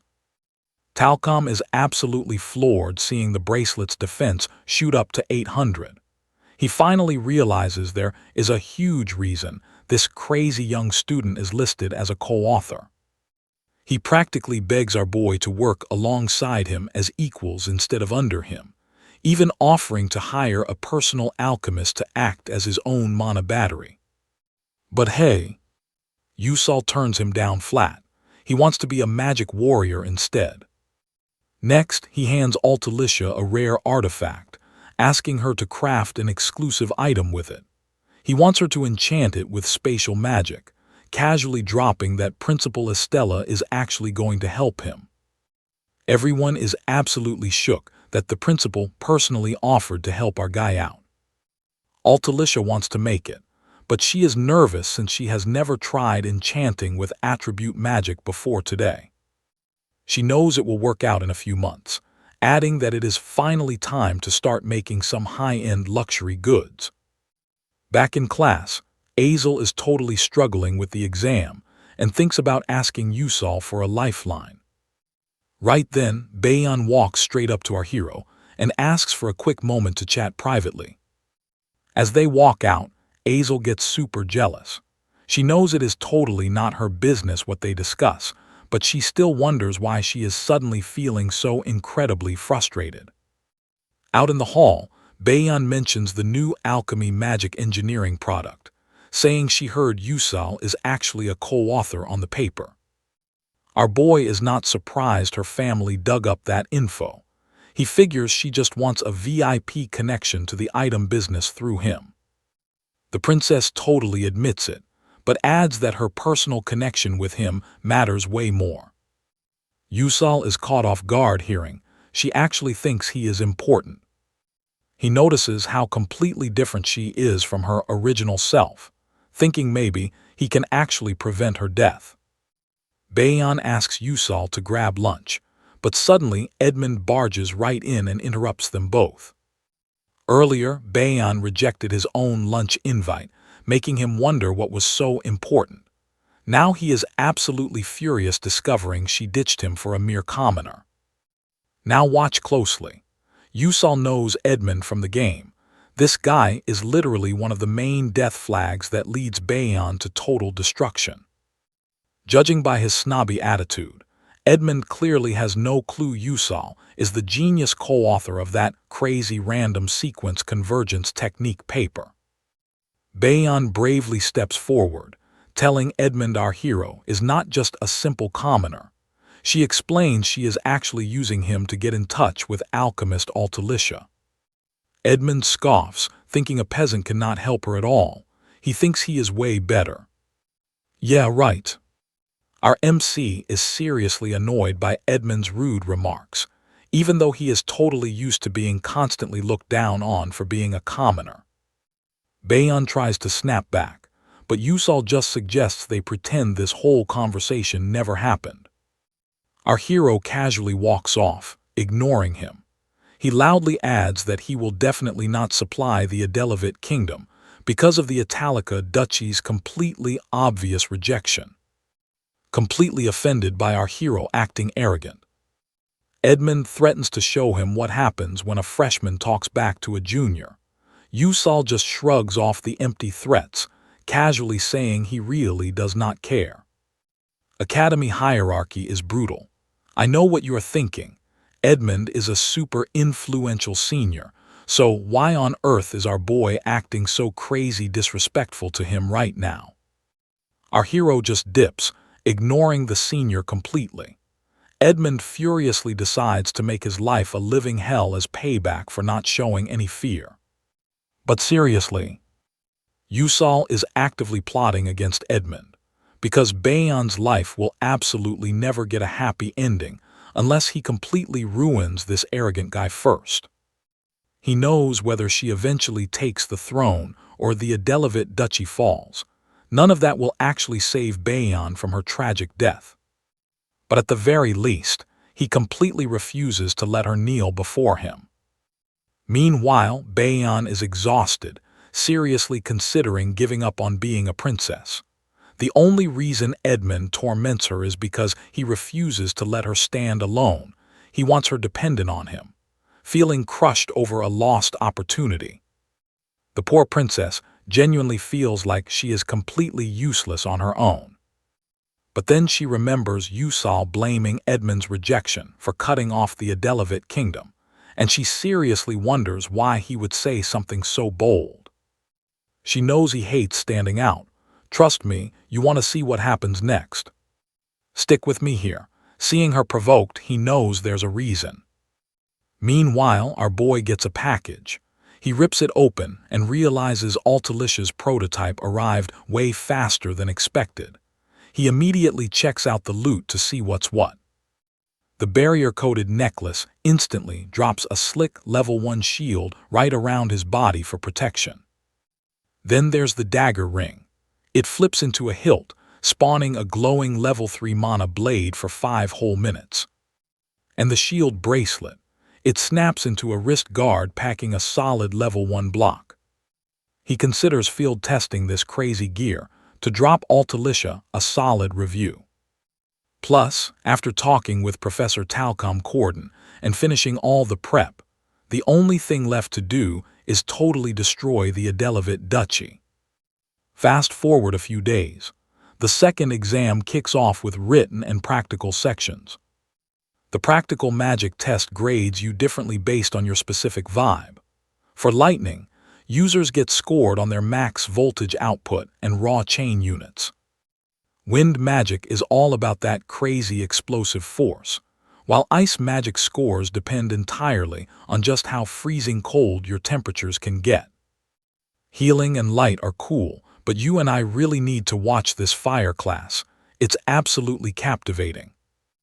Our boy watches the top student crush the exam, totally hyped, right before the professor calls him up. Once his test starts, he blitzes the field, leaving everyone stunned. The teachers are blown away because there's zero lag when Yai all blinks and teleports exactly where he wants. With the practical completely wrapped, only the written exam is left. He can totally cheese it using bulbal glasses. Right then, a squad of guys rolls up, mad he talked back to a third year. They start ranting about how back in their day that was unthinkable. Our hero just quietly stares at Edmund's annoying fan club, completely unbothered. They bark at him to look down. Y'all totally saw this coming, but getting bossed around by literal nobodies is just annoying. Joe Sial just glares right at the seniors, while they scream at him to lower his eyes and kneel, if he doesn't want to die. Tian just happens to walk by and hears the shouting. She spots these upperclassmen screaming at Sial and cuts in. The seniors claim they're just educating the freshmen for disrespecting a third year, calling it their absolute duty. When Dion checks his face, you and I can definitely tell he was actually about to kneel. She knows perfectly well.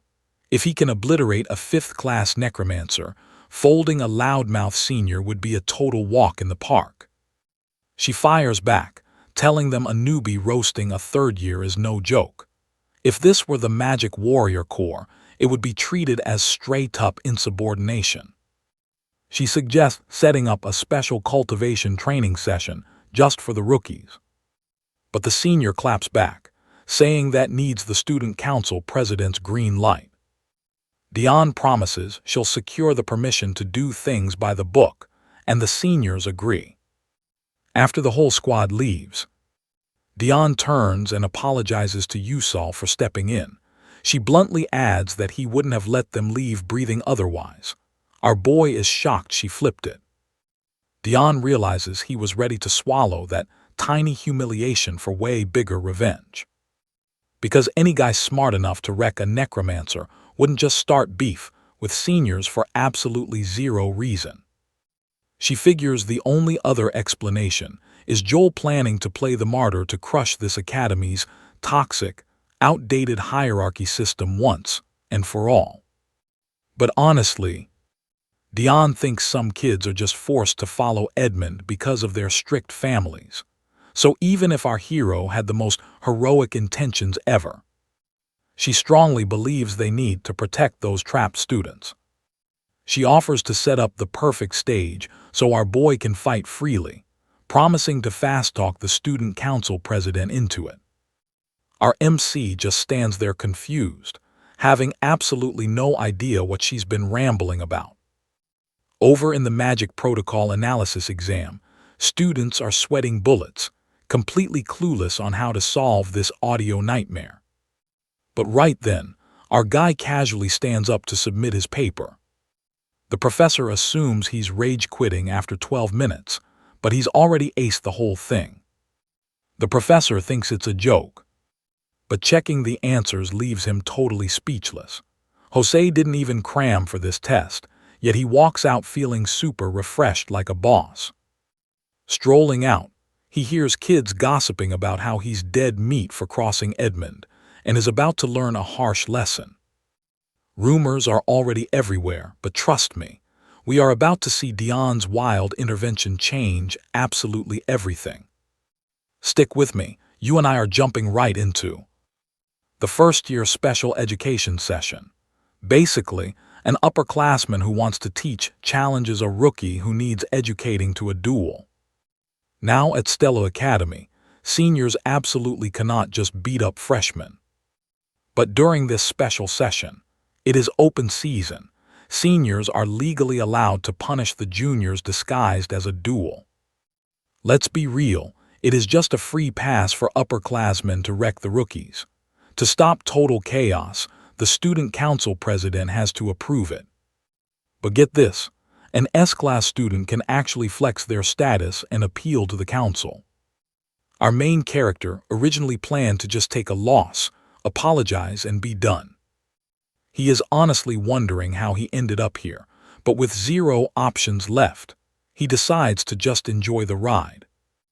Meanwhile, up in the Stella Student Council office, the big boss president Mir Ryan gets a surprise drop-in from Dion. She slaps a form right on the desk, asking for official permission for that special education beatdown session. Ryan is super confused since Dion famously hates the whole senior hierarchy, but Dion just smirks. That is exactly why she is doing this. Ryan argues back, saying that no matter how hyped a first-year student might be, they can never beat a second-year. Experience beats talent. But pay attention here because Dion tells him to come watch. You and I know our guy is built different. Right then, Professor Gerald walks in holding a brand new thesis for the president. Ryan asks if this one is actually usable, since the last few totally flopped. The professor just tells him to read it. Ryan scans the paper and his jaw drops. It is Froki's superposition circuit plan. Our boy literally reverse-engineered the consecutive loop equation and cut it in half using a simple formula. This exact superposition circuit had already been tested 1,000,000 times to be optimized. Upgrading it even one more step, that is straight-up absolute genius. Gerald drops the bomb. The student who wrote this masterpiece is Yusial. He totally deserves a spot in the elite Aslan seminar. Gerald hurries off to tell the vice principal, leaving Ryan totally stunned. He finally realizes he way underestimated our hero. Meanwhile, Gerald is hyping Yusial up to the vice principal, begging him to approve the Aslan seminar spot and swearing the thesis proves everything. But of course, the vice principal instantly shoots it down. He claims Stella has plenty of other stacked candidates, and the newbies are doing great anyway. Well, excluding the super rich noble kids who get guaranteed VIP seats just for existing. Only 2 students from each school actually get to attend Aslan, and this guy definitely does not want Yusial going. He thinks a magic warrior who cannot even use magic is a total joke to real mages. He flat out denies the request. Gerald leaves silently. The angry vice principal burns the paper. You and I know that hater energy will totally backfire. Fast forward to the second exam rankings. Our hero checks the giant scoreboard and spots himself sitting at rank 419. First place is Yu-sun, totally expected. But Wu Yangeng was second last semester. Our guy wonders why he dropped all the way to 4th. He starts putting the pieces together. Is it because, unlike the original timeline, the Yell Flame crew could actually focus on studying? Since Jackie already triggered the dark demonization event, our hero figures Wanyang and Arwang's evil dark roots should be completely wiped from the game. While Yusial is staring at the board, Princess Bayan rolls up. She asks if he is actively managing his rank, since he is making huge waves. Hitting the top 600 is wild, and she is super surprised he still wants to enter the big school competition. Oh snap, he totally forgot about that. It is the massive event where top students throw down against kids from other elite magic academies. But right then, our boy notices the princess getting all red and shy. He asks her straight up what is on her mind. She stays quiet for a second, then asks why he talked back to Edmund. That crazy senior will make his life miserable until graduation. She asks if our hero can actually handle that kind of heat. He just smirks and says nope, he cannot. But honestly, getting those guys beaten down and expelled sounds way better than dealing with their annoying temper tantrums every single day. Bayan asks why he went that far and what he actually wants from her. Our boy drops the smooth line. Her relationship matters most, and he wants a contract. The princess knows he could literally sign a contract with anybody here, except a Delbert. So why her? Yusial obviously cannot say he is just trying to save her and force a happy ending, so he plays it cool and says he will explain later. But before that, the princess asks how he will handle the freshman education session.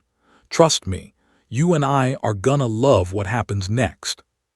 Stick with me here, because she tells our hero to stop holding back, use his true skills to teach them a lesson, and promises she will easily handle all the messy fallout later. Yusal knows the princess is trying to be considerate, but he honestly wonders why she is so totally sure he can easily win this whole fight. Meanwhile, over in the practical magic training class, the professor actually praises Azel for her crazy good control. Sure, she lacks raw firepower, but that insane precision makes up for it. The teacher thinks she would totally crush it against a sensitive enemy or during super stealthy missions. On the flip side, she calls out Bayan, saying her magic straight up lacks skill and that fire magic is not just about blowing things up. The professor is honestly shocked. Bayan is ranked first in the fire class with such sloppy control and tells her to try the spell again. After grinding through practice for a while, Azel feels totally bummed out about losing again. She literally works harder than anyone else, so she wonders why she never scores a win. Right then, she overhears some random students gossiping about a huge showdown between a rookie freshman and a top-tier senior. She wonders if they are talking about Uchiel. An image of him flashes through her mind, but she quickly shakes it off, deciding it is not her business and she really needs to study. But honestly, a second later, Azel ends up going to the fight. She grabs a seat and freshman Haralyn spots her. Haralyn spills the tea about a rumor that Uchiel likes her, straight up asking if she is only here because they are secretly dating. Azel gets super flustered, while Haralyn just stares her down. Haralyn always wondered what the daughter of a traitor would act like, but now she realizes Azel is actually super cute. They introduce themselves and right on cue, our boy steps in. When Uchiel hits the field, he is totally shocked to see such a massive crowd waiting. Someone from the bleachers yells out for him to take it easy on the senior and actually cheers him on. This totally catches our hero off guard because he fully expected to get wrecked by an upperclassman. Some guys cheer excitedly, completely convinced Uchiel is about to get a well-deserved beatdown for acting so cocky as a commoner. But then they catch Bayan shooting them absolute death glares and instantly shut up. Right then, Senior Galabin Katalov enters. He is Class C, sitting around rank 300 overall. Our main guy might be an S-class, but he knows his opponent totally outclasses him in pure combat skill. So, his master plan is to dodge a direct clash as much as humanly possible. The ref kicks things off by breaking down the rules. The minimum time is 15 minutes, and they brawl until one side gets knocked completely out cold. If anyone's life is actually in danger, the space control magic of the arena will instantly step in and shut the whole duel down. After those 15 minutes, a fighter can just tap out. Now watch closely because as the match starts, both dudes grip their weapons, waiting for the other to make a move. Haralyn asks who takes the win, and Azel figures the veteran upperclassman should easily bag it. Haralyn totally agrees since Galabin inherited the Earth attribute, which is crazy strong. She seriously doubts Uchiel packs enough attack power to smash right through that kind of defense. And on top of that, the Earth element is all about controlling the battlefield. Basically, the more Galabin locks down his turf, the wilder and more unpredictable his attacks get. Harlan legit wonders if our hero's sword can even scratch a third-class earth element shield. And Azel nods along, saying basic common sense dictates that Uchil really does not stand a chance. The second they engage, Galabin threatens to school his opponent and immediately triggers his stone field ability. I know what you are thinking, epic clash, right? Nope. Our hero suddenly jumps back, creating distance, and to everyone's absolute shock, Uchil just keeps running away. Harlan is mind blown that he is shamelessly fleeing, while Azel figures it is his only real option. Galabin screams at him to stop, but our boy ignores him and keeps sprinting. Super frustrated, Galabin launches a massive stone spear right at Uchil. When the attack hits, a huge dust cloud explodes everywhere, cranking the tension up. Galabin smirks, thinking he landed a clean hit, but is super confused to find a weird monkey doll hanging from a tree branch. He stares right at the monkey toy, and boom, it suddenly detonates right in his face. Even with the monkey blowing up in his face, Galabin is actually glad he used the earth weight skill to anchor himself down tight. Out of nowhere, Uchil sneaks right up behind him. But Galabin quickly blocks it with a solid stone wall, then uses stone rupture for a nasty counterattack. A massive explosion rocks the field, and when the flash fades, Galabin is totally stunned to see his enemy has vanished into thin air again. He mocks our hero for constantly playing hide and seek, but stepping on a random leaf makes him suddenly float straight up into the air. While suspended up there, Galabin easily spots our hero crouching down, hiding inside the bushes. He uses earth weight to slam back down and attacks again, but Uchil just casually tosses another bomb, blowing thick smoke everywhere across the battlefield. Tears start streaming down his face, and that is when he realizes it was literal tear gas. You and I both know this fight is just getting good. Right on cue, a massive bell rings out and a flashbang totally goes off. Everyone covers their ears to block the crazy noise. Between the tear gas and the flashbang, the big guy is totally lost in the sauce. Stick with me here, guys. If our boy Usil just sneaks up and strikes, it is an easy win. But plot twist, the cheeky freshman just starts chucking even more tear gas. Our hero keeps yeeting tear gas bombs at his opponent. They aren't exactly lethal, but man, are they super annoying. Galabin gets super salty and raises a massive rock wall to back off. He hops on top of it, threatening to actually fight for real this time. Now, a gigantic magic circle just pops up right above his head. Our boy thinks this is major overkill for fighting a freshman, but Galabin is officially 100% done with all his little games. While these huge, sharp boulders drop from the sky straight at him, the clock is ticking dangerously close to the 15-minute mark. Watch closely because this is wild. Galabin launches his attack, the rocks plummet down, but the timer hits 0 and our hero just gives up. The jagged rocks freeze right above Usil's head, and the entire crowd is completely shook. The duel is officially over, and everyone heads back. The ref announces Galabin as the big winner of the match. The senior is totally stunned that it ended like this, walking away super bummed out. After the crazy match, everyone is spilling the tea about how mad the upperclassman was. They honestly think he should have just smacked Usil anyway, even if the duel was already over. Plus, the crazy items our hero used really grabbed everybody's attention. Diane wonders if it was really just the artifacts carrying him. Most alchemists just use the terrain around them to fight, but our boy Usil literally rigged the whole area with magic tools from start to finish. He used his crazy speed to plant magic traps all over his zone, basically turning the entire map into a huge advantage.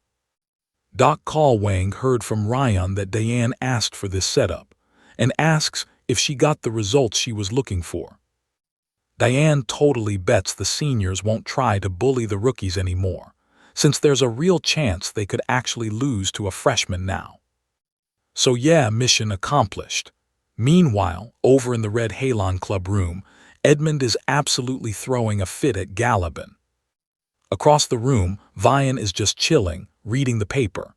She knows exactly why our hero threw the match. All he did was troll Galabin for a solid 15 minutes, without even trying to fight for real. You and I both know he could have easily won if he wanted to. But the real reason Usil surrendered, a freshman shouldn't embarrass a second year publicly like that. Now Vian realizes raw power isn't the only way to put someone in their place, and honestly, she's even more impressed by his big brain moves. Edmund loudly demands to know if his lackeys and the second years have finally taught Usil a lesson yet. The second year admits they aren't doing squat to Usil, mostly because the kid has been hyping up the seniors and treating them super well. One guy went to scold Usil, but literally ended up buying him snacks because he talked so smoothly. Right at that moment, the maid panics and calls for Edmund, saying she has an urgent message from the Duke. While Edmund nervously picks up the phone, the Duke angrily informs him that the alchemy castle called. Turns out, the Altalicia school alchemists completely suspended all item deliveries to their lands just because the Adalic duchy rejected them. Edmund stammers back that he never said anything like that to the Altalicia school. But his dad yells that the co-author of the random sequence convergence technique literally said it himself. Suddenly, Edmund starts totally freaking out, trying to convince his dad he hasn't even met the guy. But then, it clicks. He remembers his run-in with Usil. He thought nobody would ever dare reject the Adalbit kingdom because of their massive flex over the alchemy castle. This new tech can literally craft items that rival ancient relics from the past, known as artifacts. Even the Golden Alchemist is teaming up with Altalicia, and the Duke is calling it a straight-up tech revolution. Edmund is completely mind-blown, finally realizing the massive scale of this crazy new tech. His dad is absolutely raging, because the homeland is making a huge deal with the alchemy castle, while the Adalic name is getting completely left out in the cold. So Edmund crawls over to Vian and practically begs her to set up a meeting with Usil immediately. Down south in the Howell Plains, some dude is literally begging Jiriel to show him mercy just this once. Jiriel checks his trait and sees his value is a measly 3. Her special trait is literally called the value of all creation. It ranks everything, humans, animals, and objects, as a score from 0 being trash to 100 being top tier.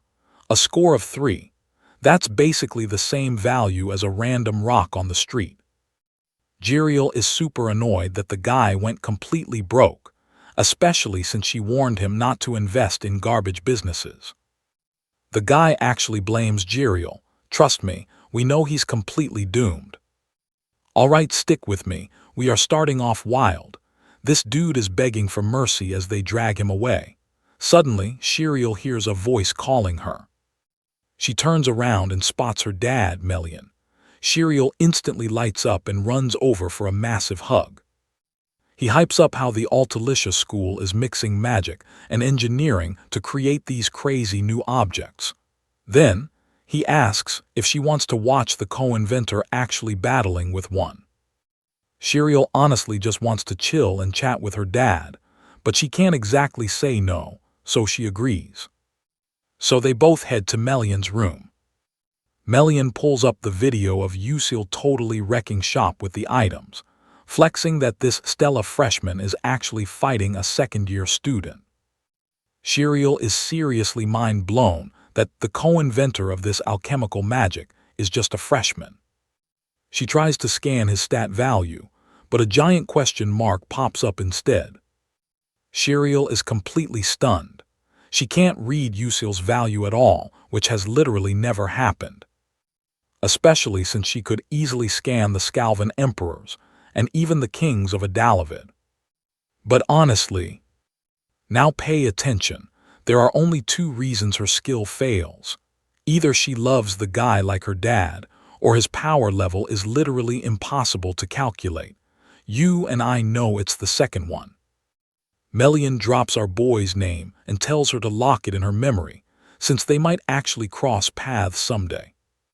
Shiriel then challenges her dad to a game of solches, making absolutely sure she doesn't forget the name of the guy with the mystery stats. Meanwhile, Usiel finishes his coffee and threatens to bounce if Edmund stays completely silent. Edmund finally apologizes for the other day. He totally regrets trashing our hero for being a commoner and practically begs him to take back his previous harsh words. Our boy couldn't care less about apologies. But to dodge as many death flags for Bayon as humanly possible, he needs to snatch Edmund's political power. So, rejecting him right now is totally necessary. So Usiel flat out refuses to take back his words. When Edmund begs for another way, he casually slaps down a magical mana oath paper to make a crazy bet. Our hero wants to bet on solches. If he loses, he'll eat his words and only hand over the epic item to the Adalabit kingdom through the Atalic family. But if our hero takes the win, Edmund has to hand over his guaranteed golden ticket to the exclusive Aslan seminar. Edmund asks if this bet even makes any logical sense, which Usiel already knows is a hard no. See, the Aslan seminar is this super old-school debate club where fancy noble kids gather to argue about crazy academic topics. Only a tiny fraction of magical noble families get an invite, based on 3 strict conditions. Either they showed up last year and dropped an incredibly mind-blowing, highly praised thesis, snagged an attendance right with a brand new thesis ready to go, or they rank among this year's top 12 rising stars. Let that sink in for a second. This seminar is basically the ultimate flex for world-class genius mages. Just scoring an invite proves you're an absolute powerhouse. The Atalic Duchy has been showing up for decades, and it's a massive reason why they're so ridiculously powerful today. That's exactly what our hero wants to steal. Usiel fakes him out by taking the bet back and walking away, but Edmund quickly stops him, flashing a cocky smile as he agrees to sign. The very next day, students are super confused about why the cafeteria is absolutely packed. They hear that Edmund and a crazy freshman made a solches bet. Everyone's wondering who the heck is brave enough to challenge Stella's absolute solches prodigy. Honestly, our MC couldn't care less about playing solches. He's never even liked the game, but he's literally out of other options. Right on cue, the students announce that Edmund and Bayon have officially arrived. Our boy totally knew Bayon would tag along. The whole crowd starts whispering about how awesome Bayon looks standing next to Edmund. Usiel catches the princess glaring straight at him, making him feel like he completely messed something up. While they set up the board, Bayon wonders what Usiel is thinking. Edmund's been playing since he was 5, literally holding the title of Solch's prodigy. He's the absolute best in Stella, and honestly all of Adalavid. Which really makes Bayon question why our hero picked a game his opponent has totally mastered. Meanwhile, Edmund is still shook by Usiel demanding the Aslan ticket, but he's hyped because now he gets to utterly crush our hero right in front of Bayon. Right before kickoff, Edmund smugly asks if Usiel realizes he'll lose every drop of his mana if he breaks the magical contract they just signed. But here's the secret you and I share. Our boy has literally 0 mana to lose. Edmund sets the board, arrogantly letting him make the absolute first move. Stick with me. Usiel knows his opponent is totally underestimating him, which plays right into his hands, so he throws on his glasses and the game starts. The rules of Soul Chess. You pick 20 out of 200 different pieces, slap them on an octagonal board, and you only get to move 1 piece per turn. The real difference between soul chess and your basic traditional chess is that every single square and every piece on the board comes packed with its own element and skill. You gotta use those perks to crush the enemy king. Even for a hardcore 10-year veteran in the underworld, like our main character. Soul chess is brutally tough, and Edmund, he is a total expert not just at Stella Academy but across the entire underworld. At first, Edmund was totally shook when Yusal demanded permanent access to the Aslan seminar if he lost. But right now, he just thinks his opponent is an absolute clown for challenging him to a soul chess match. As soon as the match starts, Edmund is totally thrown off by how his opponent's pieces are set up. It looks like every piece is perfectly placed to block his game plan. But Edmund brushes it off as a lucky coincidence. No way a basic commoner has insane soul chess experience. Our MC moves first. Now pay attention to this part. Edmund is completely shocked to see him aggressively push his queen super deep into enemy territory. Edmund grabs his piece and moves it to clear the path, thinking his opponent is a total noob who has zero clue. Slamming his piece down, he smashes our hero's queen right into tiny pieces. Edmund smirks like a winner, happy he sniped Jocel's queen so early using a speed knight that can basically zip anywhere across the board. When our boy moves another piece, Edmund swoops in and destroys it again. He literally looks down on Joseal for playing like trash, feeling super cocky that he'll secure the bag before even having to bust out his real strategy. In this matchup, Edmund plans to drop his absolute favorite strat, the Flame Run. It heavily relies on spamming 3 Speed Knight pieces. First step, use the Speed Knight's crazy mobility to totally dizzy the opponent. Next, he plans to lock down the board with Burning Ground using 5 flame pawns. Burning Ground is this insane field effect that completely nerfs the defense of fire-weak enemies, while giving a massive buff to his own attack power. Once the setup hits this exact stage, it's pretty safe to say Joss has absolutely zero chance of clutching the win. But wait, much to Edmund's total shock, a stealth pawn suddenly pops onto the board. It is a nasty trap that creates a lockdown zone. Any piece caught inside is trapped for 5 full turns, while Edmund's speed knights get heavily chained up.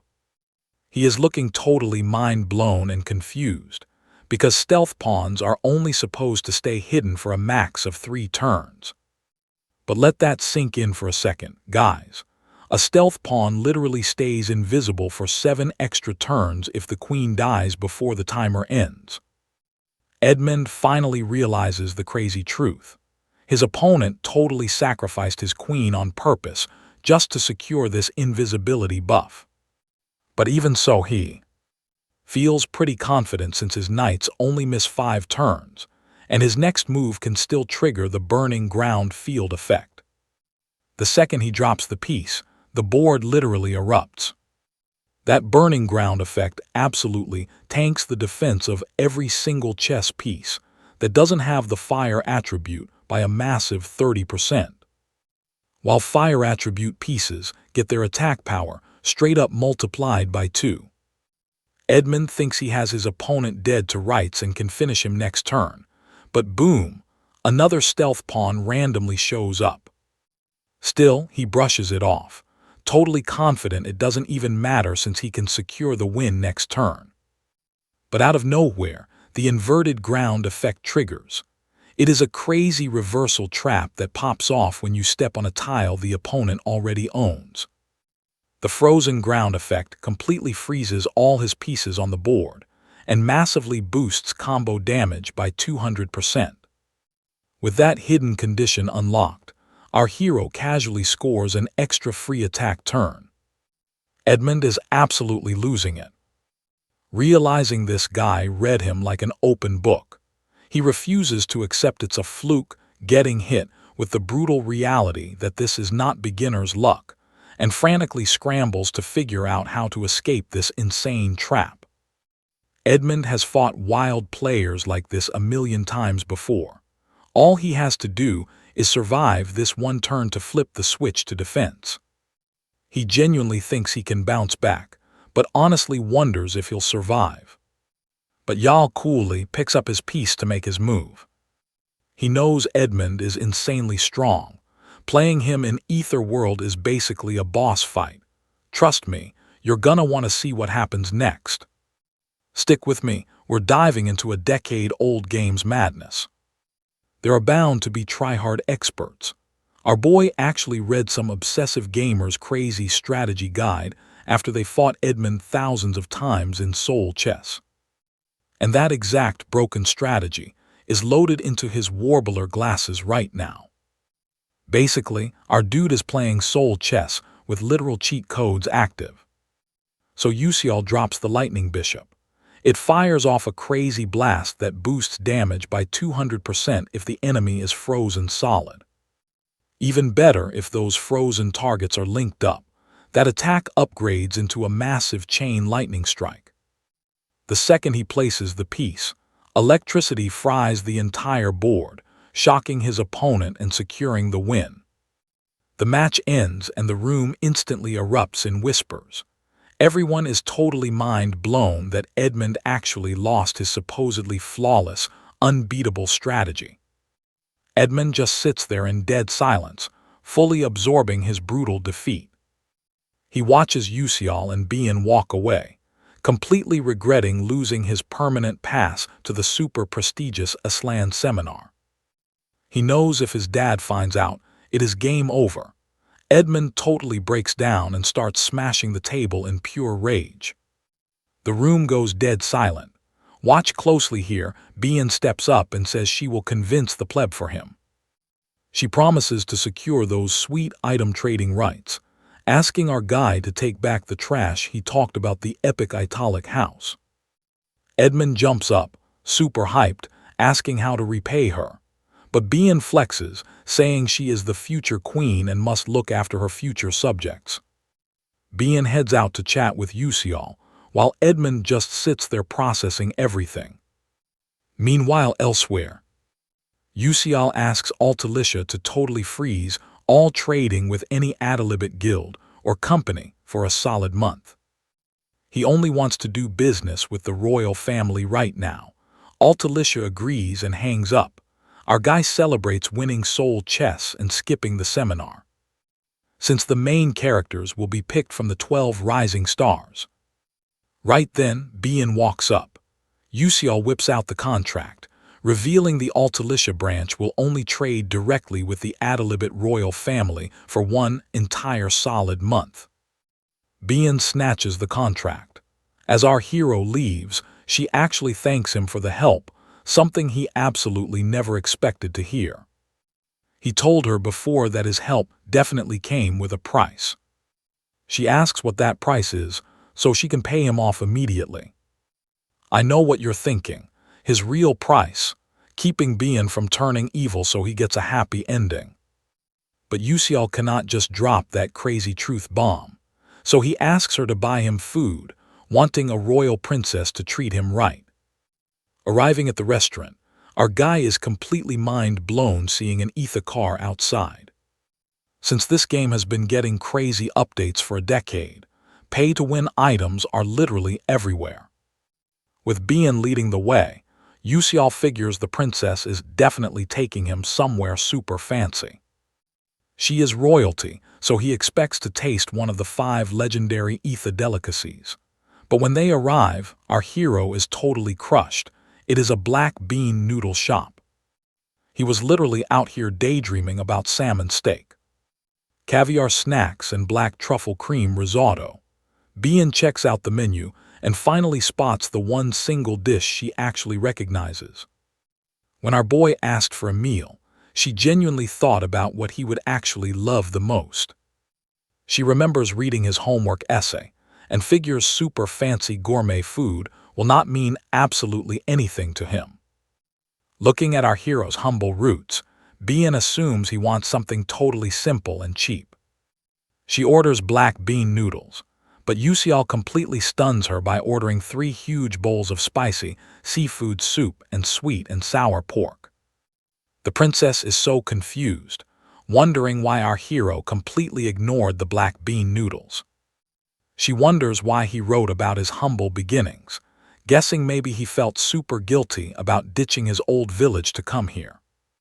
Bien figures our hero misses his parents and feels guilty eating amazing luxury food without them around. She realizes the black bean noodles probably represent his deep regrets, not just some happy nostalgic memories from his past. She actually apologizes to Yusial for dragging him to a place like this, but our dude quickly promises he does not mind at all. He totally gets that even princesses run out of cash, but still orders extra dumplings anyway. Meanwhile, that soul chess match between Edmund and Yusial becomes the hottest gossip on campus. Edmund actually apologized to Yusial, and rumors of him being an alchemy engineering co-developer spread across Stella. That reveal shakes the academy, and trust me, you and I aren't ready for what happens next as his name reaches the dark mages. Back at the first tower, the vice principal is furious because our pleb hero keeps completely wrecking all his evil plans. All right, stick with me as dark mages step up. But the headmaster totally disagrees. Even one missing kid would flip the whole academy upside down. He absolutely hates that Aslan's attendance ticket landed in Josal's lap, but honestly, snatching it back from him is way easier than messing with the scary Adelict family. The vice principal orders them to keep tabs on Josal, then asks how Masson is doing. The dark mage explains she is fighting off the dark mana using the order leader's binding spell. But get this, she could literally explode at any given second. With the familiar contract ceremony coming up, her going berserk and pissing off the Elf King would be a massive disaster. So the vice principal tells Leiden to watch her closely. They need her as a solid distraction for a layman when things finally hit the fan. Meanwhile, Masson is groaning in pure agony, fighting that nasty dark mana. She totally knows waiting any longer means kissing her old life goodbye. Leiden mocks her hardcore. She built her rank by stealing from others and actually thought she earned it. He calls her dead weight now. Once the plagiarism investigation kicks off, she will lose all her shiny titles and get booted right out of the academy. Masson asks why he even brought her along. Leiden coldly replies her dark mana corruption is 100% complete. She is still useful as bait, which is why she breathes. Watch what happens next, guys. Masson realizes they want her to snap, but surprisingly, Leiden just tells her to scram. He tosses her a shiny crystal and tells her to head straight for paradise out west. She can find her people there, assuming she even survives the epic trip.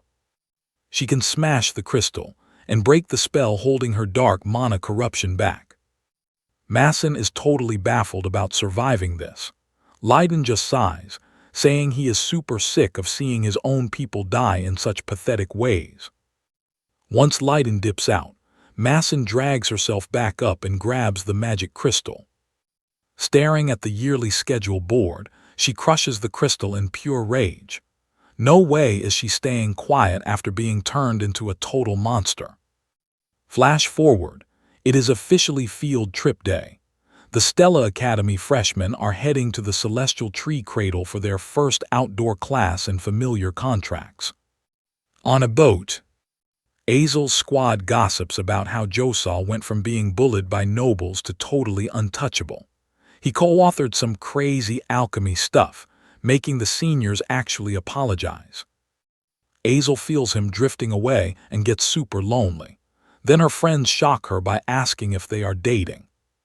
Another girl thinks Josal and Bien look much closer now, but her friend doubts a royal princess would ever fall for a commoner like him. They notice the princess giving Josal special looks, totally surprising Azel. Meanwhile, Flame overhears Azel walking right by. She watches Azel actually vibing with her friends. Normally, Azel would be flying solo for the familiar contract before bumping into Bien later on. I know what you are thinking. Did the plot change again? Flame wonders if she missed a major update because of Josol's crazy influence. Right on cue, our boy sneaks up and absolutely jump scares Flame. He casually asks her to pluck a hamburin flower from the little pot. Flame uses her awesome magic and extracts the flower. She wonders what his master plan is. Suddenly, it clicks. Her eyes go wide as she asks our hero if he is seriously hitting the fourth layer. Josol smirks and says that is exactly why he grabbed it. Flame tells him to chill out, tries to say something else, but totally bites her tongue. Our main guy looks slightly confused and asks Flame if she is feeling all right.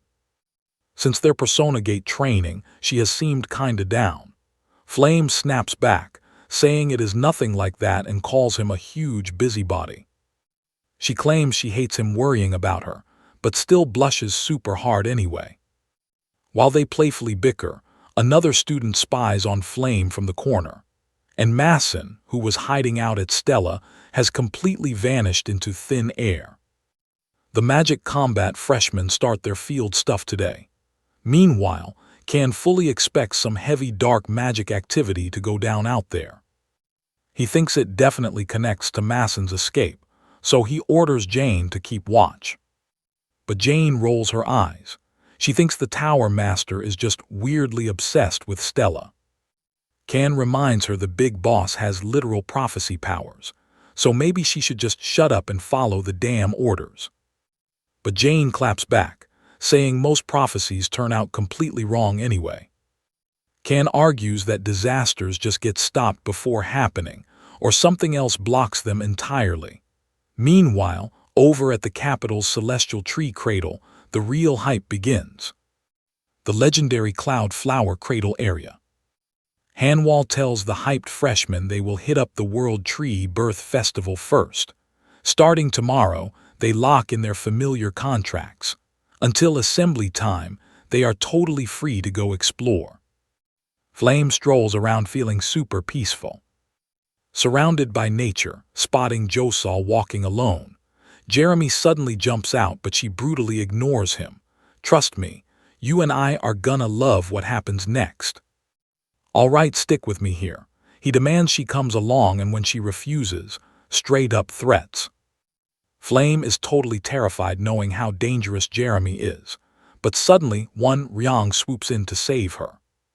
He steps right up to the Crown Prince, calling out his insanely rude and bossy behavior. Jeremy totally ignores the trash talk, and the two dudes just aggressively stare each other down. But then Jeremy just casually walks off, claiming one Ryong totally misread the vibe. Once Jeremy dips, Flame absolutely goes off on one Ryong, picking a fight with the Scalvin family. Yeah, that is a seriously massive mistake. One Ryong warns his friend to watch her back. That Crown Prince is crazy dangerous, willing to do literally anything to win, and now he is targeting Flame. He randomly asks if she actually trusts him. Flame is super confused as he just walks away. Suddenly, one Ryong winces in pure pain, brushes it off, and claims he is totally fine. Flame tries to stop him, but he completely ignores her and bails. One Ryong hides in a dark corner, realizing something is seriously messed up. His symptoms are getting way worse, and he is terrified he will actually fail the familiar contract ceremony. Now pay attention here. Professor Mai strolls in hunting for her seed. She sees his massive corruption and immediately starts turning him into her puppet. As the crazy transformation starts, one Ryong sees flashbacks of Flame. His memories are completely fading out as her face appears. Meanwhile, the Elven King's right-hand man, Orenya, bangs on Kodorin's door with bad news. If he skips the birth festival, the Elder Council is gonna riot and straight up hijack the sacred tree garden gates. Kodorin just tells him he knows the drill and will head out shortly. While getting dressed, he tries to remember the last time he actually felt free. Even rocking the magic cloak, the Elven King only gets 1 hour. He is seriously praying for zero drama today. The festival rolls on, and the king nails every ritual. They are almost done. He just needs to finish his prayer and bounce out of there. But suddenly, Kodorin feels a massive, super aggressive energy wave. It is kinda faint, but he absolutely knows it is pure dark mana. Realizing a crazy dark mage sneaked into the sacred lands, he scans the room. The nights are totally chilling, meaning he is the only one sensing this.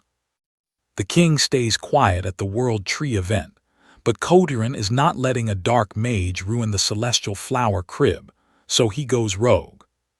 Flame trails the super sketchy one Ryang, losing him until he literally jumps, scares her right out of a corner. Flame feels that creepy vibe and instantly recognizes dark mana. You guys see this too, right?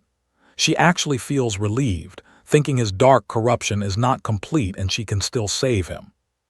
She tries calming him down, screaming that these messed up feelings are not his. She begs him not to just surrender to the total darkness. Ryang just silently glares, takes a heavy step forward and demands to know why she avoids him. Is he unworthy? As Ryang absolutely loses his mind yelling at her, Flame desperately tries to chill him out. Out of nowhere, someone blasts him from behind. Boom! Yusung steps up to check on his buddy. Flame explains she did not fight back because she was trying the talk no jutsu route, leaving Yusung completely stunned. But hey, in the original story, Azel purified endless dark mages just by talking, earning the title Saint of Confession. So Flame honestly thought she could talk one Ryang off the ledge. But now she realizes her skills cannot save anyone here. Yusung tells Flame to start throwing hands. She whips out her staff, totally refusing to let anyone die like Jackie, determined to save Ryang. As they double-team one Ryang, Yusung jumps over him, slashing his crazy earth whip. A tree branch barely misses, but Ryang gracefully dodges and sneaks right up behind him. One Ryang goes for a brutal backstab, but Yusung ducks the hit, lunges forward, and then Flame perfectly locks Ryang down with her light binding spell. With Ryang trapped, Yusung charges up his flaming fist, violently blasting the guy straight into a wall. Seeing one Ryang floored, Flame tries to use the moment to chat, but Yusung barks that this fight is not over. Suddenly, one Ryang completely transforms. Flame realizes in pure horror that his dark corruption is hitting max levels.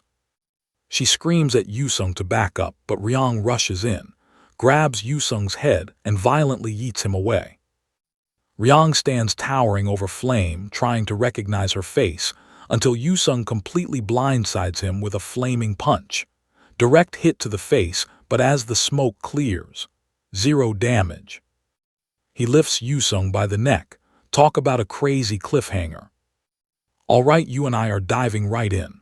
Flame realizes if this keeps up, Yusung is dead and she can't stop it. While Flame panics trying to find a way out, Yusung struggles to break free. One Rang can totally taste victory, hyped that he's finally going to crush his rival. But then, Yusung realizes something is seriously off. One Rang drops his guard and Flame spots a perfect opening. She's ready to strike, but Yusung shoots her a look, telling her to hold back. Yusung straight up tells him he thought they were on the same level, but looking at One Rang now, he's completely disappointed. One Rang starts losing it, getting absolutely desperate to just beat this guy already. Flashback to middle school year 1. One Rang challenges Yusung, who is totally confused. One Rang hates being second place and demands a ranking match, which Yusung just accepts. As the magic duel starts, Yusung actually lets him take the first move. See, One Rang was born the heir to the full moon tower. Since he could read, he studied magic non-stop, training tirelessly to be the ultimate mage warrior. Even so, seeing Yusung totally dominating the board hit him super hard. Watching him, he felt cheated. Yuseng just read random books and literally put in zero effort. One Rang could not accept a slacker beating him. He needed to prove his crazy hard work actually meant something.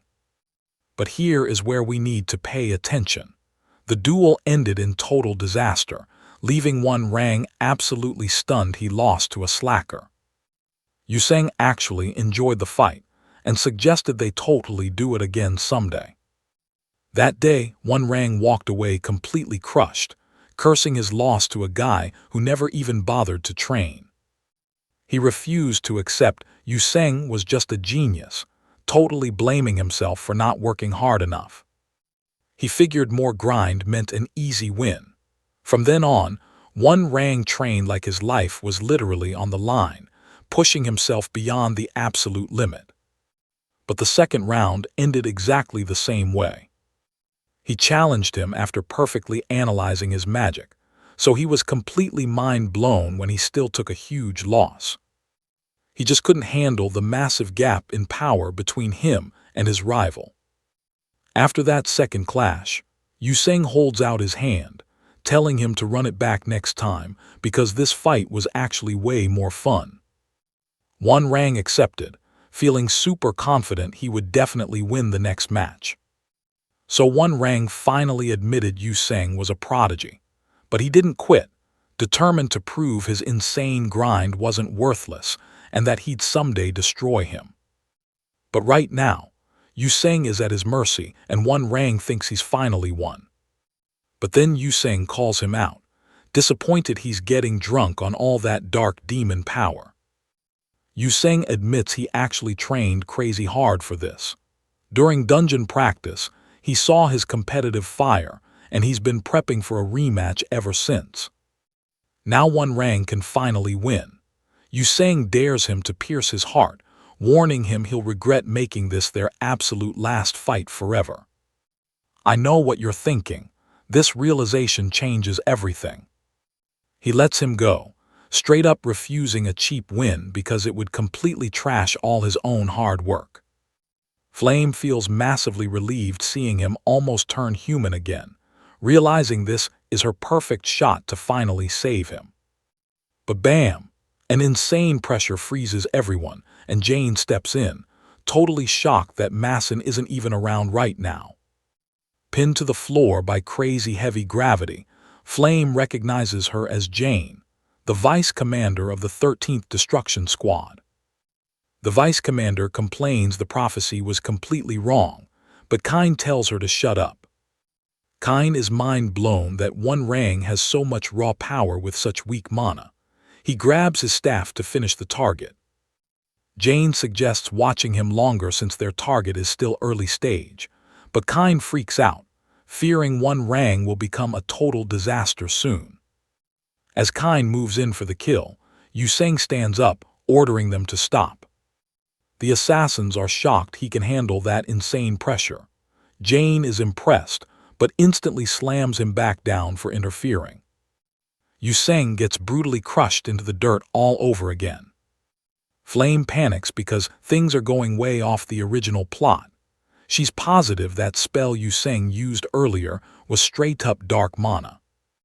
The second Yuseng drains his blue mana, his dark mana will take over, meaning she'll lose both guys. And she definitely won't let that happen.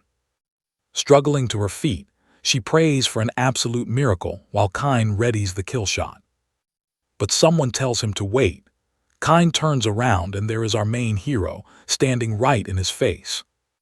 10 minutes earlier, Yu Xiao was just chilling, shopping around the street stalls. Suddenly, a system notification pops up, warning him about One Rang heading straight into dark corruption.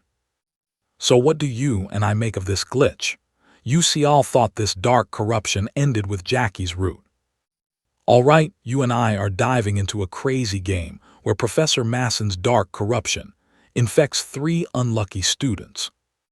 Out of all of them, One Rang has a 99% chance of hitting a bad ending. It is brutally rigged. But our boy refuses to accept that garbage ending. He tosses his bag to the elf and sprints off to go save One Rang. Facing down Squad 13, Yusal breathes a massive sigh of relief seeing Wonryang alive. Hain steps up, ready to cast her illusion magic. While she throws out that illusion spell, our main character just stands there quietly watching. Jane looks totally confused and tries again, but her spell literally bounces right off him. Zero effect. The commander barks at her to stop messing around, but Yijin is legit failing right now. Her illusion magic works by hacking the opponent's mana. Jane messed with Flame and her friend's mana to make them feel like gravity was crushing them into the dirt. She is completely tripping out because Yusal literally doesn't have a single drop of mana in his entire body. Her skill is useless. Ain is a top-tier mage, so she is seriously wondering what kind of broken ability this guy is packing. Kane steps right up and demands Josial to drop his identity. Our hero casually replies he is just a Stella Academy freshman in magic combat. Kane pushes him to reveal his real identity again, but our guy gives the exact same chill answer. Kane tells Josial he totally gets why he wants to stay hidden, promising not to go digging into his past. He says he won't ask why he is at Stella, but demands our hero stay out of their official business in return. Our hero flat out refuses to look away, knowing damn well they are going to execute Wonryang. Yusal knows a fight here wouldn't even last 5 seconds, but losing Wonryang simply is not an option. So he draws his sword, refusing to let his classmate die. Kane calmly reminds this kid that fighting them is a guaranteed death sentence. Here is where it gets crazy. You and I know these guys hate exposure, so our boy threatens to make some serious noise. The commander realizes a loud scene would be a massive headache right now, so he finally asks what the kid actually wants. Joe begs for just one single chance to purify his corrupted classmate. But Kane thinks it is totally pointless. Purifying a dark demon won't ever bring Wonryang's actual emotions back. Our hero doubles down, begging for one shot. He swears Flame's magic can restore those emotions, and promises to back off if it fails. Kane finally caves, giving him the green light but promises a brutally painful death if he breaks his word. He orders his vice commander to drop the illusion. Hain is shocked he is trusting this kid, but Kane just casually notes they can always kill him later. Hejin drops the illusion, and everyone breathes easier. Yal asks Flame if she sees how messed up Wrung is, telling her she can fix this. Flame straight up doubts she has that kind of power. Our hero brings up Jackie to motivate her, completely confident she can save Wonryang. Hearing a literal regressor hype her up gives Flame the confidence boost she desperately needed. She grabs her staff and tells Yusun to step back. Standing right in front of Wonryang, flashes of Jackie cross her mind. She is totally done standing around feeling helpless like last time. This time, she feels completely sure she is going to save her classmate. As Flame channels her spell, glowing wings of pure light erupt from her back. You saw that too, right? Jane is absolutely stunned. Flame isn't even in the Holy Order, yet her light magic is straight up matching the actual saint. She heard rumors about a freshman throwing around literal angel powers, and now she realizes that crazy student is standing right in front of her. As the transformation kicks off, Kane thinks popping angel wings and actually purging a dark demon seed are two wildly different things.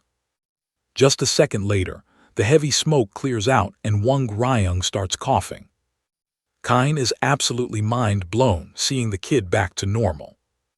Flame feels this huge rush of relief seeing her friend restored, but then immediately passes out. Kane steps up to double-check the remaining traces, and after examining, Hain concludes he is 100% normal. She cannot even believe this guy was just going through full-blown dark demonization. It feels like Wonryang never even had those dark emotions naturally, like they were forcefully injected into his mind. Kan suggests they just head back. Kain can clearly see her commander is totally shook. Until now, she executed every single person corrupted by the dark demonization, fully convinced they were a lost cause. And all of that logic just got wrecked by some kids. Yijin gives a satisfied smirk and waves goodbye to them. Meanwhile, the Elf King is casually roaming the streets, hunting for that dark mana. He tracks the dark energy, but weirdly finds absolutely zero traces at the scene. He uses the wind to scan past memories, only to discover someone already wiped them clean. So what do you and I take from this? Katsurin hacks the wind's memory using his Elf King skills, catching epic glimpses of the fight. Trust me, it gets wild. Alright guys, stick with me.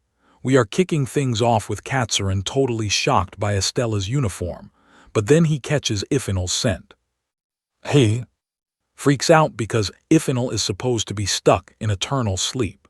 Now he's wondering if this smell connects to whoever sneaked into the secret garden a while back. The Elf King gets a massive headache after scanning through all those heavy memories for a bit. His mind is racing. Could the absolute legend who stole Ifinal's heart be the exact same person who broke into that super-secret garden? The fact that someone wiped those memories only fuels his wild suspicions. He completely refuses to let this slide and swears absolute payback.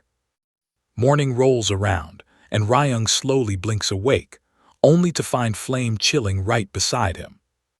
He is totally lost right now, barely remembering the crazy events from last night.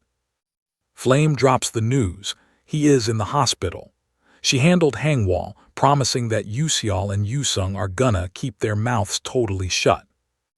As for the big familiar contract, Ryung can totally still jump in, but Flame tells him to chill out because the side effects are no joke. He actually listens and decides to rest up a bit. Flame says her goodbyes and turns to head out, but Ryung quickly stops her. He tries to say something deep but chokes. Flame smirks, demanding he buy her a super expensive dinner and warns she is ordering the priciest stuff. Ryung just agrees, and she finally leaves him alone to recover.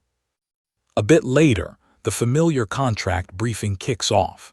Hanwon hypes the students up, saying they are entering the World Tree Roots, a crazy dimension totally different from our reality. They get 1 full week. They are only allowed up to the 3rd floor. The 4th floor is blocked by a magic barrier, so Hangwall strictly bans them from going up there. Watch closely. Yusal enters the door in episode 7, starting the familiar contract, and is totally stunned by this insane new world. He looks down, spots this little slimy dude on the ground and just plays around, since it is just a completely harmless grade 7 creature. These spirit beasts range from the lowest rank, grade 7, all the way up to grade 1, right before they basically become full-blown gods. The higher the rank, the crazier their power gets, making it ridiculously hard to actually lock down a contract with them. But our boy does not even sweat it because he knows he has a massive journey ahead, so he just starts trekking forward. Outside, though, the mages go ahead and lock down the barrier, but then they spot some creepy hooded figure walking up, thinking one student is late. Nope, Maine instantly attacks them, draining their life force before casually strolling through the portal. Meanwhile, Bien and the gang keep moving. Just like the guidebook promised, the 1st floor is a total ghost town, so she says to head up. The whole squad keeps walking. But out of nowhere, Arseng gets super dizzy. Her vision goes completely blurry, and she suddenly drops to the floor in absolute agony. Everyone rushes over. You and I know feeling drained sucks, but this is wild. Bad spirit sensitivity means even tiny energy drops basically wreck your body. They all wonder if that is exactly what is happening. The princess says they should pause, save supplies, and just recharge. Arseng stubbornly wants to push through, but Bien shuts it down. Rushing now and fighting exhausted later is just a totally rookie mistake. Following Bian's strict orders, Arseng finally sits down to catch her breath. She is gasping for air, head pounding. She waited ages for this and hates looking weak. Then, out of nowhere, these old memories hit Archwang. She is totally confused, not knowing if it is a childhood memory. In the flashback, some guy calls her a once-in-a-century flame genius. He hyped up her insane talent, saying she could bend fire as easily as moving her own arms. The dude tells her she is destined to become an absolutely legendary mage in Stella. As long as a certain someone is not around. Archwang snaps out of it when her friends ask if she is cool to move, so she pushes herself up. Meanwhile, up on the second floor, Archwang starts blasting creatures with fire and honestly feels way better. Her magic focus is suddenly off the charts right now. She is totally hyped, thinking she can bag a grade 5 spirit beast, but then the squad spots this majestic red deer up ahead. The red deer is only a grade 6 creature, but locking in a solid contract with it would seriously buff their fire stats. The deer slowly approaches the princess. Archwang is pumped, but trust me, you and I are gonna laugh. This spirit completely ignores her and goes straight to snuggle up to Bian first. However, wait. Alright, stick with me here. The princess rejects a class 6 spirit beast and heads straight into deeper danger. The rest follow her, completely stunned that a spirit beast actually approached Bilan first. They're totally blown away by her insane fire blessing. Next day on the third floor, the princess and her crew just casually hunt down some monsters. Seeing how wrecked the third floor is, they start wondering just how deadly the fourth layer will be. Spotting the barrier blocking the fourth layer, the princess calls for a camp to scout for any nearby beasts. Meanwhile, Archwang is still desperately hunting for a beast to finally contract with. Hearing the third floor had class 5 beasts and above, she's dead set on bagging a super powerful creature no matter what it takes. An hour later she spots one, but it bolts. 2 hours pass, she finds more, but they just run. Archwang starts feeling like these spirit beasts are actively avoiding her. To make things worse, the others brag about scoring a class 6 contract. She's feeling pretty bummed, but shakes it off. She knows there's still time and fully believes she can pull this off. Right on cue, Archwang spots a class 5 silver mane wolf chilling by the lake. Knowing that basically 0 freshmen at Stella Academy have managed to contract a class 5 beast so far, she realizes if she nails this, everyone will finally respect her. She walks up, reaches out her hand and attempts the contract. But the wolf just growls at her. Seeing all this hostility, she wonders why a spirit beast would reject her so hard. Now watch closely, because right before Archwang can react, a massive explosion blasts the deadly beasts. As soon as the thick smoke clears up, Archwang sees Bilan. Yep, none other than the princess herself, swooping in to save her. Freaking out, Archwang yells at Bilan to watch her back. But plot twist, the monster that was totally raging earlier is now sitting like a good dog for the princess. Archwang is just completely stunned. She literally cannot believe a 5-star divine beast is out here simping for the princess. Seeing the beast bow, Archwang nervously asks if she'll contract it this time. Bilan totally brushes it off. She's holding out for the exact divine beast she wants. She tells the beast to scram, and it walks away completely hypnotized.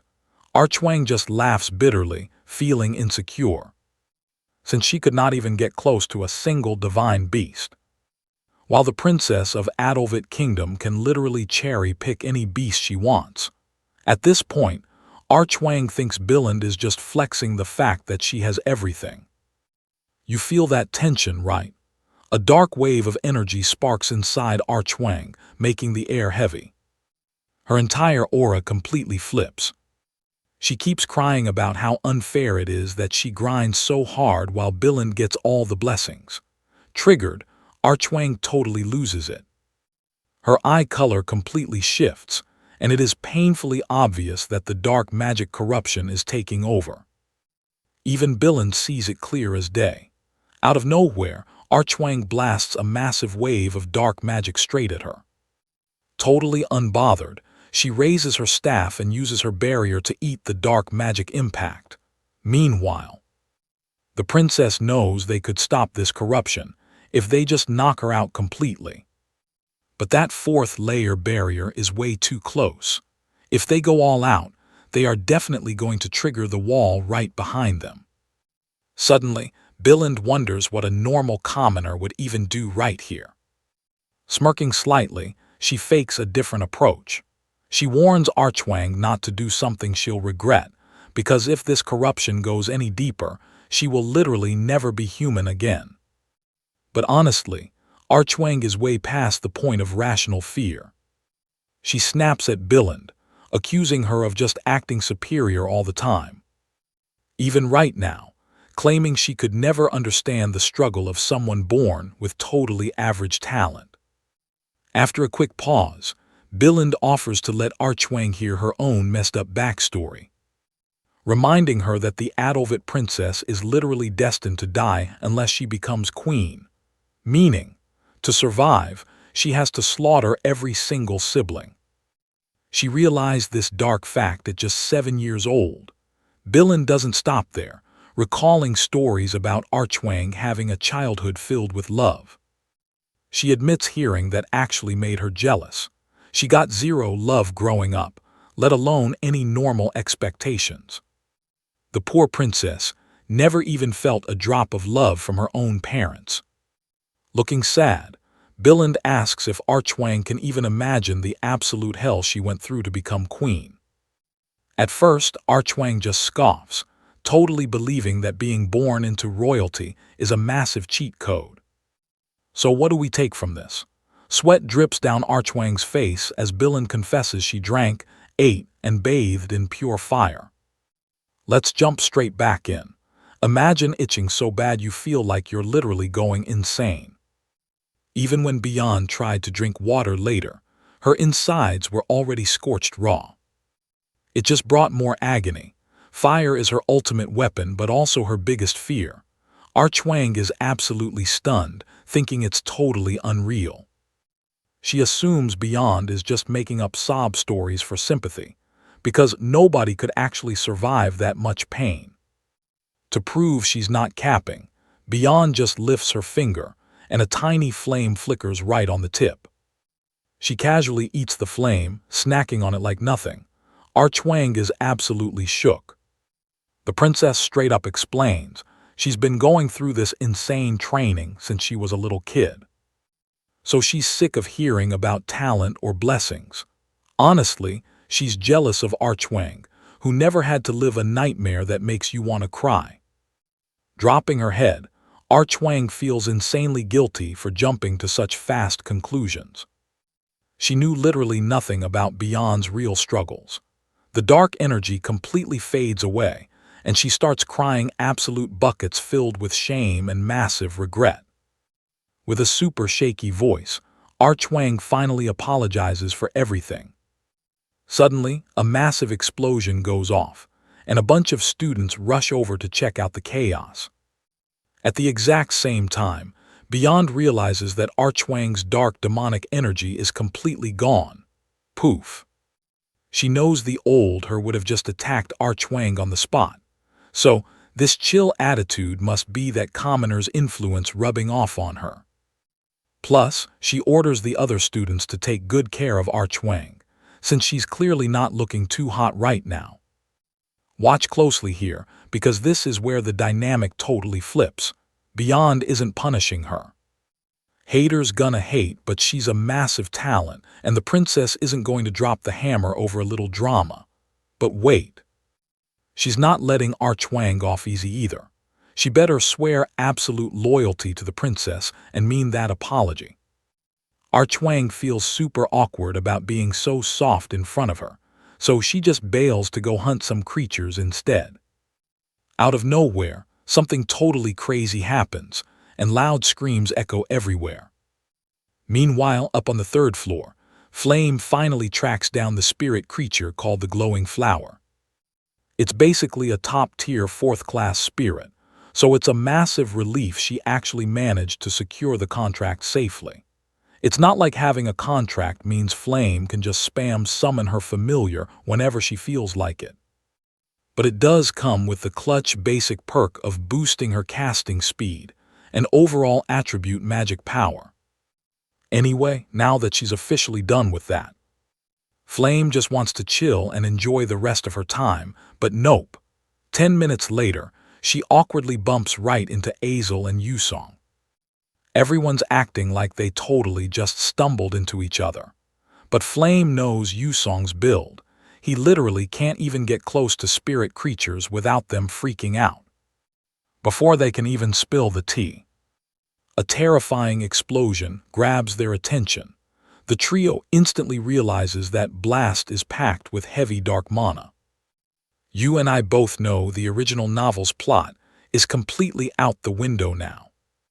Wasting zero time, Yusong launches into the air, sprinting like crazy to investigate. Meanwhile, Beyond and Archwang are laid out on the ground, groaning in serious pain. The princess shakes an unconscious Archwang, suddenly realizing pitch-black dark mana is leaking from inside the barrier. Before she can even figure out what the heck is going on, her eyes go wide with absolute shock. The barrier is completely busted, and breaking right through is a corrupted spirit creature, an ice flame dolphin dripping with dark mana. This is a total mess because the spirit Beyond wanted is corrupted by dark mana. If she leaves it alone, it's gonna explode and wipe everyone out. But to her shock, Yusong literally spawns out of nowhere, popping his magic to instantly trap the flaming dolphin. In seconds, the spirit creature bouncing back from deep demonic erosion returns to normal. Flame and Azel unleash their ultimate powers to heal the poor little guy right up.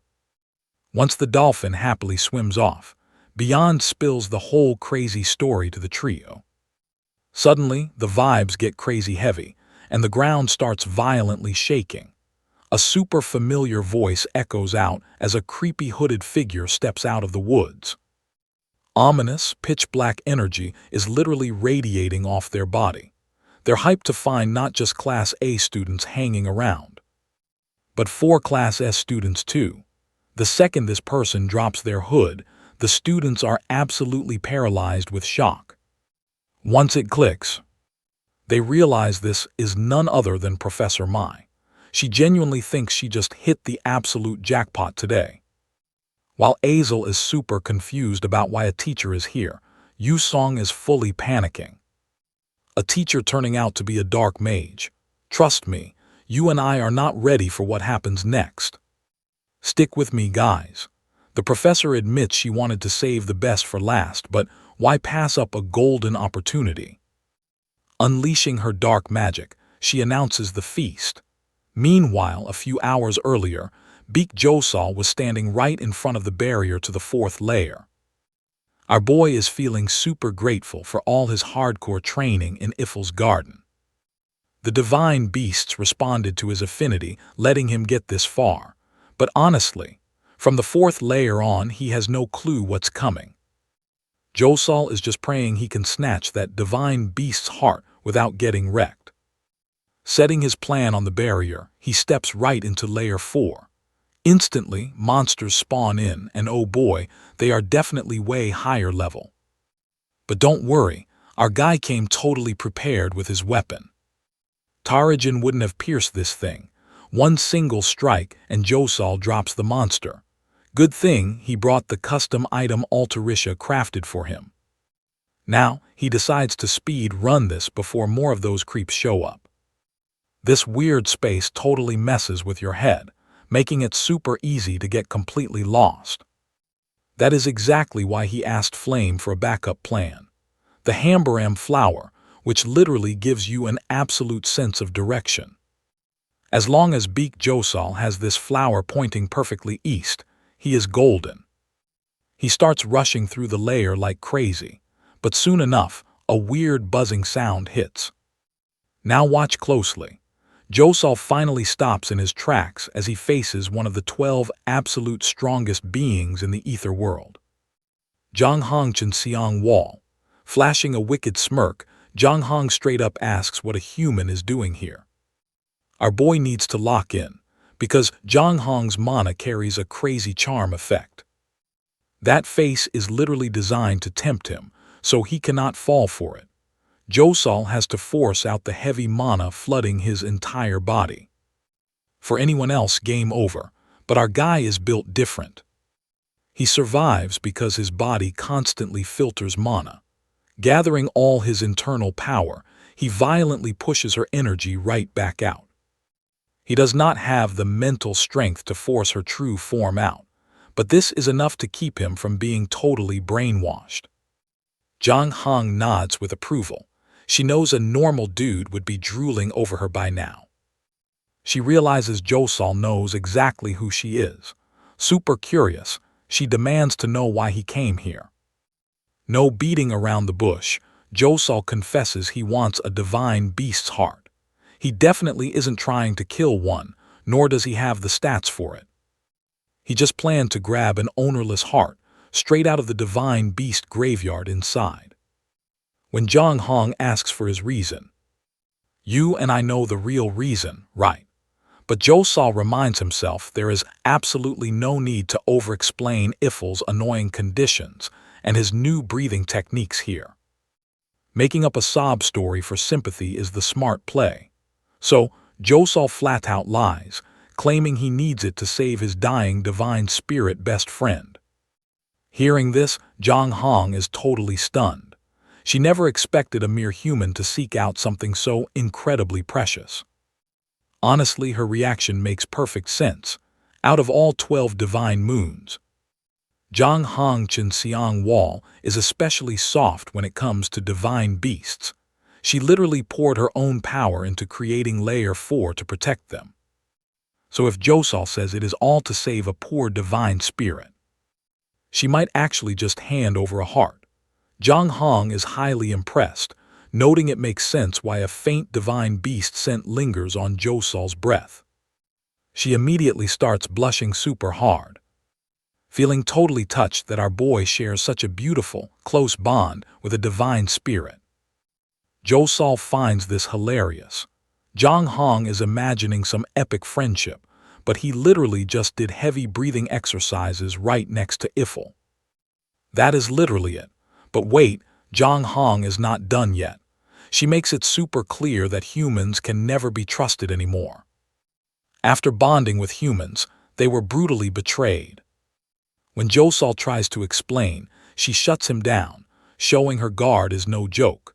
Clearing a divine moon root means inheriting power under very strict requirements. Zhang Hong's root demands some seriously high stats.